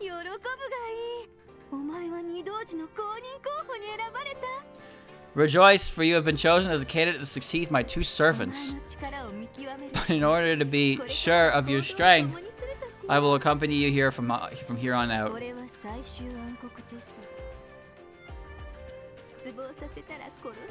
This is the final dark test. If you fail, I'll kill you. Alright. Jesus. Okay. Guess I'm dead. I guess I'm fucking dead. Where do I even begin here? Okay. Careful, take a break, getting proper rest, all part of doing a good job. At first, I was skeptical of this whole game world business, but after I tried it, surprisingly not bad. I knew we could overcome anything and together. After all, we're the ultimate duo. If I talk to Aku and Kozusu, does it change the dialogue boxes? Because I gotta talk to everybody again. Now I can finally sit my tea on the veranda in peace. I feel like Yukari had a hand in all this, just a hunch. Oh yeah, how about that? Keeping the peace is harder than it sounds, you know. If you insist, I'll help you out. Still want to talk? I guess even troubles aren't so bad when you got you around. Huh? I didn't think I'd ever care so much about one particular person. And honestly, it's pretty surprising. You know, you're saying that to Sanai right now, right? If I could sit back and enjoy some peace and quiet with you, wouldn't that just be great? You know, I am Sanai. Your arch enemy! Achievements. Free spirit of pure ice sake. Amazing. It's gear station dialogue. Oh. As a game master, I can become far stronger. Rank me with the gear station if you could, please. I can get even stronger as a game master. If you don't believe me, then try ranking me with the gear station. Good work. Are you having fun? No. I certainly am. After all, I'm with you. Well, now I feel bad. Excellent work. How are you feeling? I believe in you. I always have and I always will. You're making me feel nervous. Let's be together forever. Maybe it's a little underwhelming, but peace really is the best. No matter what happens, I'm right here with you. Let's continue giving it our all together.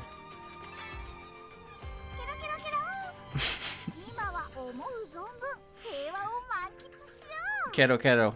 Let's make it the most of our peacetime. I'm so glad you're here and that I met you. Let's keep it on together. You know, I always have the most fun when I'm with you. Hey, can you take me somewhere next time? Where would you like to go? Where's the rank up? Here they are. Wow, I do not have very many of those, do I? Oh my Jesus. Where do you even get those? Oh, that's not that hard to get. Never mind. Oh, fuck, that's simple. Yeah, I don't need vestiges anymore, though. No, not the energy drink! No!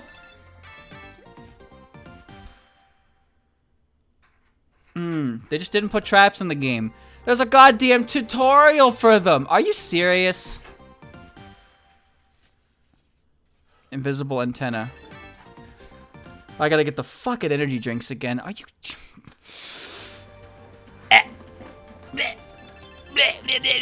Oh, right, I have Okina as well.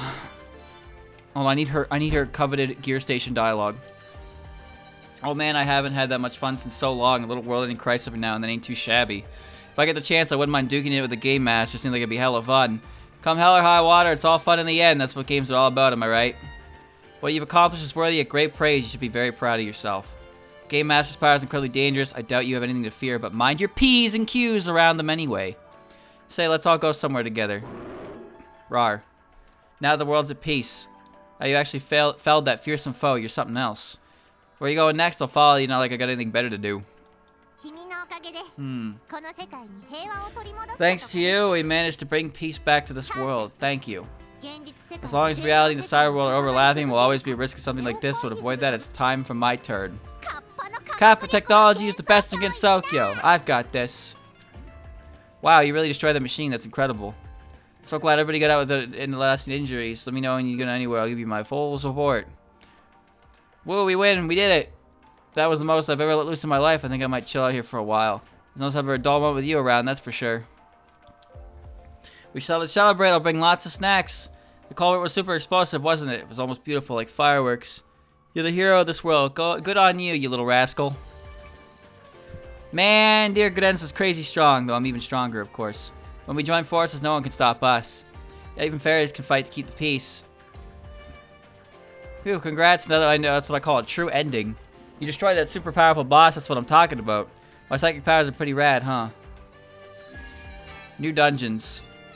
A challenge from Tenshi. Reach the last floor of the dungeon where Team Tenshi awaits you. In this dungeon, you will head to Tenshi's meeting point. Work with your companions to clear the dungeon. Tenshi. What? Clear without restarting. Clear the dungeon. Clear with no partners being defeated. What the fuck is going... What the hell?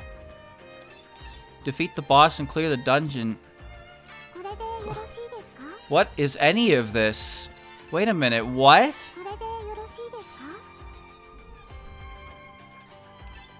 Whoa. The last floor you will fight several bosses. Oh my god. Look in the well. Oh, barnacles, I hate the well! Investigate the old Moria shrine well. No carrying restricted, but you won't know what you're doing. Leverage all your partners. The hyperdimensional well. Classic dangerous foes also appear. Clear all joined allies, no restarting, clear the dungeon. You're not allowed to bring items in. There's a boss battle. No carrying in items, no continues, all items like clear without using swift medicine, no boss battle. No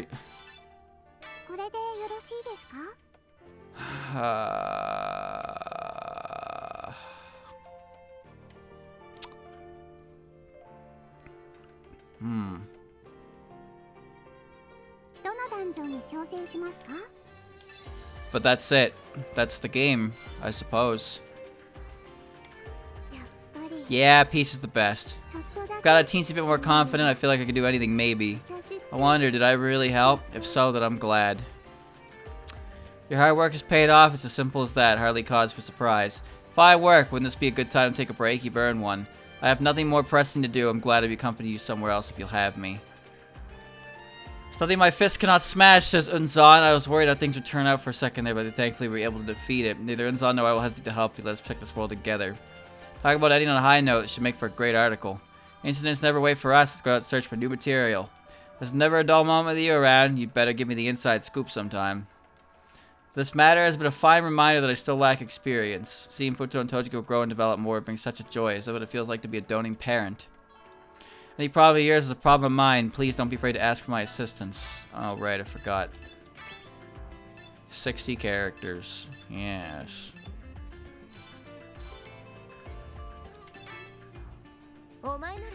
Remain as long as you like. You'll always welcome here.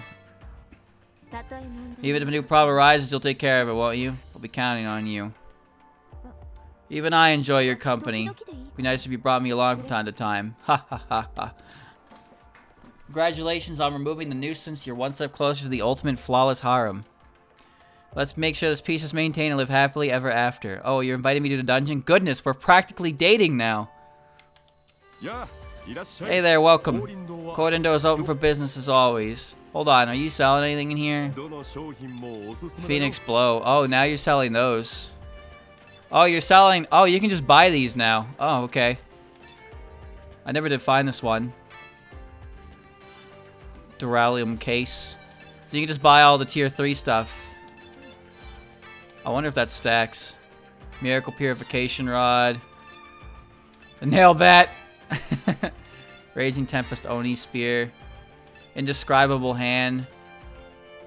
Yeah, although you can't buy the tier 3 or even the tier 2 of the sleep infusing one, huh? Huh. You buy the defensive equipment though. Wow. I wonder if you sell the thing I can break up for energy drinks. Of course you don't. Of course you don't. Of course you don't. I've gotten so used to you being around, I can scarcely imagine a life without you anymore. Go on, browse as long as you need to. All the merchandise was prepared just for you. These all suck. None of that's changed. Pain. You brought the enemy down. Well done. Sure, I am satisfied with this too, and I imagine that means I've been enlisted. I'll help to distribute another extra. You're going on more adventures, right? I'm with you to the end. Am I going on a new adventure? What do you do? When a leader is adjacent, grants the leader double speed and triple speed and super strong and enhance. Okay, that's cheating. Grants Denmaku power up and break damage limit. Resurrect. Okay, okay. Overcome morality. Hibernate when hit. Invincible when hit. Punishment. Damage surrounding enemies and apply instant death and bans any enemies on the floor of the same species as the target of instant death. If level 5 or owner, the target of instant deaths are eradicated. I see. Okay. Cool move. Damage enemy in a straight line effective against Shadowbind and remove Shadowbind. Wow. Grudge return, break damage. Damage received, break damage. Grants character EXP up, DP up, friendship up, and protection boost to self. And friendship up? No way! What about you? Damage enemies in the room. Fucking great. Grants vitality up, power, break damage limit. Yeah, okay. Damages. It grants ignore evasion to self. Holy shit, are you serious? Oh, that's great. Also grant ignore super hard at level 3, pierce invincible. Pierce invincible! What? Pierce guts and pierce status immunity if level 5 and owner. Oh, so you actually cheat. You actually cheat worse than the game mods. That's impressive. Well done. Very impressive. Well, I don't understand why energy drink is so fucking hard to get your hands on, dude. I don't get it. You do like 8 runs of garbage collection, you get 2 of them. It's insane. Alright, well, now here's the thing, chat. Well done. I think you should let your body rest for a bit. So say soft for my thanks. Let's do our best to preserve this peace. It will overcome us a mighty foe. Oh, hooray, we beat up the bad guy. We got so many compliments from Miss Satori. Hey, are you jealous? Go in a dungeon? Bring me with you. I don't really know if I want to... Huh. There's another ending there to the side. I can't get it. Sort 2. What? How are the bonus dungeons exactly?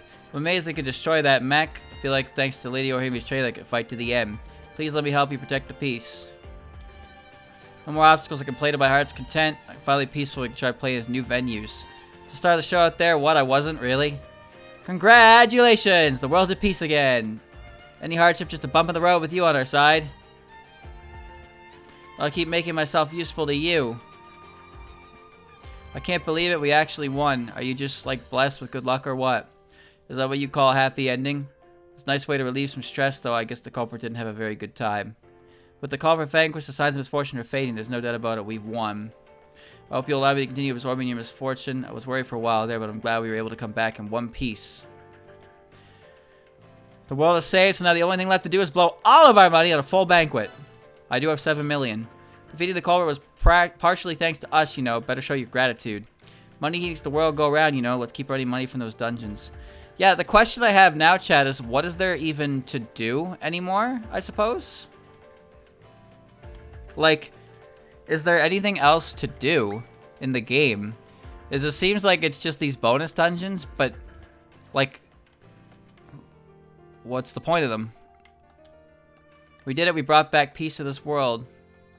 A robot that can't transform or combine is no match for us. That Game Master's power is really something. It's like a cheat code. Ha ha ha! Glorious victory, and lo, from my feng shui, nothing is impossible. Dojigo is quite the capable sword, is she not? Though she can scarcely hold a candle to me. Remaining with you ought to make for good training. Call from me, shouldest thou head out. I just don't see the incentive to continue playing, you know? Divergent's threat has passed, as such the dangers posed to both worlds have been averted. The power of the Game Masters is immense. I advise caution to how you handle them. Don't let your guard down just yet. There's really nothing like a good drink after a hard day's work. You're headed for a dungeon, let me come with you. After all, good booze is good booze, no matter where you drink it. Yeah, there's nothing better than peace. Midday drinking by the sake, all the sweeter. You really beat that giant. That's so neat. Glad everybody's okay, and it's all thanks to you. So peaceful, that's just how I like it. Even with the extra backup, it's incredible that you destroyed Divergent. You know, my pets also did their best. Please be sure to praise them later. Maintaining this peace will be no mean feat. If you want any help from me, just say the word. Since the nightmare is over, I pray for auspicious dreams hereafter. Your true awakening of the Game Master is quite the surprise. It's imperative that the peace is properly maintained. With that said, I have no doubt you can manage it. Well, I don't even know what the achievement rewards are at this point, but again, the game's over. Like, I don't feel like it's really worth it, I guess? Like, I feel like the game just ended and now it's done. And now it's like, I don't really want to play this game's version of what it considers hard, because what this game considers hard is just fucking asinine. I'm hardly surprised. I had every faith you could do it. I do hope you'll continue entertaining me. Do you wish for me to tend to you? Very well. All you have to do is swear loyalty to me. We brought back peace to this world. What a relief. Trino did so much. Oh my gosh, she was so cool. Did you find me helpful? If so, I'd be glad. I tried to do,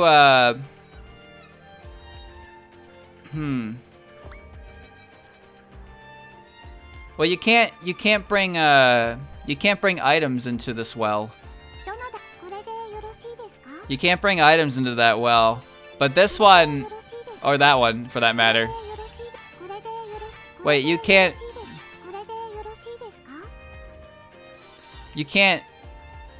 bring items into any of the wells.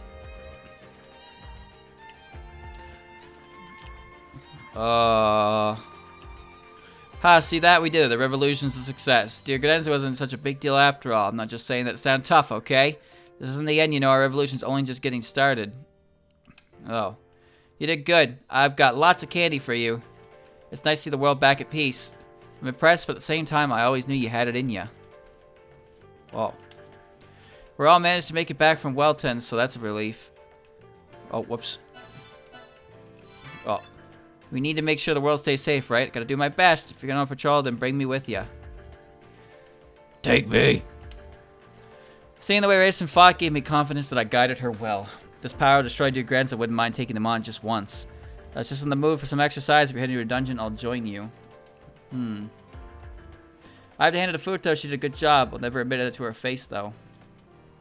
My training's still got a long ways to go. I might have to start over from scratch. Spawn Dungeon's good training, too. Let me know when you're headed out. So, I don't know. What cut-ins am I missing, anyway? Well, there's Notori. Nice.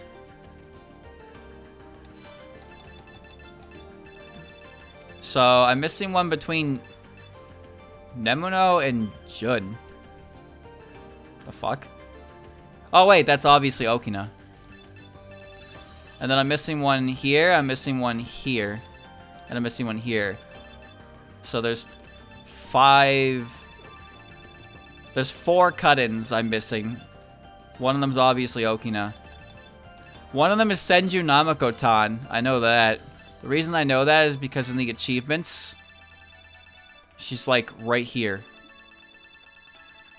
She's one of the, right here, see? Recruited Senju Namako-tan. And considering where that is, she's probably the character you get for beating the well. Super Trainer. Dungeon Challenger. World-class Thief. Fully equipped. Unmistakable. So, yeah.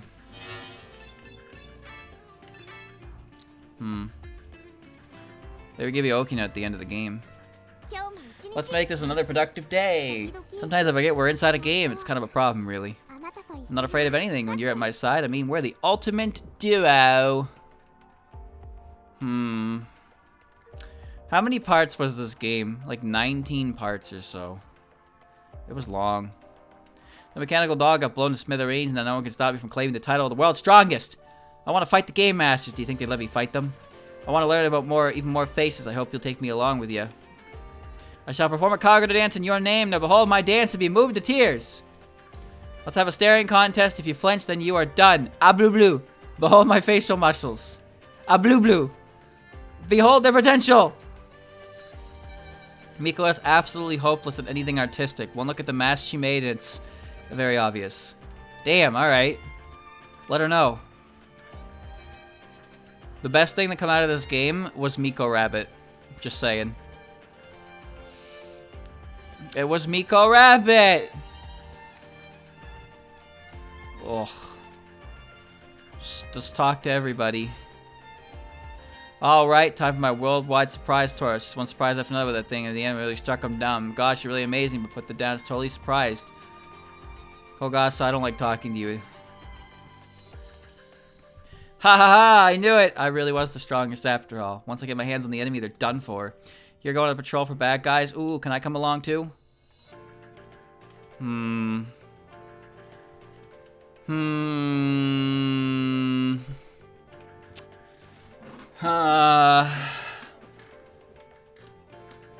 The big guy was pretty tough, but in the end, it was no match for us.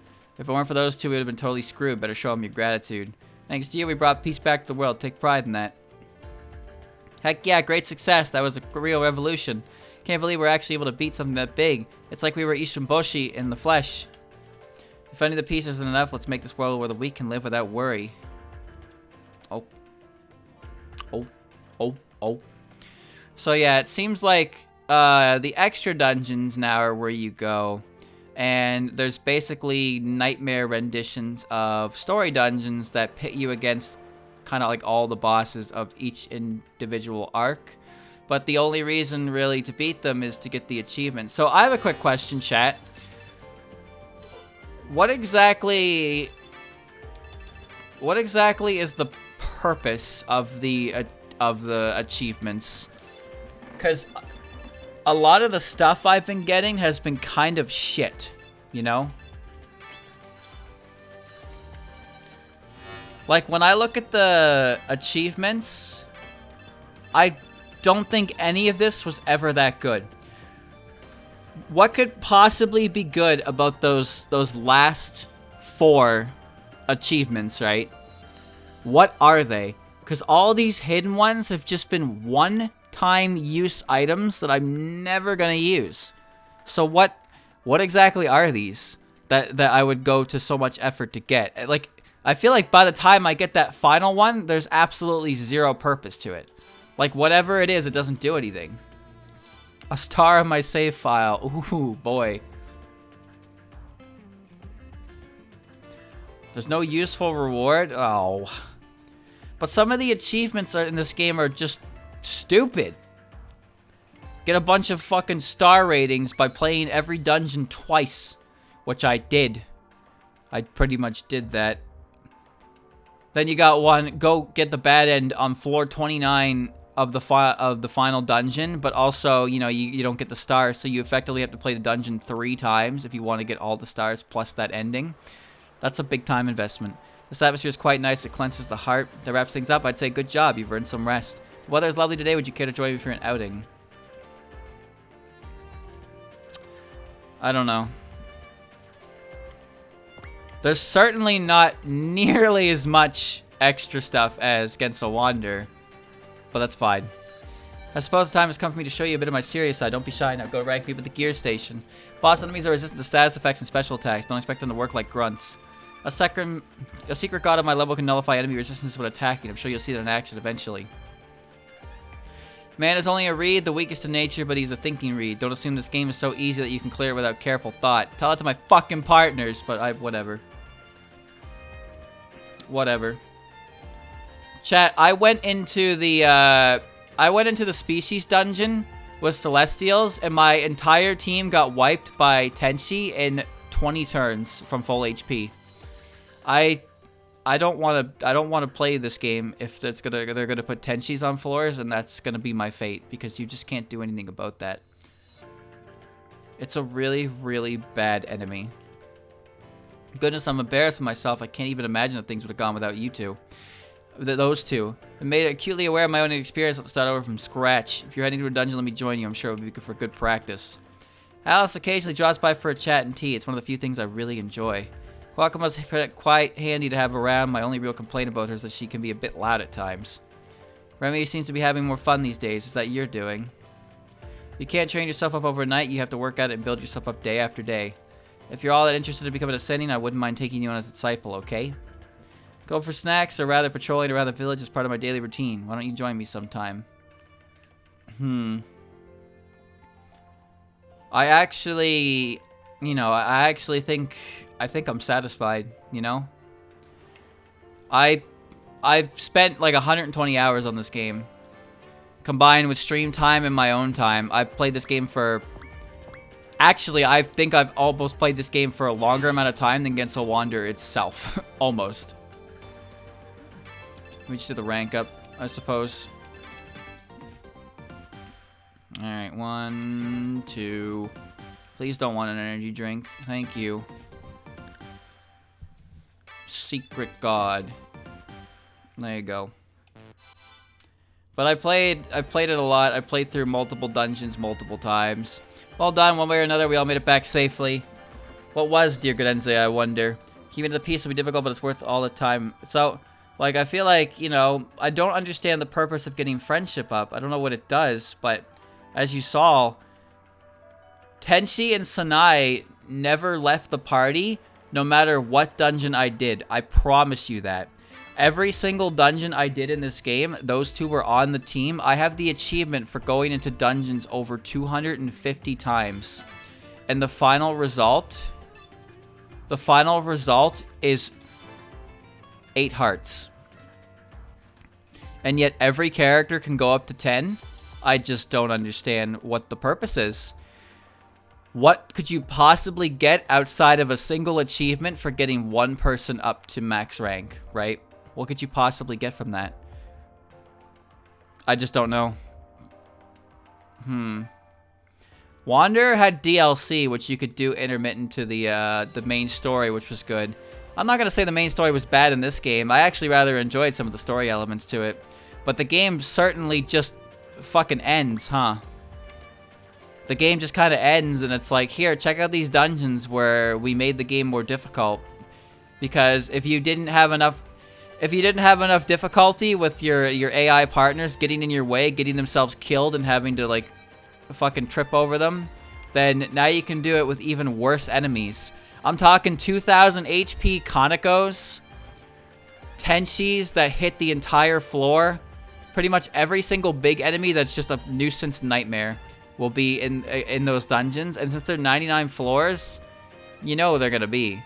They're gonna be at the end when you're quote-unquote prepared for them, but in the end, in actuality, you're just gonna get your shit kicked in, and then you're gonna restart the floor, and then you're gonna lose the special star achievement that you were trying for, which means you're doing the whole thing over again. No thanks, I'm good. Eesh, well, at least that's over with. Never been able to defeat their Grens without Kazusu and Aku's help. The whole ordeal has made me realize just how powerless I really am. I really need to get more experience and grow stronger. If there's one thing I've noticed about this game, and of course Genso Wanderer as well, it is very grindy.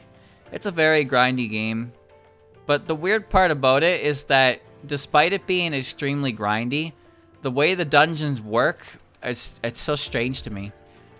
Like, not so much in this game because equipment is very, very hollow, but endgame Genso Wanderer dungeons were one of two things. You meld equipment so much that your weapon is basically plus infinity and you just kill everything by looking at it, which requires an insane amount of grinding to get a weapon that strong. Or it's a dungeon where you're not allowed to bring your own items in, so that none of that melding shit matters in the slightest. So you just go in and you spend like 8 hours in a dungeon that you're not allowed to bring stuff into, and then hope you clear it. So that's you get to do one of two things essentially. I can't see if you have Alice. Okay, she doesn't. Have I talked to everyone yet? I don't think I've talked to Marissa. So yeah, the way I see it, I apologize if somebody wanted to see me do the extra dungeons. I considered it, depending on what they were.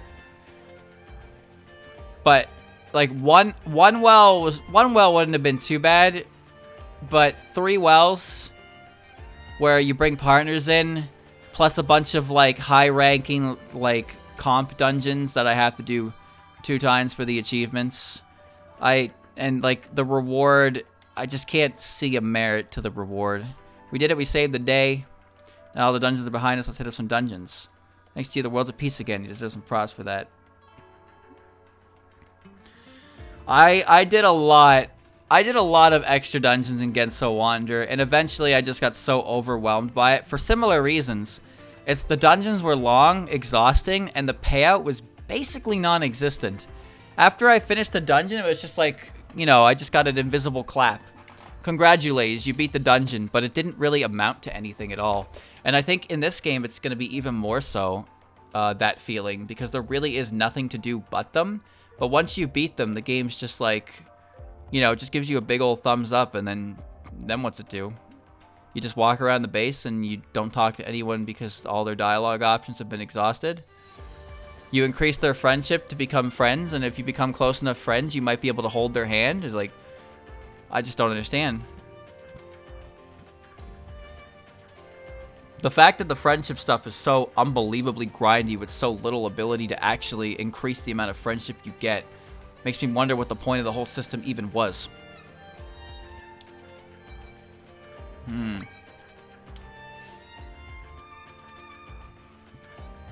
I just don't jive with mystery dungeon games that much, I suppose.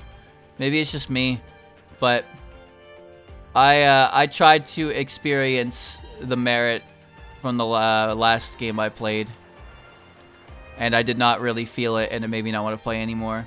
But you know, I did enjoy this game for what it was. There are a lot of elements to it that I think were kind of stupid, because there are a lot of things in this game that are just directly one-to-one ported from Genso Wander. The equipment system is hollowed out to an extreme degree. It's literally just stat stacking until the end game where you put seals on and the game becomes insane, right? It's all the same stuff you saw in Genso Wander. The text is like all the same. The effects are basically the same. Like they didn't put any traps in the game, which is amazing. Unless they're in the well. Unless those traps are in the well. But I don't know. But there are no traps in the main game. There's basically no purpose for certain things, but they just got pretty much one-to-one ported into the game over. So like character art as well, all the character models, most of the character models anyway, are straight from Genso Wander. There are some new ones, of course, like the new characters, and retouches like the patchy model, which is really good. So there are positives to this game, but there's definitely an insane amount of asset reusing and like mechanics reusing. And I said that's probably why this game isn't full price, because of so many reused elements to it. You know, I did enjoy it. See, like, look at this. Look at this. Do you see all these? It's because they were in the fucking tutorial dungeon, but none of them show up. This is the only one that shows up because you create it with the wall crush card. But none of these traps show up anywhere in the game except for these 4. That's it. And they're not really traps, they're helpful. But no landmine traps, no poison, no none of it. Absolutely none of it. Man. Wacky. So much stuff. So many materials. I wouldn't have minded reading some of these materials. I think I got like every material. I wonder. Did I miss any? No, I got every single material in the game. No, I did. The fuck? What the hell? There's a whole blank here between the DL. What the?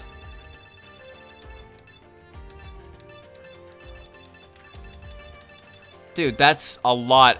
That's a lot of blanks. That is a lot of blanks. But what could those possibly be? I can't rank anyone up anymore, and that's the only thing material is used for. You don't think the item page was straight up ripped from Genso Wander, do ya? And they just didn't update it? Surely not. Like, there's so many things in here that I just never seen.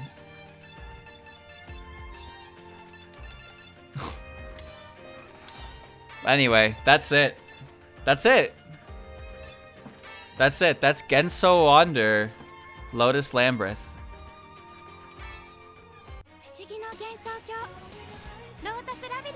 With a big R. Slot 1. 127 hours. 251 dungeons challenged. Now we do it again on slot 2. But yeah, no, I enjoyed the game for the most part. I enjoyed the cinematics. I enjoyed the cutscenes, the visual novel battles. They were actually, a lot of them were quite good. quite interesting. And I like the way the characters are written for the most part in this game, like Kokoro. So ultimately, I'd say I had fun with it, but I just think that there are so many aspects to this game where it tries to, it tries to be like, you can bring all of these characters into a dungeon, but then the amount of control you have over your partner units is fucking garbage.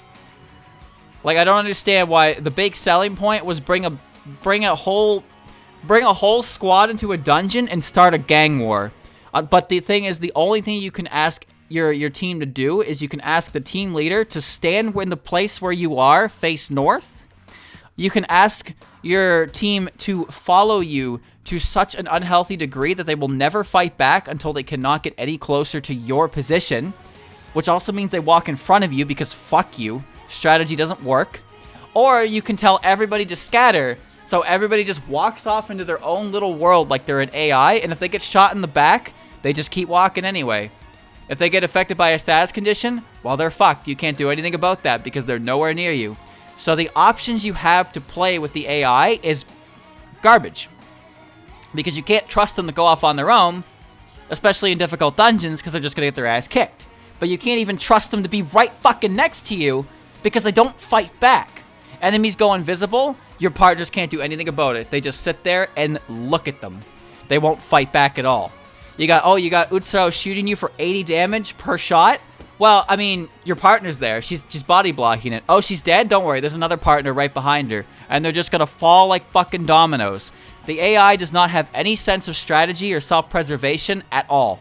It is incredibly bare bones on how it acts, and it causes more trouble throughout the game than anything else. Because with the healing card, I can just hit shit, and I can just out-heal everything. Them, though, they just get hit and they just accept it. They just take it. They just take it, they die, and they're like, oh no, how could I have avoided this? You know how you could have avoided it? You could give me more fucking options than stand still, run away, or get really close to me. So yeah, cool game. Cool game out of 10. Its main selling point was a ridiculous source of frustration to me. I just don't get it. But it's okay. I stomached it, I cheesed it, I got through it, and ultimately, I think I enjoyed it.